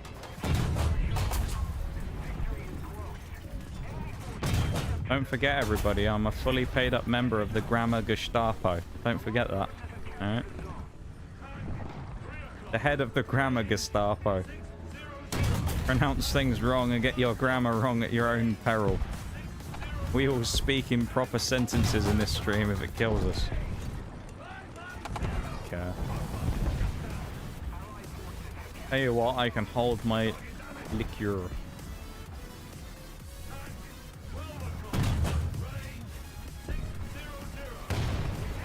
Not all had a hangover. You've never had a hangover. Someone else told me that recently. Didn't end well for them.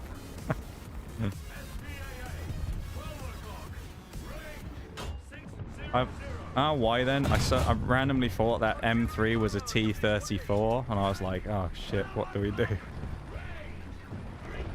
I don't even think we can face the T-34 at this rate.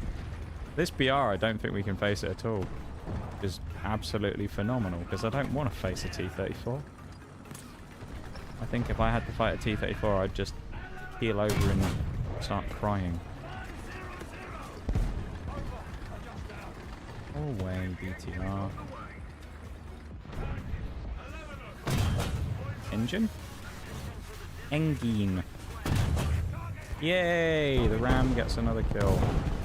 Oh, it's another nipple tank. We got a chance to redeem ourselves this time. We penned his forehead. Maybe not the... We didn't get the nips this time, though. No, missed the nips. And this fucking nipple tank. I don't know what it is today. It's invincible, man. Oui, l'engine. Yeah. Actually, it would probably be more pronounced l'engine or something, wouldn't it?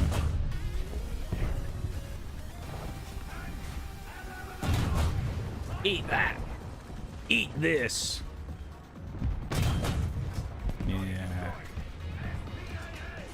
Eat that, locust.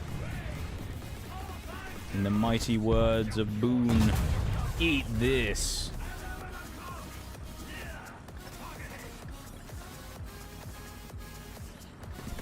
I've had much drink, but I managed to hit giggle limit when bad limit where I just sleep.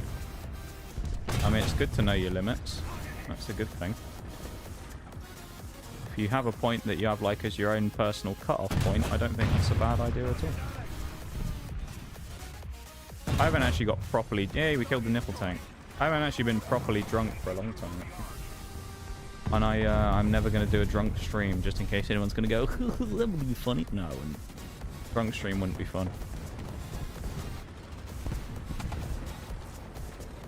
Not sure I'd enjoy that very much. We'd just be breaking out all the political opinions about how bread shouldn't be triangular and things like that, you know? Bread was designed to be square, not triangular when you make a sandwich, you know? The people who cut it into triangles are Philistines. Nice visual bug, by the way. Oh, we have a shell stuck in our face. That's the problem. Go away, Harry Hopkins. Leave me alone. You're brave. Brave's one word for it, anyway.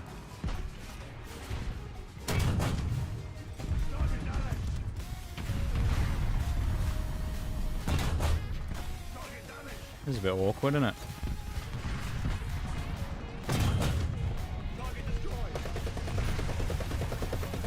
You're a wizard, Harry Hopkins. Oh, never mind. 7 kills in the ram. Not bad. A stug. This fucking shell is still here, dude. It's Michelle. Stuck to me head. This is really annoying. Get off my screen! Fucking thing. Oh, that actually killed him. You're a wizard, Harry. Yeah. There's an old video of that I used to watch. That's great. I'm a what, boo? Yeah. Can't get nukes at this tier, apparently. Damn. I think giggle limit is my limit. I don't know if I have, like, limits, like, layers to me being intoxicated.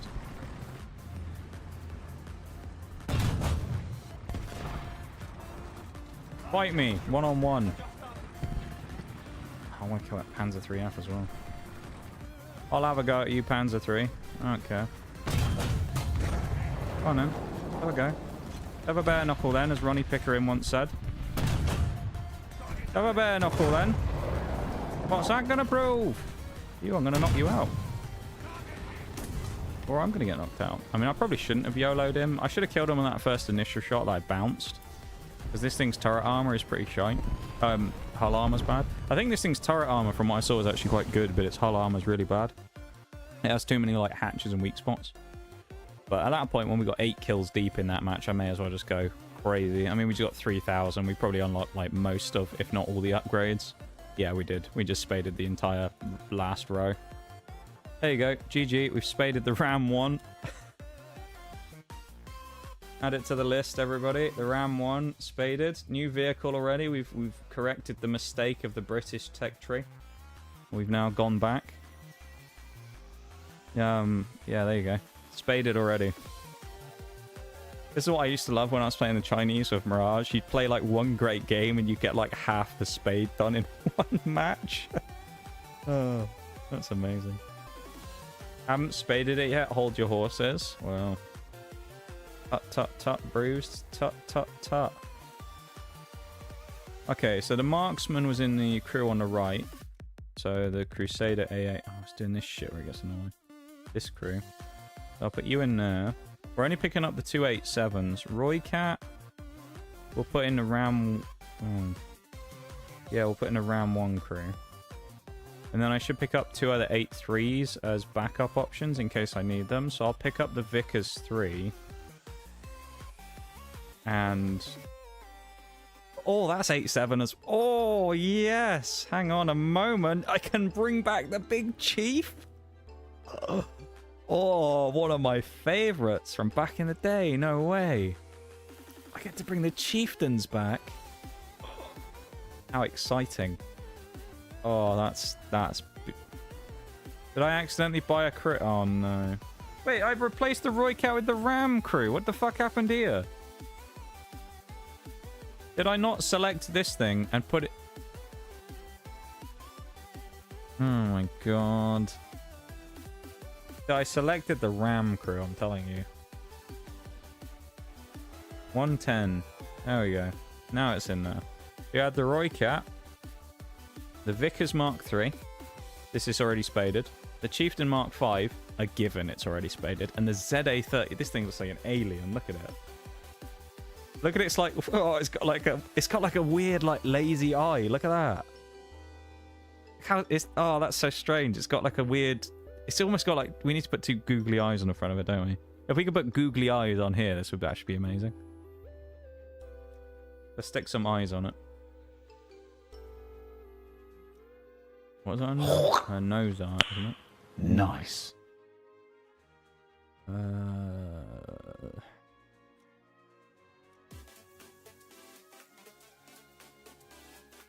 Oh, it's not gonna...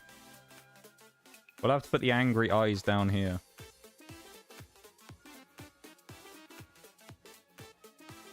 It's got a very wide face. Should we give it an angry man? Look at that. He's not happy. He's angry. Wow. Let's put this random logo on the side of it as well, because we have it close by. Let's stick it on the back of the turret. Bit of free advertising to whatever this is for. There you go. It looks so unimpressed. Look at that.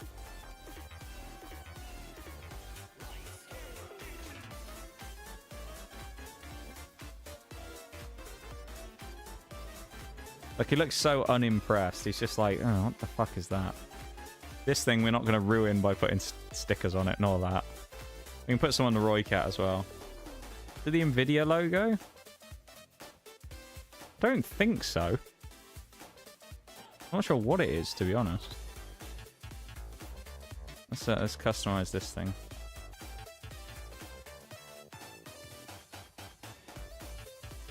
Oh, that looks so derpy. Alright. That's cursed. Oh my god, it looks crazy. Look at it. It looks mental. At least a serial killer on the tank. It looks crazy. Look at that thing. Someone's about to get stabbed or something. Let's put Captain Sun out as well, just to try and, you know, make it look... Break the tension. Captain Sun on one side. And on the other side, have we got anything in any of these? No. Spot the ball? No.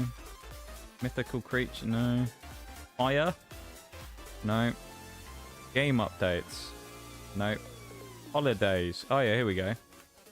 Well, Halloween's coming up. Let's just stick a pumpkin on the... Shall we? Just a little pumpkin. Why not? Just a, you know... Those Halloween vibes. This thing looks so stupid. I don't know which one looks worse. The serial killer Roy Cat or the unimpressed ZA35.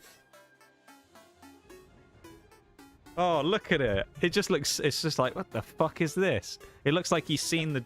He's just looked in the mirror and seen the job that we've done, and the tank's just like, what is that? You know? And then we got the logo on the background. Let's play our first game in them, shall we? And see what the performance of these two vehicles is like. I'm going to guess the Roy Cat's going to be really slow out the gate, like all the other wheeled vehicles are from the South African group. And then this thing's just an SPAA. Which... does it get... No, it doesn't get the APDS rounds. That's fine. It means we'll actually have to shoot down planes. Welcome in, Shaylay. How you doing? Not bad. Love that. Read the emblem name. Oh, which one? Which was the emblem that we were looking at? Cars 4, the Western Front. This is what happens when Lightning McQueen has been turned into a Roy Cat. He's no longer Lightning McQueen, it's Lightning War Machine now. Let's go with 30 shots. I think that'll be enough on the Roy Cat. Ready to go to bed? Still got a couple of hours of work. How am I? Been pretty. In video. We'll have a look in a minute. It's going pretty good, to be honest, Shayla. We finished the Striker today, so I'm very happy about that. We don't have to play that infernal pile of crap anymore. Look at that. Grrr, look. You just imagine it. Comes around the corner and looks at someone and just growls at them like an angry dog. Just they come around the corner and they see that and they go. Grrr. Looks so stupid. Oh, anyone who dies to this, honestly, is going to see the front of the tank and go, fucking hell, how did I die to this guy? Yeah, go on, T62. You go get shot, and then I'll get the kills. Dink. We've de-wheeled him. The only problem is it's not that slow, but it slides a little bit, though. A bit skiddy. I'm doing good, though. I'm doing all right. It's a decent day today. We're having some memes, having some bit of fun here and there, you know. As much as War Thunder allows us to have, it's not a terrible day. But all right. I'm glad you're doing pretty decent as well. Just minus the very tired part, anyway. That's a good sounding machine gun right there. Oh, listen to that. You know? My wheel. Yeah. His wheel's been ripped off. His wheel's been amputated. Oh, hello. Oh no, what am I going to do? Drive away quickly because I'm in a light tank now, so I don't care about artillery anymore.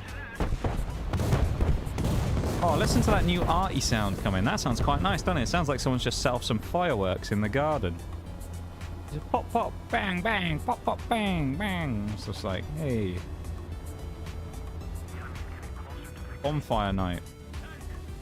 I wonder what the... We just fired all the way through the turret on that Panzer 2000 and didn't hit a single module. What in the shit? Also, this thing has FSDS as standard, so we've got a nasty ammo. I don't know what the velocity is on it, but it looks pretty fast from what we just fired. Fireworks, Gandalf. Yeah, it was just Merry and Pippin setting off that big dragon-looking thing. That's all it was. Powder green took. Merry Brandy Buck, isn't it? Brandy Buck. And Peregrine Took. Reload on this thing's a little bit slow, I'll admit. It's a bit... Oh, I wish it was a little faster. I knew that was going to happen. Oh, a DF-105 as well. Actually, I can check the thing here, can't I? Oh, I can't. Never mind, because it's dead. We'll check it in a bit. Let's go with the ZA-35, and then we all get to it. Oh my god, look at this thing's tower. Bloody hell. Do we want to be any more of a beacon for the enemy team? Shoot here, please.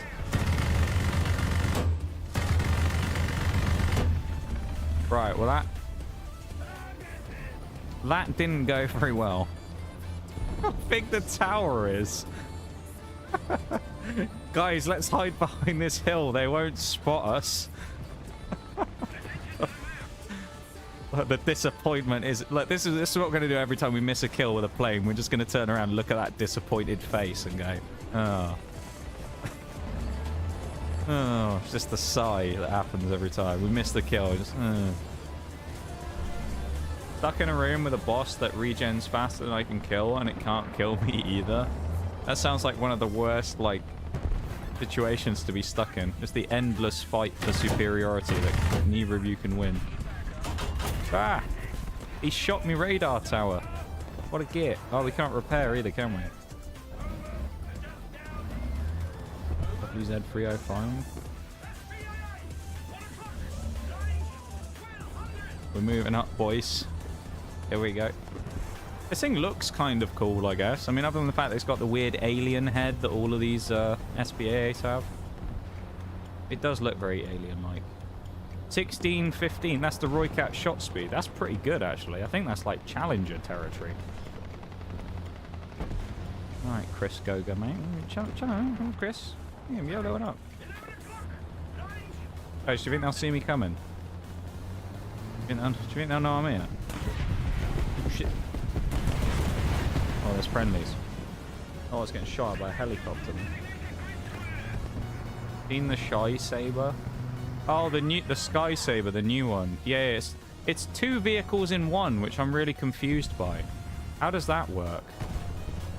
How is it like? I don't get it. How that works. But I was looking at it in the tech tree. Yeah, it's got that giant penis tower. I'll show you what I mean.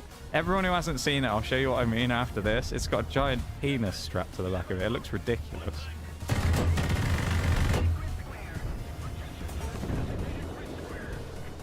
Oh no, he's taken the scaffolding down. Sorry, what tower? It looks like a penis, I'm telling you. You'll see what I mean, Shags. You'll see it. You'll see it. It looks like someone's just put it on there for a bet, and it looks like a giant penis on the top of the tank. Honestly.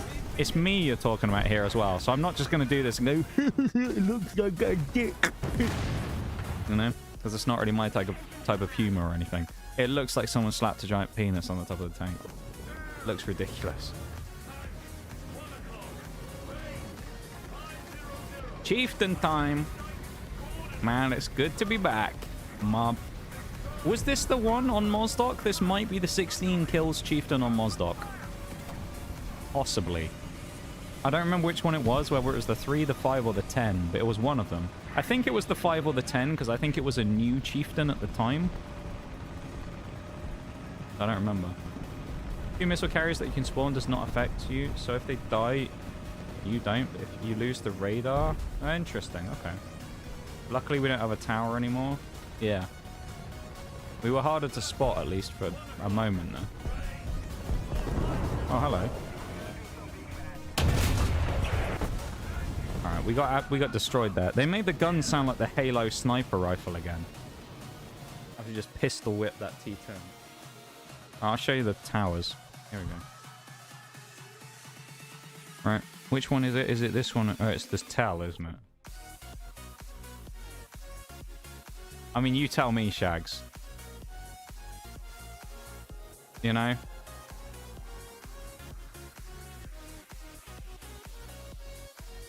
It's a bit of a pencil, but I mean... It's very thin, this. Someone hasn't designed this. Very, you know. No, this is the one I was talking about, Bruce. Not the wrong one. This is the one I was talking about, with the penis tower. And then you've got the other one, the Tads. Which then has a... The Tads has this, which is like a skyscraper on the roof. Yeah. So, you compare the two. It's quite a large tower, isn't it? That should actually be a game. Do you know what? This should be a game for plain players in the game. See how low you can get to see if you can clip the tower without crash. This should actually be a game where people try and fly as close as they can to like touch the tower as they fly past. That would be great, wouldn't it? Could you imagine the amount of times that you're trying to get in there and just fly in and like scrape the belly on the top of the tower on one of those things without getting missiled? Is there anything but a moving target? Is that anything but a moving target? I probably not. I don't think it's particularly effective, no. Skip the rest of this. Oh, hello. Excuse you, Mr. T64. I didn't consent to that. Tree, radar, boom. It'll just be that, you'll be flying for it, and it'll just go, pull up, pull up, pull up, pull up, and then you just, you know, skim the belly of the plane on the top of the tower. I wonder if it counts as a collision model, though, where if you flew into the tower, would it count as taking your wing off? Because that might be the other thing, is flying, like, through it and see if you could, see if the hitbox, like, clips it or not, where it counts as a crash. Or if you fly through the tank or not. That'd be quite funny. We'll have to play it at some point, the penis tower, so... We will end up playing it, because it is one of the new SBAs at 12.0, so... If you get it, I can test it. It'll be a while before I get it, but I will. Are you fucking joking? Bro. I got shot all the way behind him, man.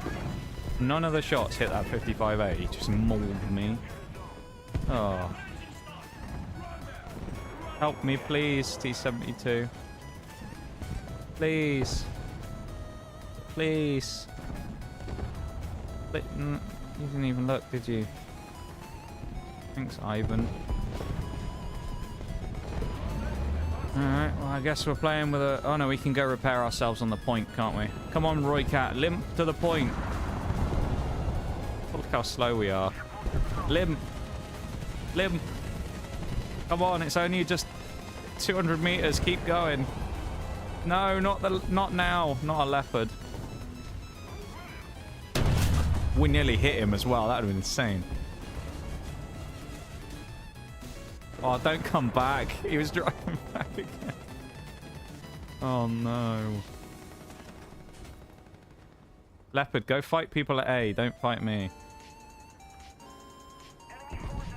Accurate German turret traverse speed, by the way.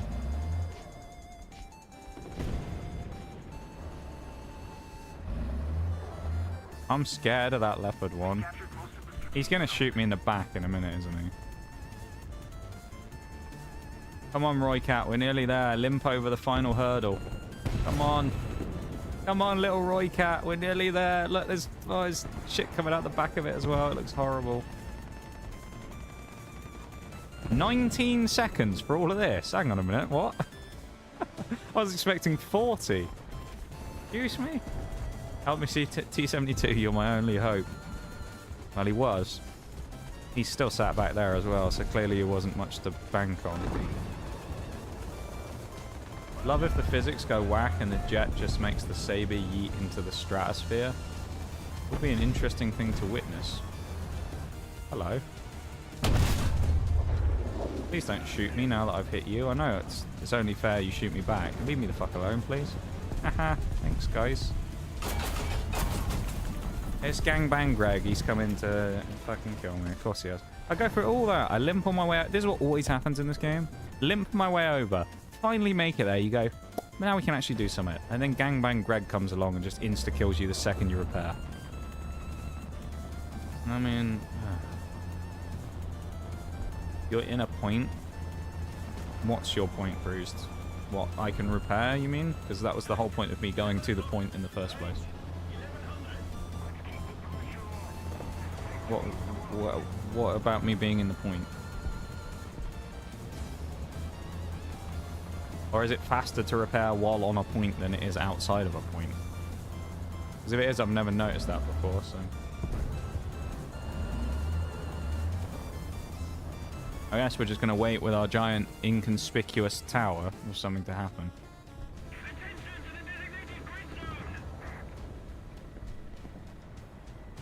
Don't mind me, Type 74, I'm just hanging out. The good thing is, later on in the game, when it opens up, we can go crazy out in the field and we can start driving around.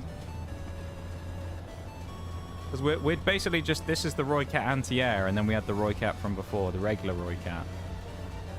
Who, I don't think we've got a kill in yet, have we, the Roy Cat? Neither of these we have a confirmed kill in yet, so... We'll need to do that. But we're going for Mahmoud El Feki over here.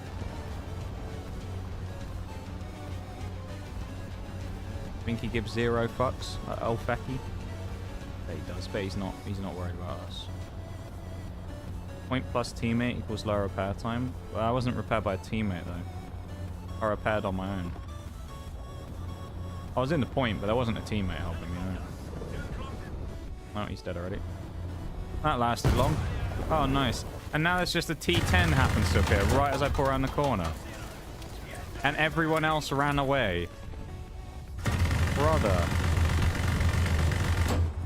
You know what I mean? I mean, sort of, but not really. If you're saying teammates can help, yeah, teammates can help, yes, but not in that case.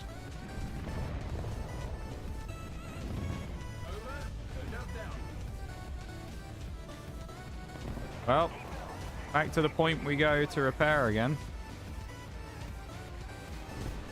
Well, unless the T10 swings us like the BMP did. Actually, you know what? I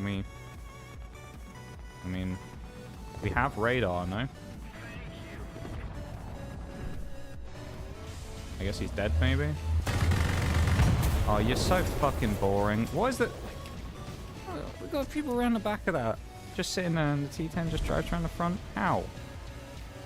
How do we live in a world where we all push through here, smash through this area, smash through the other side, and the T10 just somehow drives through?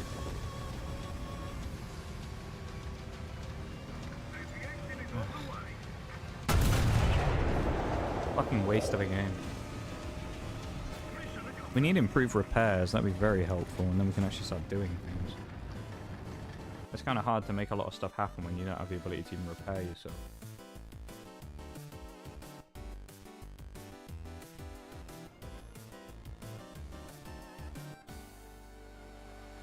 Okay. Let's bring out Serial Killer and Captain Disappointment again. At least we're into 8-7 though. I actually don't think either of these vehicles are going to be bad at all.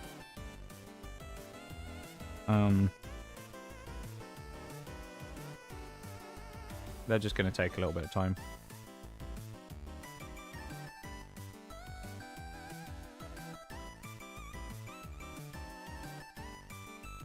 After we get these two done with 9.0, we got the Badger, then we had the Roycat MTTD and the Oliphant at 9.7. Alongside the Stormer AD. Oh no, the Rapier we need to do as well. Shit. Yeah, Rapier's going to be so bad. I've heard bad things about it. And I've seen bad things about it. Yeah, 16.15, that's the thing as well. 3.19 pen. Not bad. I'm going to go way out here and try and come around and shoot him in the back. People are redacted.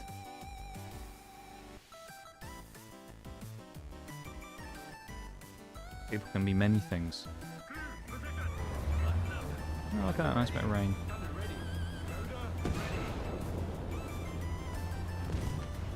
I feel like there's going to be some other ratty light tank doing the same thing I'm doing. Or an XM803 or something, so...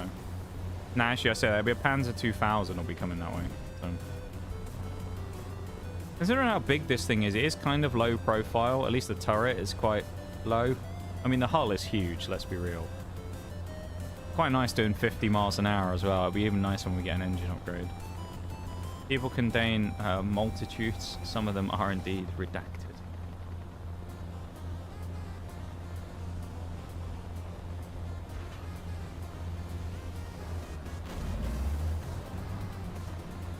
Thought we were going to be able to drift away from that then. Oh, I went too early. Never mind. I thought that was where I wanted to be. I need to be way further up. Never mind. Carry on a bit. This is where I wanted to put. No, next one I want to pull in. Here's the one. I mean, realistically, there's probably not many vehicles fast enough to beat this thing to the punch getting up here. So... I'm hoping there'll be no one here. We'll see.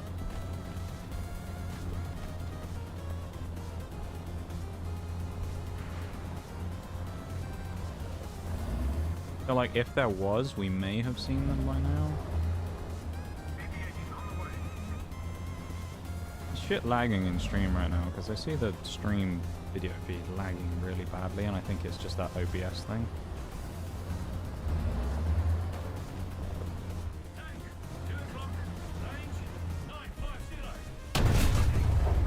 That might well be our first kill in the Roycat. Get the Wadley as well, shall we? Oh, that was a horrible shot.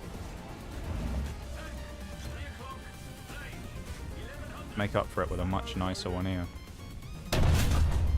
Like that! Much nicer shot.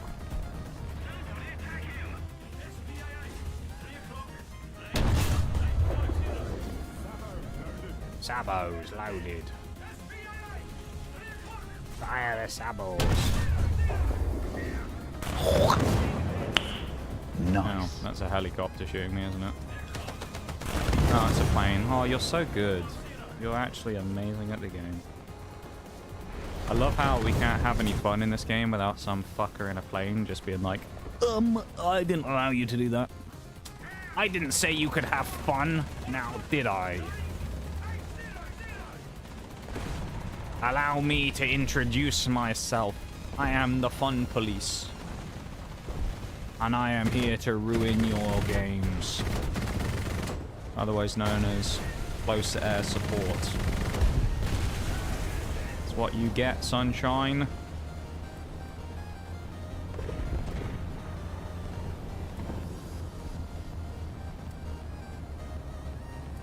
Not sure about the lag. I think it's just on my end. Driving so fast, we arrived before the textures. Yeah, we did. Hello. Hello, my friend in the A4H. Where are you going to be bombing today? Also, who should I worry about here? You, not the water. No hits? Damn. Request help with... Did they knock out my bloody tower? No, good. Tower's fine.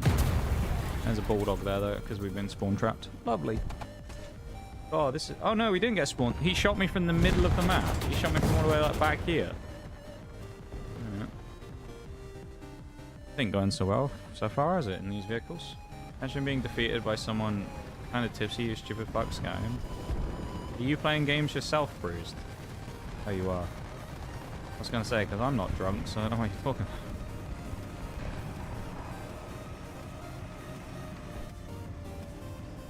You should put that in the in-game chat instead and see what they say. Tell them you're drunk. Oh yeah, I forgot this about the Chieftain, isn't it? Is Chieftain fighting 101 is just everybody just blasts you in the front of the turret and it breaks your gun, isn't it?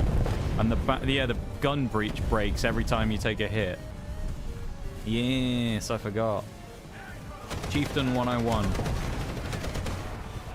Prepare to not be able to fire for like 90% of the match.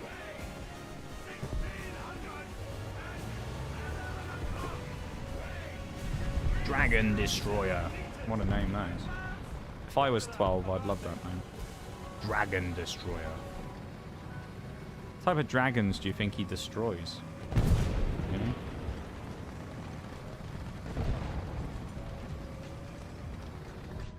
Bearded dragons?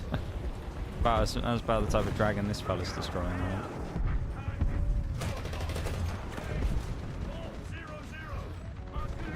I mean, he's gonna swing me. I want to kill the light tank though. Bulldog. Roycat hits hard. Oh, is this the shot on the Bradley? I thought it was decent when I fired it. It was clippable, was it?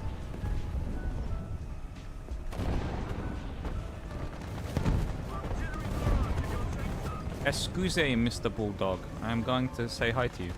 2 kills. Oh, the shot on the spar as well. The spar rather than the McColls. Actually, that's a niche joke right there. That's a niche one. Ain't nobody in this stream know what McColls is, rather than like Bruised from him. Or Moran. Hello!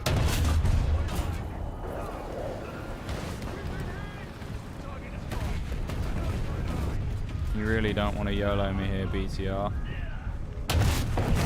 What an epic kill. You see that? I will charge you down, Mr. Chieftain. I will smite you down in front of everyone. Flies into the air. Bang. Deleted. Swatted away like a fly. That was great.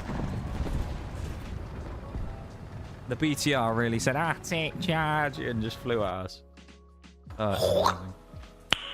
Nice. Thank you for the noise.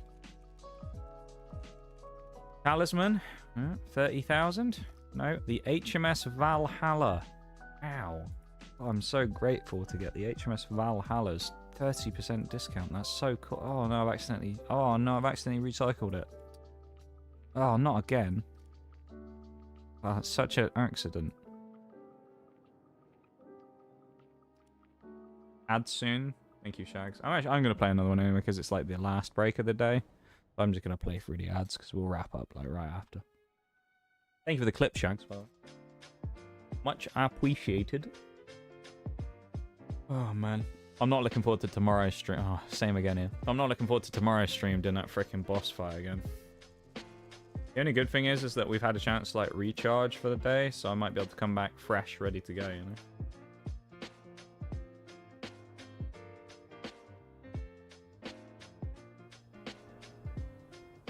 I think they'll be able to beat our speed again, because we're fast as fuck.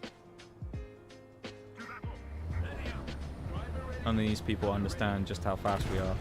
We're fast as fuck, boy. Here we go. Except when we get up to speed. We're not fast as fuck from the start. 7th gear, snatching 8th into, you know, 40 miles an hour, 43, 45, 9th gear. Drops another one. We don't have 10 gears in this thing, surely. 52, 10th gear, 54 miles an hour, or 53.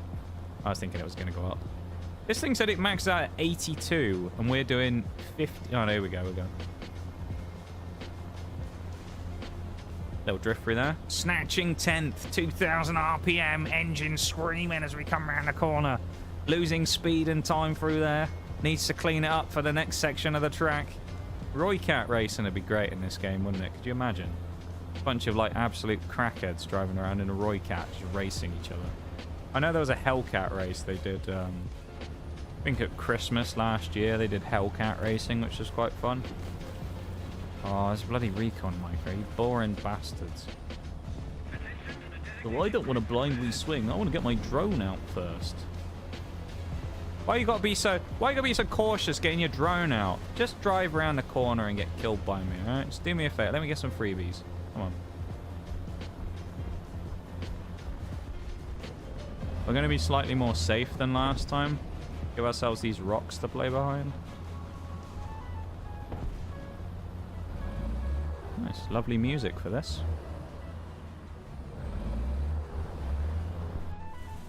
I mean, they must know I'm there because I got droned, right? So I don't know why nobody knows I'm here.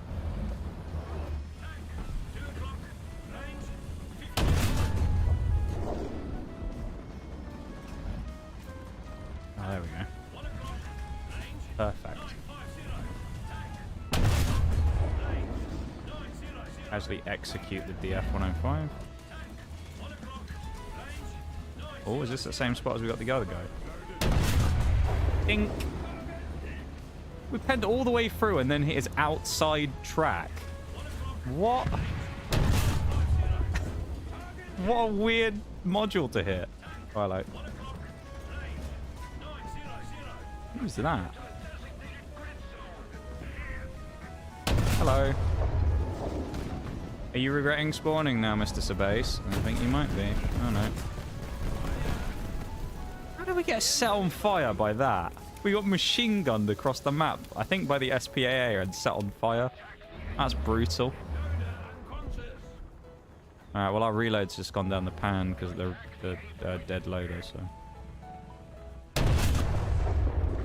Don't mind if I do, Mr. Sabase. We'll take charge. Yeah, we will. We always take charge. No. Just forget I exist, Mom Destroyer.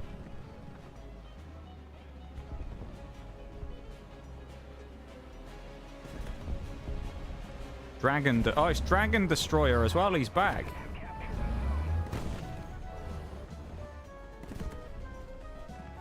Are you actually ever going to give up? Or are you just going to... Okay. If this guy bombs just me with a solo bomb here, there's no humanity left in the world. I'm just trying to have a game, snipe some people. Oh, you're an absolute dickhead. And I curse your entire bloodline. Yeah, and you flew into the floor as well. Nice, you're so good, dude.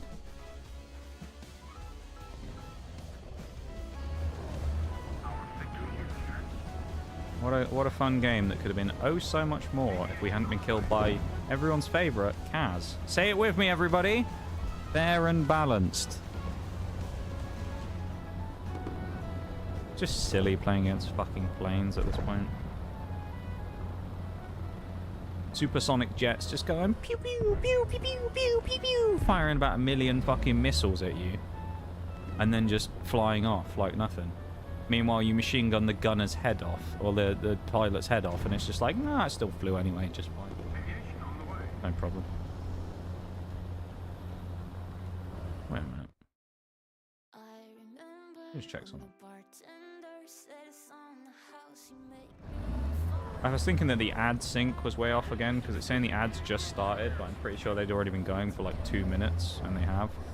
Twitch says the ads end in a minute, and OBS says they end in 2.5. There's some weird disconnect between Twitch's like external thing and what it says on the ads manager.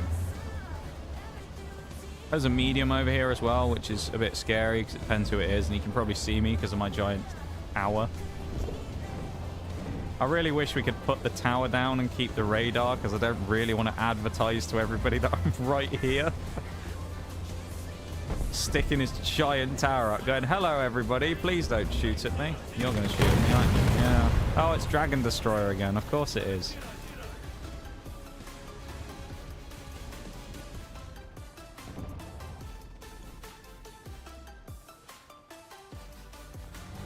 BTR, no, Bruce, I don't want to take the thing down. That's what I said.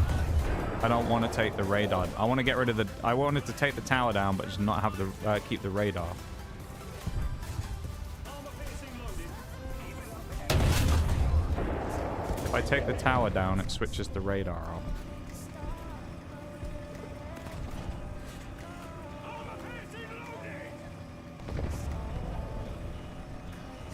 I'm about to get cased for a 3rd time.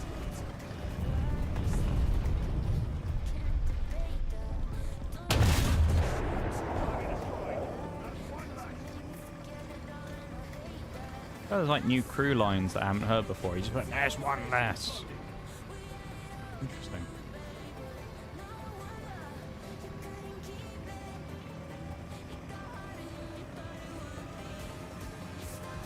I think we'll play like probably 2 more games after this, and I think we'll call it a night. Okay.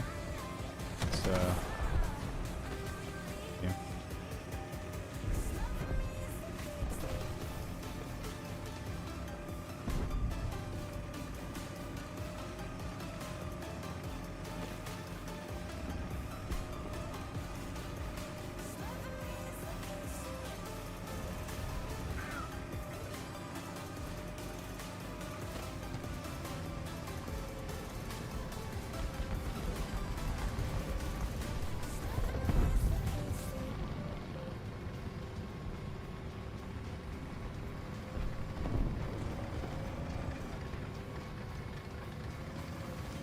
Don't think we're going to get any spawn kills, sadly. Maybe we'll get 1 or 2, actually. I don't know. Depends how fast we are. Free Wii Sports as well for the stream. Look at that. Aren't you guys lucky? Whole Wii Sports for free. Oh, it's Dragon Destroyer. Yeah. Awfully convenient seeing him here.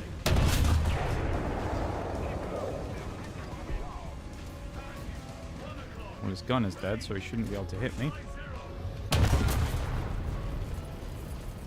War Thunder logic, by the way. Dead gunner still kills me anyway. Okay. That was fun. Destroyed Tanks version 2. That must be like a current achievement thing.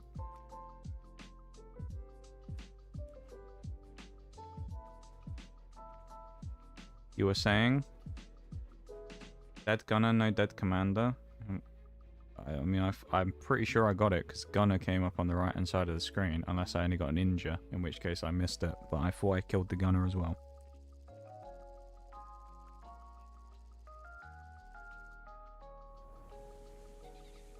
Maybe I didn't. I don't know.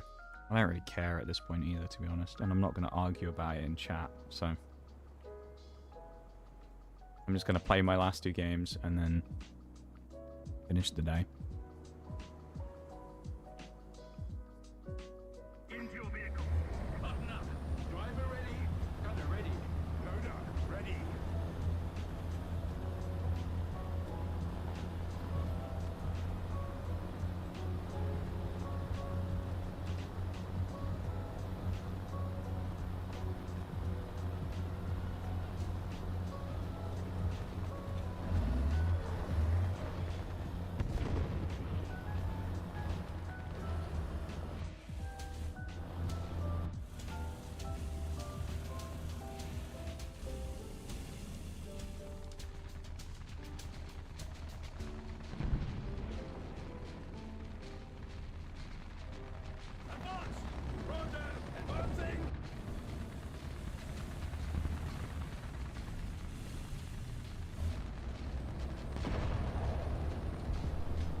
Nobody about. There's someone over there, but they're just not coming around the corner.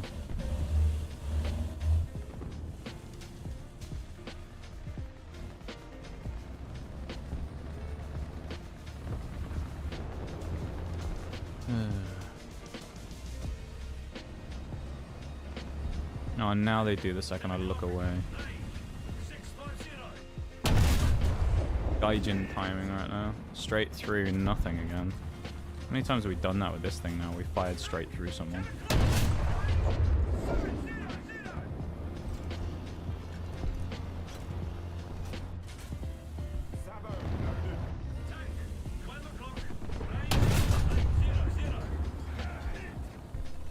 Gunner dead.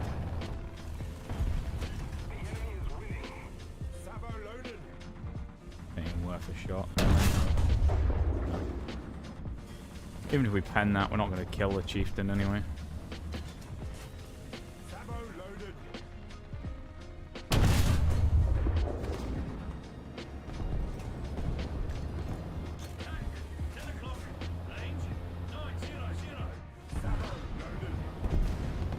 I think there's a 64B down there, which makes me a little tentative to do this.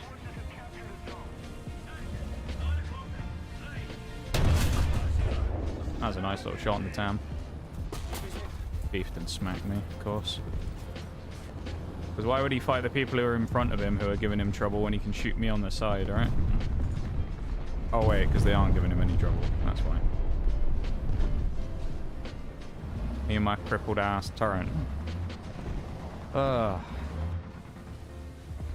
Oh, brother.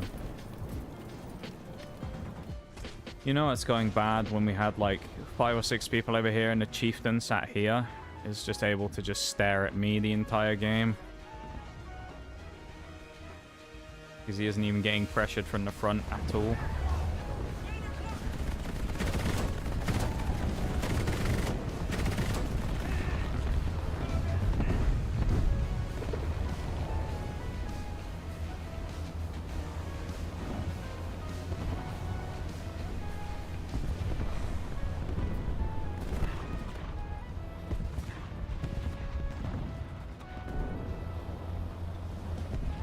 Chaparral is going to be hard to beat to get the kills in the air.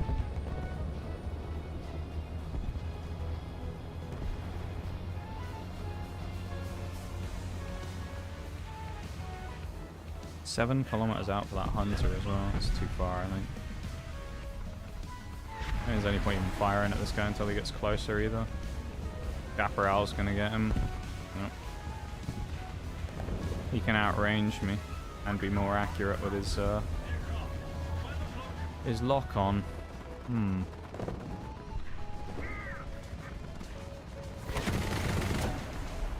Oh, never mind.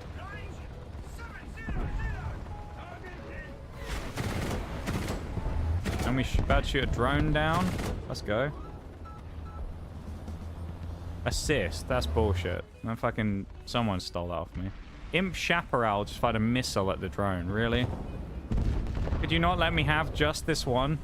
Mr. Sia 007? You're evil. Wouldn't even let me have this one kill. There's a light down there as well that I wanted to play. Now we're dead again. There's like 4 SPAAs sat there or something, or 4 tanks, and I'm the one that gets immediately fucking dumpstered every time. Oh, I love it.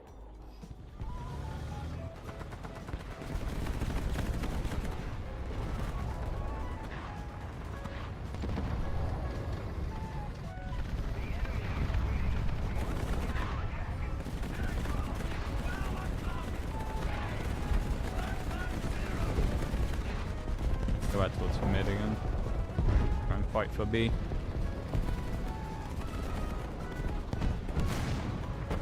He's got 9 kills. Go down. Where is the Chaparral? He has 2. I have more aerial kills than him. Ooh. I run into my own corpse.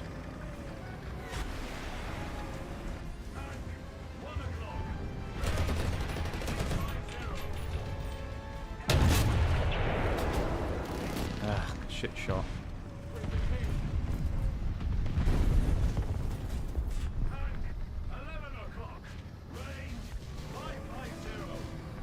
Why am I getting the same? Oh. I think we've run out of the playlist. We're into lo-fi now. Yeah, I guess the music playlist has run out.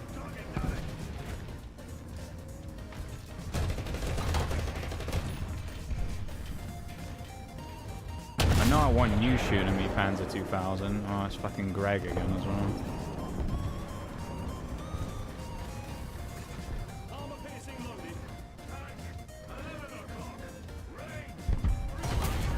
So many people. Oh my god. Alright, I'm playing one more game, then I'm done.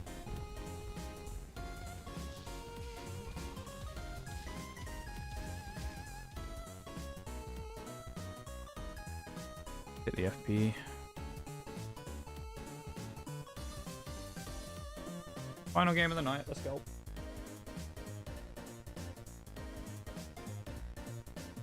I'm worn out for the day.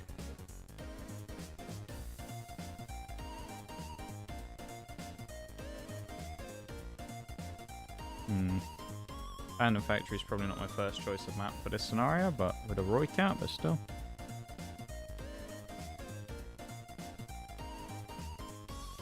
Okay, let's... I'm going to start the playlist again, because otherwise I'm going to get hit with copyright. I just saw a bunch of other random stuff. Right.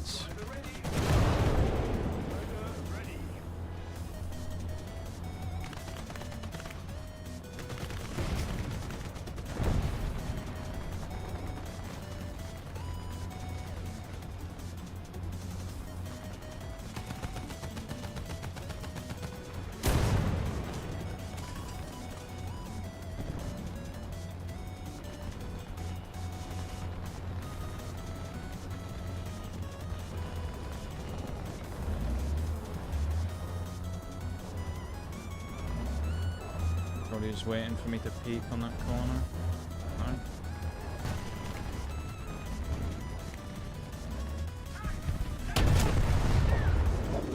That was risky. I like this thing's reverse speed. I'm a big fan of that on this thing right now. Who's getting a... Oh, it's teamwork. I was going to say we're getting a system. What if we collateral someone?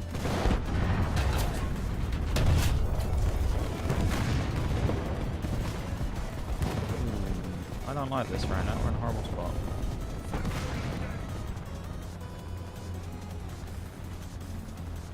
There's something over there that's scaring me. I don't know what it is though. Well, he may have just died.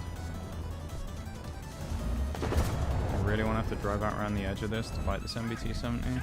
Never mind, he's dead. APFSDS, biatch.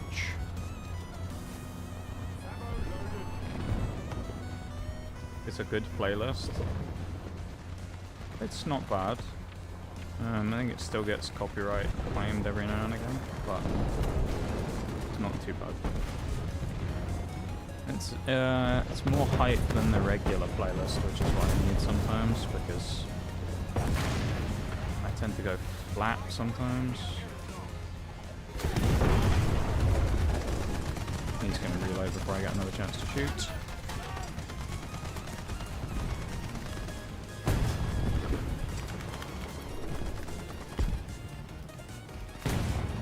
Yeah, sometimes I need some hype.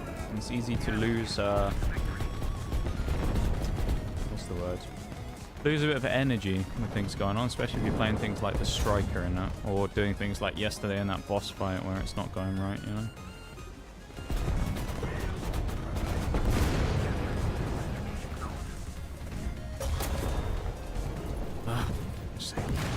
Always some other fuck they're waiting for me.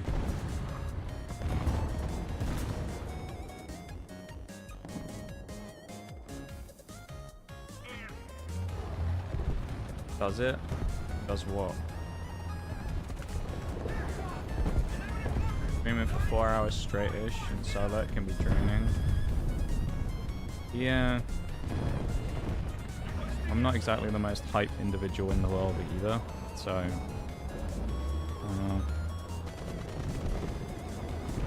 helps when there's external hype going around. Like, if I'm doing something in game and people are shift S. Was I like switching weapons or something? If I'm doing something that I think's like kind of good and people get hyped about it, then that's pretty cool. And there's kind of nothing worse sometimes than doing something really cool and going, I hope someone saw that, and then it's just crickets. So sometimes I need that like artificial hype to there's always some fucking Panzer 2000 just sack of shit in the back of the map every single game. Here he is. GG's, bro.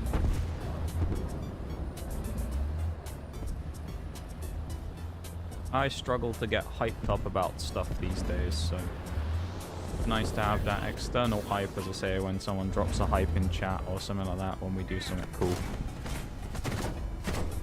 Or we have the music to try and help hype up things, because without it these days, it's a little bit souls. What's the word? A bit like soul sucking.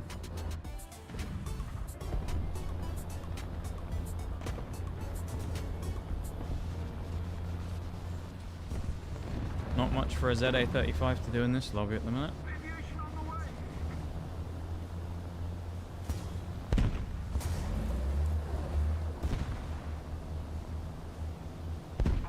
Soul draining, yeah, that type of thing.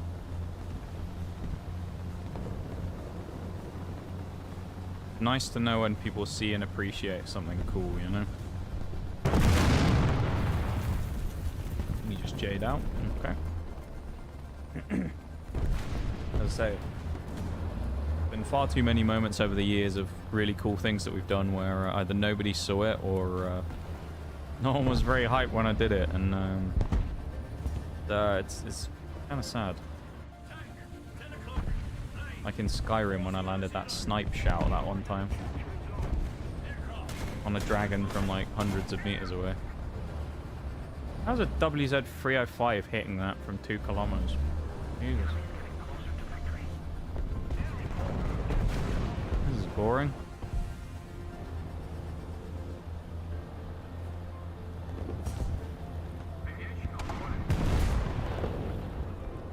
Is what it is. Yes and no.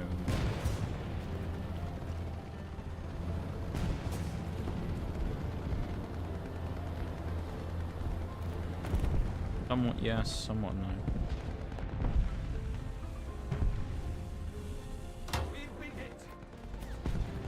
Fuck just hit me. A machine gun through here? What?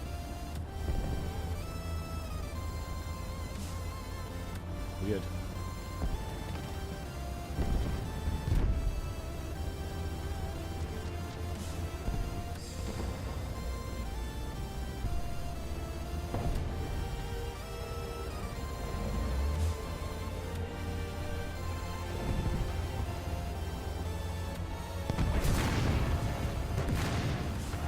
There's the bomber.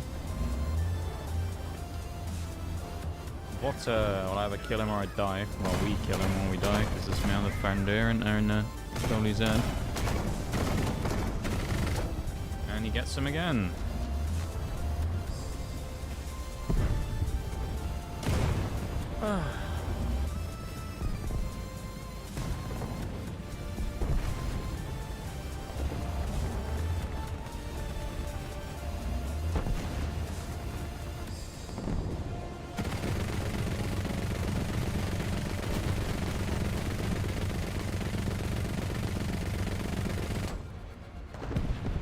Tank's face is how I feel right now. Wow, use your eyes, bruv. Drive around me if you want to run away from the IS. Are you going in a plane? Oh, what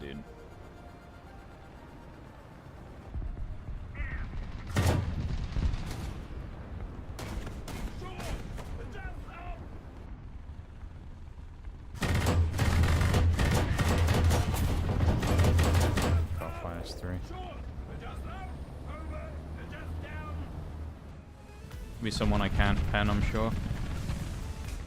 Oh no, he's coming this way.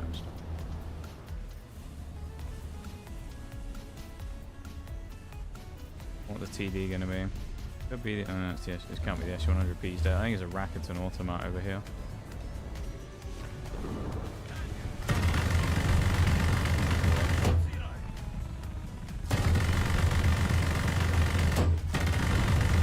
Oh, we survived, I guess. That was a pretty piss poor game, but oh well.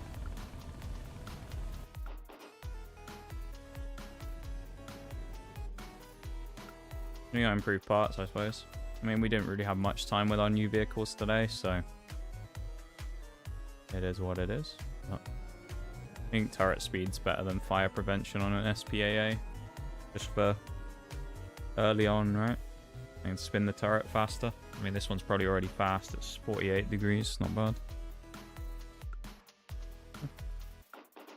Not the worst.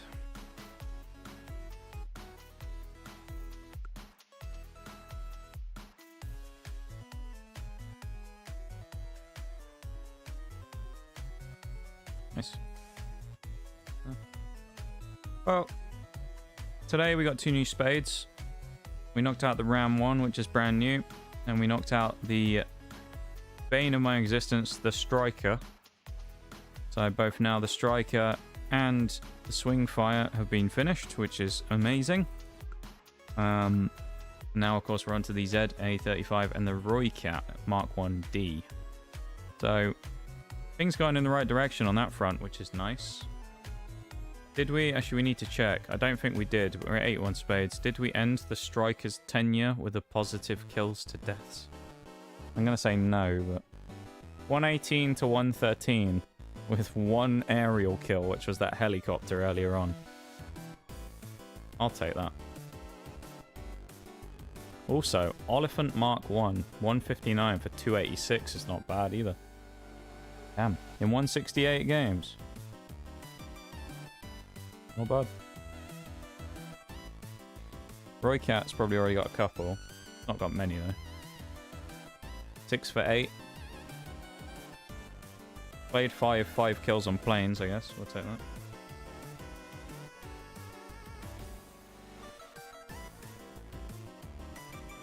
that. Not bad today. I'll take that. That's fairly solid. We've got our disappointed tank. We have our serial killer tank. And we'll see them again on Sunday. So we're now, of course, as I say, beyond the Striker, which is good. We're also at 8.3 million, roughly, considering we spent 450 odd thousand. And we did the crewing, which we messed up, so we spent an extra 110 grand. We're not doing too badly to be at 8 and a bit million again. Means maybe in time for Christmas I'll have enough to spend on those stupid snow globe boxes again. Who knows? I'd hope that we can finish the TTD as well next time for 107k. Because we can start getting these bonuses, which will help. This thing only goes up to 7.8 thousand though, which is kind of weak. But just we'll get it done. Shame we didn't get more XP on those bonuses. We'll get more XP on those bonuses though, but you do. I'll log in and get my daily reward as well. In half an hour. Because weirdly it's 1 AM is the reset time, not midnight. I'm not sure why, but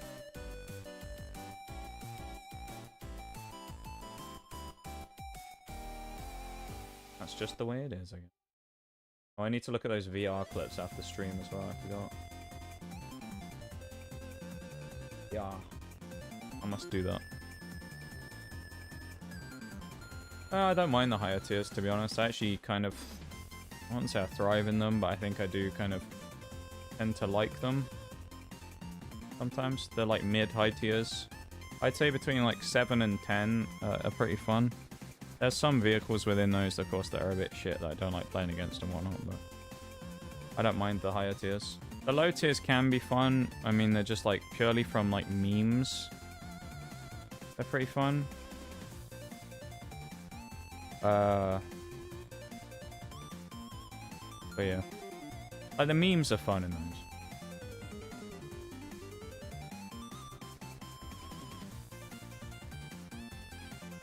Rather be in low tier. I mean, both of them have their merits. Low tier and high tier are both fun for different reasons. I don't mind the higher tier stuff though. I like the bigger guns and the stuff like that. I don't mind it. Alright, let's close the spreadsheet as well. Okay, let's end off the YouTube stream, shall we? Thank you everyone on YouTube for hanging out. I appreciate it as always. Thanks for vibing, thanks for lurking, thanks for chatting. Currently sitting at 9 likes. I'll drop one last exclamation mark YT in the chat, see if any last stragglers want to go and pick it up, see if we can get to 10. That'd be lovely. Thank you again to whoever subscribed, and to anyone who is still in the stream, remember to like the stream and sub to the channel. And more streams and stuff will happen over time. I'll be back tomorrow with the Outer Worlds again, of course. And then on Sunday, I'll be back with more War Thunder. So go check out the rest of the stuff on the channel. There's about 1 billion VODs on here. Not actual correct number, but it's quite a lot of VODs. It's like 600 or something. So go check them out. A lot of them are in a playlist. You can just stick them on and watch them in the background if you really want. And you can help get us a watch time up on the channel. It's up to you. Old VODs from like 2023 and stuff, you know? Crazy. But yeah, thanks YouTube folks, appreciate you hanging out. Again, you know, like, comment, subscribe, all that rubbish, and I'll see you around. So thanks for hanging out, and thank you for the 9 likes again on the stream and the 1 sub today. Appreciate it. See you YouTube peeps.